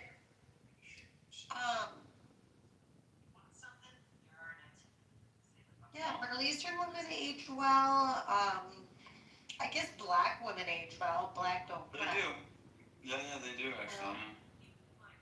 Jewish women, I don't know. Asian, I'm pretty sure Asian age well. I don't know if Jewish women age well. I have no commentary. I don't know either.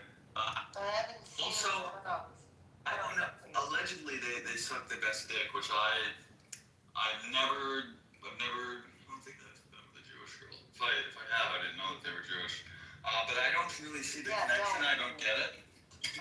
Why would you sleep with a Jewish girl? You're Italian. I don't know. In a weird way, it's like a getting back. What do you mean getting back? You don't think you got back at them enough during the Crusades? Well, that's not me. I wasn't alive back then. I'm just saying. Well, you all don't know. So what are you getting back at them for, then? I don't know. It's a like weird taboo thing. I don't know. That's weird. So would you degrade her? No. Oh, okay. Well, unless she wanted to be degraded. But it depends. So like, I don't know where my line is with that kind of stuff in general. I'm sure your line is fluid. Well, fluid. Yeah, it's like fluid. I don't have a whole lot of experience with the BDSM stuff. That's what you're talking about. That's because all the girls we were with were boring. I mean, some of it seemed very interesting. I've been on Fat Life, but like some of it is I know Some immediately. Of it's very weird. No, Yeah. the light stuff, the normal stuff. Not the crazy shit. Well, this is Well, it's what is crazy in that sort of area. I don't know. Talk to some people. Crazy is when you have to act like a slave out of the bedroom. To me, it's a little much. Out of the bed, okay. Yeah. Out of the bedroom, like you have to maintain that's being odd. a slave. That's I have a friend that's into that, and I have a hard time like. It's trauma. It's just trauma. You know that, right? It's just a manifestation of trauma. I'd imagine, the women that would like go along with these things, probably, yeah. But women are different. I don't really look too much into that, but I don't understand from the male perspective. I can't disconnect like just the horny side of me. Like I don't know how he does this. Why would you want to disconnect that? That's what I'm saying. This is where it doesn't make sense. Where it's like, why are you giving them tasks like during the week? And like, why? What do you mean she's in the cage and then you don't have sex? I don't get it. That part. Yeah, that part is weird too. Yeah, I don't get it. It's like, okay, like the nut needs to come out. If this isn't about like busting a nut, I don't know. I don't get it. Because see, that's the thing. That's another thing that you missed in the Kama Sutra. Sex is about more than busting the nut. Have you ever heard Joe Rogan? Sure. I don't disagree with that. Have you ever heard Joe Rogan talk about post-nut syndrome? Post-nut clarity? Post-nut theory, post-nut syndrome, whatever. No, post-nut clarity? Post-nut clarity, yeah, that's what it's called. Oh, yeah, I have a hardcore, like... Yeah, understand.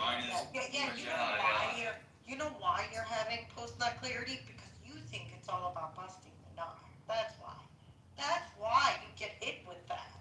And that's why your heart drops and you're like 1,000 stones and you just want to get the fuck out of there. And you realize that everything you did to sleep with this girl was stupid because now it's all gone. So, I don't know. So that's why this post-nut clarity thing is kind of why I've concluded that I need to have have some sort of connection with someone. Because when I do, I don't get the post-nut clarity. Of course not, because you love them. No, it doesn't even have to be love. It doesn't have to be love. I just But it need would that, be like, nice if it was love. What's wrong with love? of course it would be nice if it was love, okay? But, like, it's, love is a very rare thing that should be, like, it should be absolutely cherished when it's real. But it's something that, like, I don't think you should, not you, but I don't think it should be an expectation. I do have it as my expectation for, like, marriage, and that's why, like, I don't think I will ever get married, because I do think it's a very rare thing. I don't know, I'm not someone... You have no, well, listen, you're Catholic, so... I'm not, it's... Okay, you're not Catholic. You were, maybe you were raised. I was, like, brought up sort of Catholic, but, like, I don't have really any experience in the church or religion. Okay, here's the thing. One thing you learn as a general Christian is the heart of love. The heart of love, the core of love is sacrifice. That's really what love is. That first stuff that you feel when you're so into someone and you're so in love with somebody and you just can't imagine your life without them and you're so sure you're going to marry them, like what you felt for this girl, none of that is love. It's all infatuation. Love would have meant sacrificing this, I just need to be a bachelor and get my rocks off before I get married. See, because love is sacrifice. So you didn't really love her. You think you loved her? No, I absolutely loved her. No. So, like, so when you say sacrifice, I love sort is of... sacrifice. That's just the heart of the Christian. Okay, well, Christians can, that's fine, they can have their... No, but I'm saying, when I say sacrifice, I mean, for instance, let's say your partner gets sick. You literally stay by their side night and day. That's not sacrifice. That's not sacrifice. That's it is like sacrifice, of course. It's no, very hard that to is an deny absolute. person. No, that is an absolute. Like, that's just the standard expectation. That's the minimum requirement. Yeah, well, I wish you would show me wives that do that. There's not a lot of wives that would do that. Night and day, no. Yeah, well, I don't think a lot of people are actually in love. Stop being a baby, you know? Yeah, I think most people are not in love. This is what I'm saying. I think it's a very rare thing. My sort of, so when I was a boy, I would, like, one, I didn't have a father in my life. I had a very different upbringing, but I remember seeing, like, in movies or, like, on shows, like, what you're supposed to do, like, to, protect your girl, or, like, there's a big bad guy. And I always would remember, like, maybe I'm not, like, man enough. I don't know. This is, like, I'd be kind of scared in that scenario. I don't know how I'd react. When I became an adult, and, when I met her, it's, when you're in love, like, it's just not even it's just a reaction. Like, it's not, that's why I wouldn't call it a sacrifice. It's like, there's nothing that you wouldn't do to protect them. Like, you couldn't imagine allowing something to happen. It's just an instant reaction. You will do, like, it's, that to me is what love it. It's like it would be harder to, something happen to them and you go on, than it would be to just, like, fucking take the bullet and protect. Like, I don't know if I'm explaining that well, but it's... I think you're explaining a very romanticized version of it. No, it's not a romantic... No, there's nothing romantic about this at all, actually. It's more of this is where I have, like, trust issues and fear of, like, losing. There's nothing romantic about love? Well...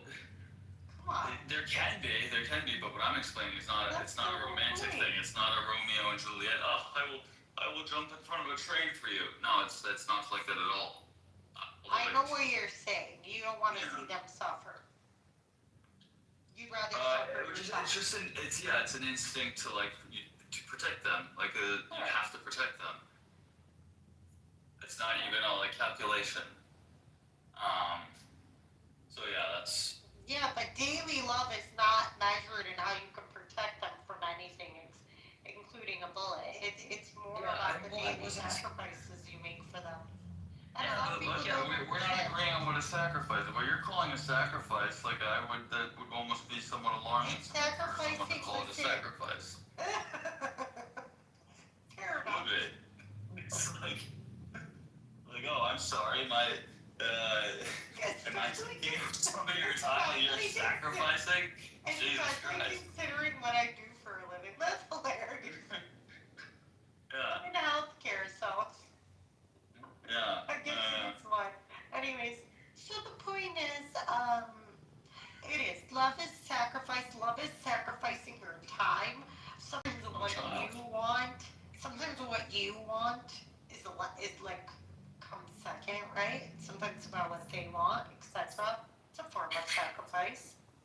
You know, like my dad sacrifices for my mom all the time. Like if it was up to my dad, we'd still be living in like a very, very tiny house in like that part of town or something, because the guy doesn't believe in spending money.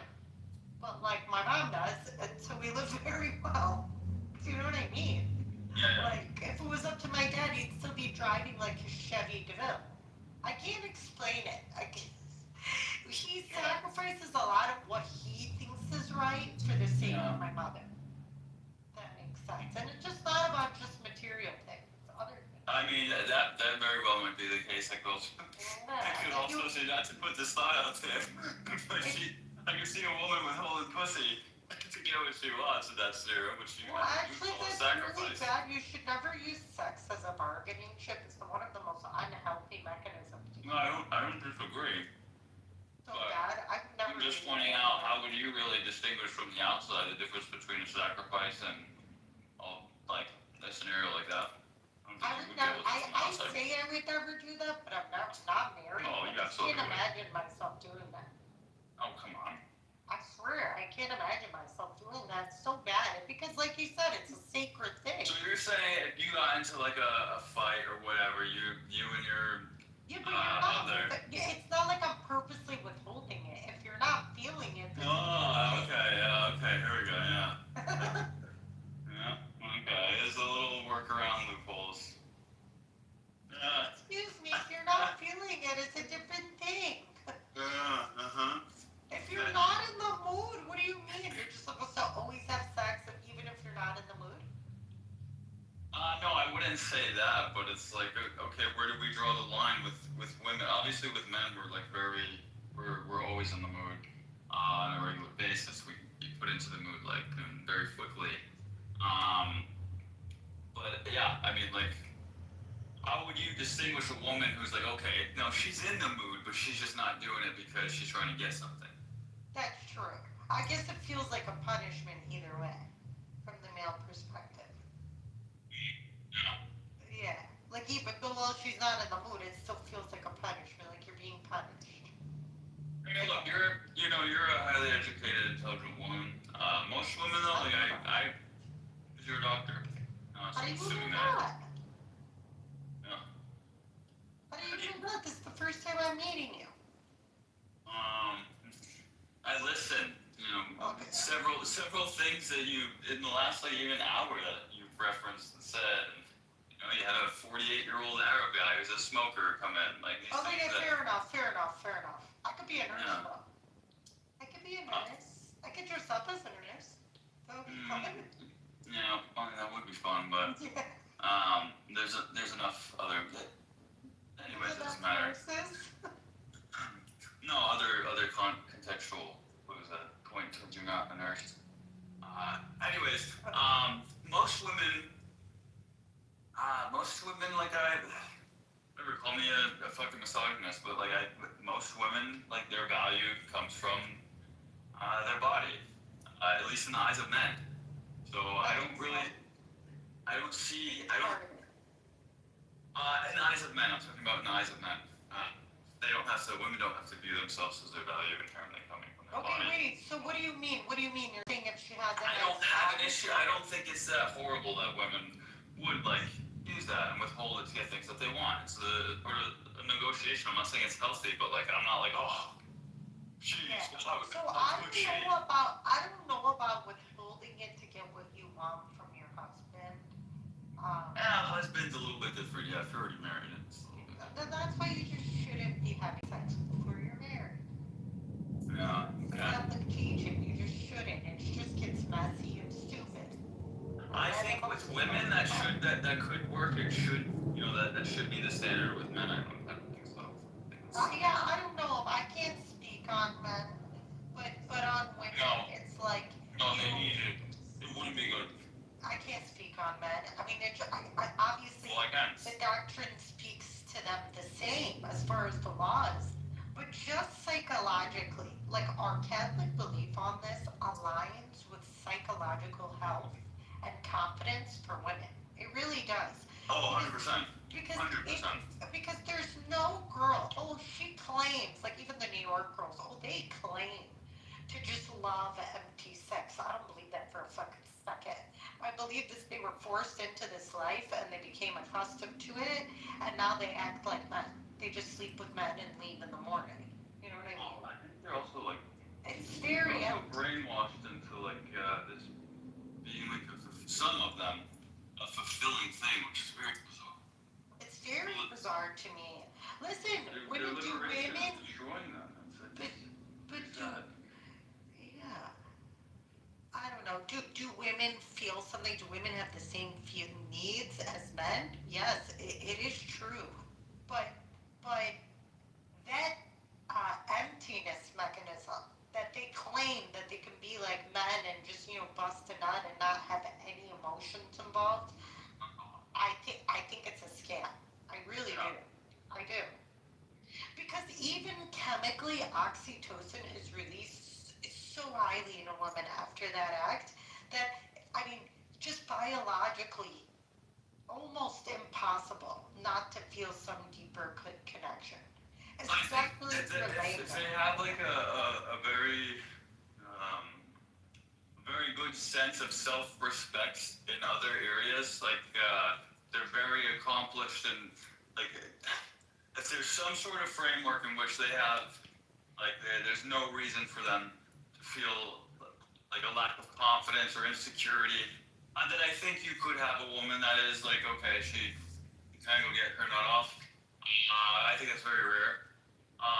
I think they pretend they do. I don't think it has anything to do with accomplishments. Listen, most women in I think a lot of women that are like this, it has to be a father issue. Yeah, maybe it's a father issue. Maybe. My dad always It loved me. has to be. It has to be. My dad always loved me. My dad loves me the most. Right, but you have a sense. That's what I'm saying. You have like a sense of self-respect, like you. Yeah, but I don't know if I get that 100% from my accomplishments. I feel like I get it from my dad. Now that you say it, I never thought about it. But yeah, look, this is she's got daddy issues. I always just listen. I this have is very daddy much a issues. real dude. I have daddy issues, but they're different. I have daddy issues. Here's my issue. No one can be like my dad. Yeah, no, this is my something. daddy. For example, this sounds horrible, but like, okay, the ideal situation is, a girl should have a relationship with the father, and she should want someone that resembles that when she gets older, right? Like that should be the level of respect. It's not only that. Listen, even if they're not, let's say they don't have the greatest of relationships, she has to at least respect her dad. Like respect his authority, respect, even if sometimes he saw. She's not gonna respect men if she doesn't respect. Exactly. There's no way she's gonna respect her husband if she doesn't respect her dad. I'm sorry. Right. Just no way. Her dad's even closer to her. Dad's her blood. I don't know. Yeah, I mean. Some people would argue that's the reason she would respect her husband, because she chose him. He's not related to her, but. No, this is all this bullshit. I just don't believe that. Yeah. Look, I think like homosexuality is a very not good thing, but I would take my son being gay like 100 times over having a daughter that's like a full-on slut. Like it would destroy me. It would destroy me. Dude. It would? Yeah. I would absolutely. You should know that. Well, no, I know. Girls are kind of slutty these days. No, they're all sluts. Not all of them. No, they're all mostly sluts, dude. Like it is Hey, what it that's is. not fair, dude. Here's We're not all. What was some of us who are living in celibacy? Self-induced celibacy. Yeah, okay, well here's the thing. Why is it so goddamn difficult to be able to distinguish the one that's on celibacy versus the one that's literally out going around? The problem exactly is, the same in public settings, they dress the same. That's what I'm trying to illustrate is that What I'm trying it's to tell very you is that the difficult. girls, Hold on, I know. they're not out. You're not gonna see them. They're usually not out. That's the problem. What's not out? The girls who are celibate and don't party their dicks off and don't fuck around are usually not out. You don't see them out. The girls that don't have social media, that's like, oh my god. Like, what's going on here? This is like a diamond in the rough. All because if you dress in a hot outfit, that means you're slutty. That's it. Look, what about your kids? I think you're intentionally trying to take. What I'm saying is character. What I'm trying to say is when you come across someone for the first time out in a public setting, like you're instantly making little judgments. We constantly are for everyone. When you come across a girl that's, let's just assume for the sake of the thought experiment, who is, she sleeps around, has a very high body count. It's a Friday night out in the bar, and the girl who is going to be at church on Sunday, but is also out with her friends. Yeah. Friday. They look very similar. It's not as obvious as it used to be. It's just not. Right. And this is an issue that I think a lot of young men would like when we're at that age, we want to fuck. But it's also for the more mature ones or who might be ready, it's very difficult to distinguish which one's which. So it's like, okay, if we're gonna get lucky, let's get lucky. Let's have some fun. I wanna fuck. Okay, so I went out on the second date. I went on a second date with him. The guy's already talking about, because I sent him a picture of something on the news, and a video, and he's like, is that a PlayStation? I was like, oh, yeah. What, a PlayStation or a PlayStation? PlayStation, I have a PlayStation 5. Okay. So, it was kind of embarrassing. I didn't think about it. I just did it. It's weird that he would point that out. Anyway, it's weird that he would point that out. Why? I think it's cute. What was the picture of, though? It was of something else, and you saw it was a video. I was taking a picture of my TV, and the PlayStation was underneath. So it's like, oh, it's like, is that a PlayStation? Oh my god, it's a PlayStation. Was he excited about it? Oh, that's cool, or was he No, I think he thought it was cool, because there's only many girl gamers. You know what I mean? It's not like a girl thing. Girl gamers, eh? Most of them are literally kind of like online sluts. No, I'm not an online slut. I'm not saying you are. I'm saying there's girls that are on Twitch and all this other they're stuff. the gamer girls. They record themselves playing. Yeah, and they have their OnlyFans. That was always my dream. I didn't know it was slutty. Well, it doesn't have to be slutty. I'm saying, but a lot of them are. They'll have their. It's amazing what a beautiful woman, the amount of potential she'll get online or anywhere, really. For gaming. You look at guitar, and it's, I've been playing guitar for plus years. I get hooked into it too. You'll see a bitch just playing a very simple da da da da da. And it's 500,000 views. I know you're It's I wonder, does she know? Does she know that this is just everyone, it's because she's hot? Or she's like, oh my god, they love my music. Here's the thing.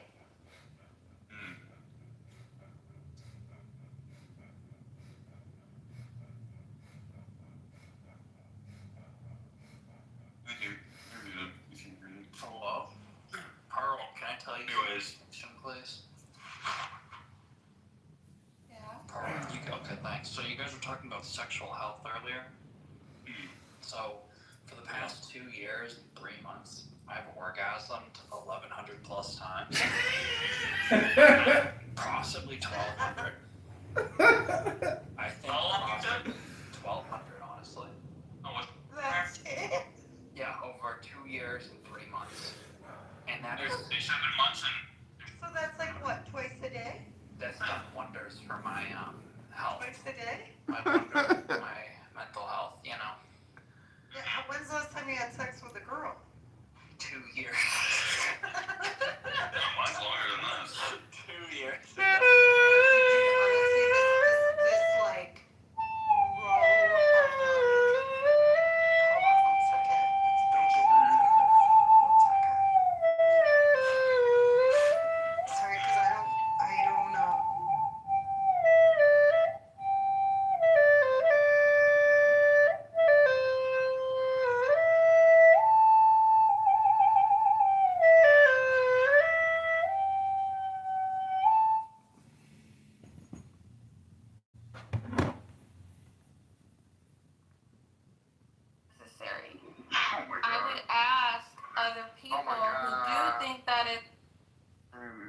people in the impoverished areas like in Oakland, Hayward, Ghetto of Fremont, some Alvarado, Union City or something like the South Side, San Jose. Like, that's where they get their inspiration from, you know? A lot of people here in this app and a lot of people around the world to be able to form an opinion. And by the way, I have a background in political science as well, which has been also... Oh, she has a background in political science. It's not like I am... you're treating me or being very condescending and saying or assuming that I know nothing about your constitution and the forming of your country and your history. I didn't say you know nothing. I said you don't understand the contemporary landscape. Well, I do believe that I actually do. Issa, so you say I'm not trying to make a claim from authority, but I'm just letting you know that it's not like I am just like an internet person that all of a sudden starts talking about U.S. politics. No, I have studied it and I have always been interested in it. And it's like I don't watch the Kardashians. For me, the type of reality show that I watch every fucking day is U.S. politics. I am super hooked. The United States of America is the best country on earth, and it will remain that way. Well, I'll say this, Issa. So, like, even in my state, okay, so we had Andy Biggs. He's a Christian nationalist. We have Paul Gosar. He's we all know he's a white nationalist and he's a Christian nationalist. We have led the state GOP, and she's a state Arizona Senator Wendy Rogers. She's also a self-admitted Groyper. She would go to Nick Fuentes' shit, years ago. And these are people that are accepted in the mainstream. We had Carrie Lake, who's did a whack job. She was running for Senate here, and he was also she's also one of those people. I don't think she has a coherent belief, but it is something that is really grown, and some of them are very loud and vocal online, but you do have politicians that are part of that movement, but they just don't have the inflammatory rhetoric like some of the people online have. These people absolutely do. You know what is maybe this is where Kayla calls me naive, but I think I trust your system much more. I feel that in spirit, I am much more American than you are in this sense because you're... She's more an American than you, Pepe. The brilliance of your founding fathers. You're unable to see how unique and how amazing it is what they did in your country. I respect your country as like the best thing that has ever happened to history, you know? And even though I would never live in the US, I actually feel in my heart, you know, in my political or philosophical heart that It's a religion now. The closest to creating a tangible example out of the philosophy that I live by. Yep. I think your admiration of the American experiment is lovely. The challenge of self-government, which is the basis of the American experiment, is that the people get to decide. And when the people get to decide, it doesn't matter who those types of people are. People don't get to decide. It's a republic, not a democracy. Because they were created in a certain way. They are protected by people. In America, we have lost the civic ethic of American patriotism that you are suggesting that is a natural extension of the American experiment and philosophy of self-government. It has eroded because we stopped talking about civics, because we stopped talking about, because we stopped talking about the things that you just said are so beautiful. Not everybody in America agrees on that things anymore. Lots of people in America are putting the Bible before the Constitution. That's not what one should do. The Bible is a private matter. You can be as religious as you want. Keep it out of my government.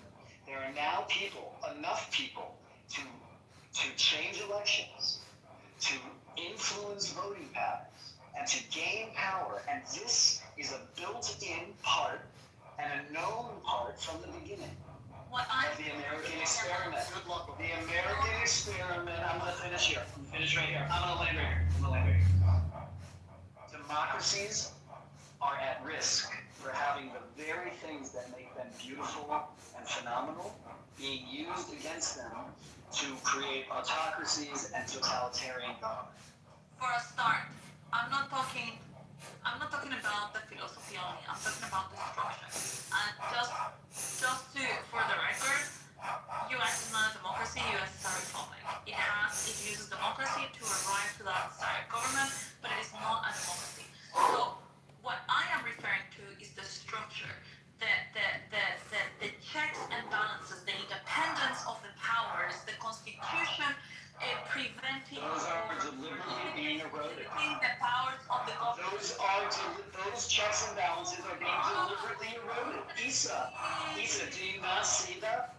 Don't you see that there are people deliberately trying to erase the checks and balances? Listen, this is. Don't you see that? You asked me to listen to you. Now I'm asking you to listen to me. Those checks and balances, that system, that creation of a system that is self-corrective. It's not self-corrective. Allow a specific ideology to actually get through, because you don't get it. It wills out the government. I'm sorry, you don't get it.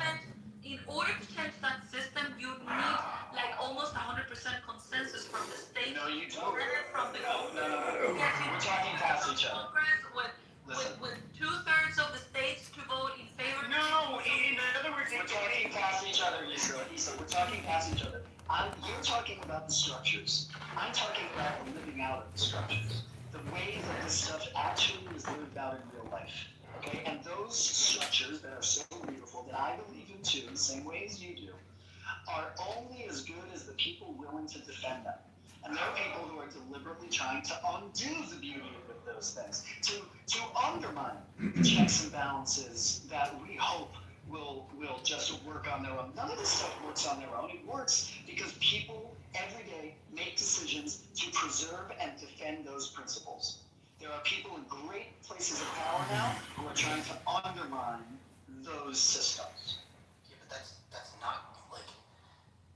Yes, I agree that there are people that are trying to degrade the Constitution, but in the case of this Christian national thing, dude, that's not how that would play out at all. Of course it is. They're telling you deliberately that they don't think the Constitution, they want the Bible to be the Constitution. Okay, and so how do you think that What don't you get? Works? Wait. So, again, so you think, I just want to make sure that we have this straight. So you think that these people, I just want to make sure that I have your, fear. Yeah, correct. Yeah. So you think that these Christian nationalists could gain popularity in America? They could win votes. They could not have any of the lobbying that Trump got. They would not get any of the lobbying, any Jewish lobbying at all. They would still win. You think that the person who owns, if you collected, I don't even know how you would do that if you would calculate all of the, big, at least in terms of asset under management, you would put all of the Jewish interests. You're mixing. Don't be brought together. I don't understand why you're mixing. The political voting. No. I don't understand why you're mixing what Jew owns what percentage of the stock exchange. And these Christian nationalists who are going to change laws, write laws, judges who are going to undo secularism in this country, and who are going to undermine the separation of church and state, and who have told us explicitly they want to undermine the checks and balances of the Constitution in favor of a biblical model. They're going to put 10 Commandments in the courthouses. They're going to not teach evolution. They're going to teach creationism in science class. You don't have to keep doing that. Listen. So are you now making an argument that money and financials don't tie into political moving? Is that what you're saying? Certainly. Of course they tie in. Yeah. The Christian nationalist movement has enough money without Jewish support, and tons of the people that supported Trump are Christian nationalists. Trump isn't himself. He says things that Christian nationalists love. and they supported him. So you think that it is more likely that the Jewish and Republican or Christian, whatever, interests, they align. Like, would you agree that, like, it's a win-win? Like, like Zionism? No. No, you don't think so? No. Okay. I think it's bad. I think it's bad for everybody except Christian nationalists. Wait. So, I think the rise in Christian nationalism is anti-everybody except Christians and a particular brand of Christianity. They want theocracy. okay.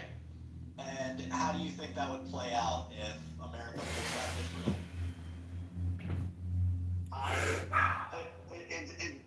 I don't know. A lot of the Christian nationalist movement is America first, which is they have a particular foreign policy view that says let's stop sending our money over there. Those Christian nationalists are not necessarily the bigger Christian evangelical Zionist movement. Right? So I think you overstate the importance of Zionism. You're trotting out a talking point that the anti-Semites use to tell us about how really influential Zionism is and how influential the Jews are. Be careful, It Chase. is influential. It is. Be careful. They definitely Be careful. No, don't Be careful. Don't try to manipulate me. Don't do that. No, be careful. You're trying. No. Be No, careful. Listen, I don't care. Listen, you just said it yourself. You think that Trump is a Christian nationalist. No, I didn't. What I said is no. Okay. I said he's not a Christian nationalist, but he says a lot of things that Christian nationalists like. Okay. And he appoints Christian nationalists to his appointments. And he gets them in their cabinet. His cabinet. So you think that he acts as a Christian nationalist? I think he. Never had one lesson. I think he thinks that there's a cache of votes that he can get from Christian nationalism that is good for him, that helps him get over the top. I think that's actually bearing itself out in the voting.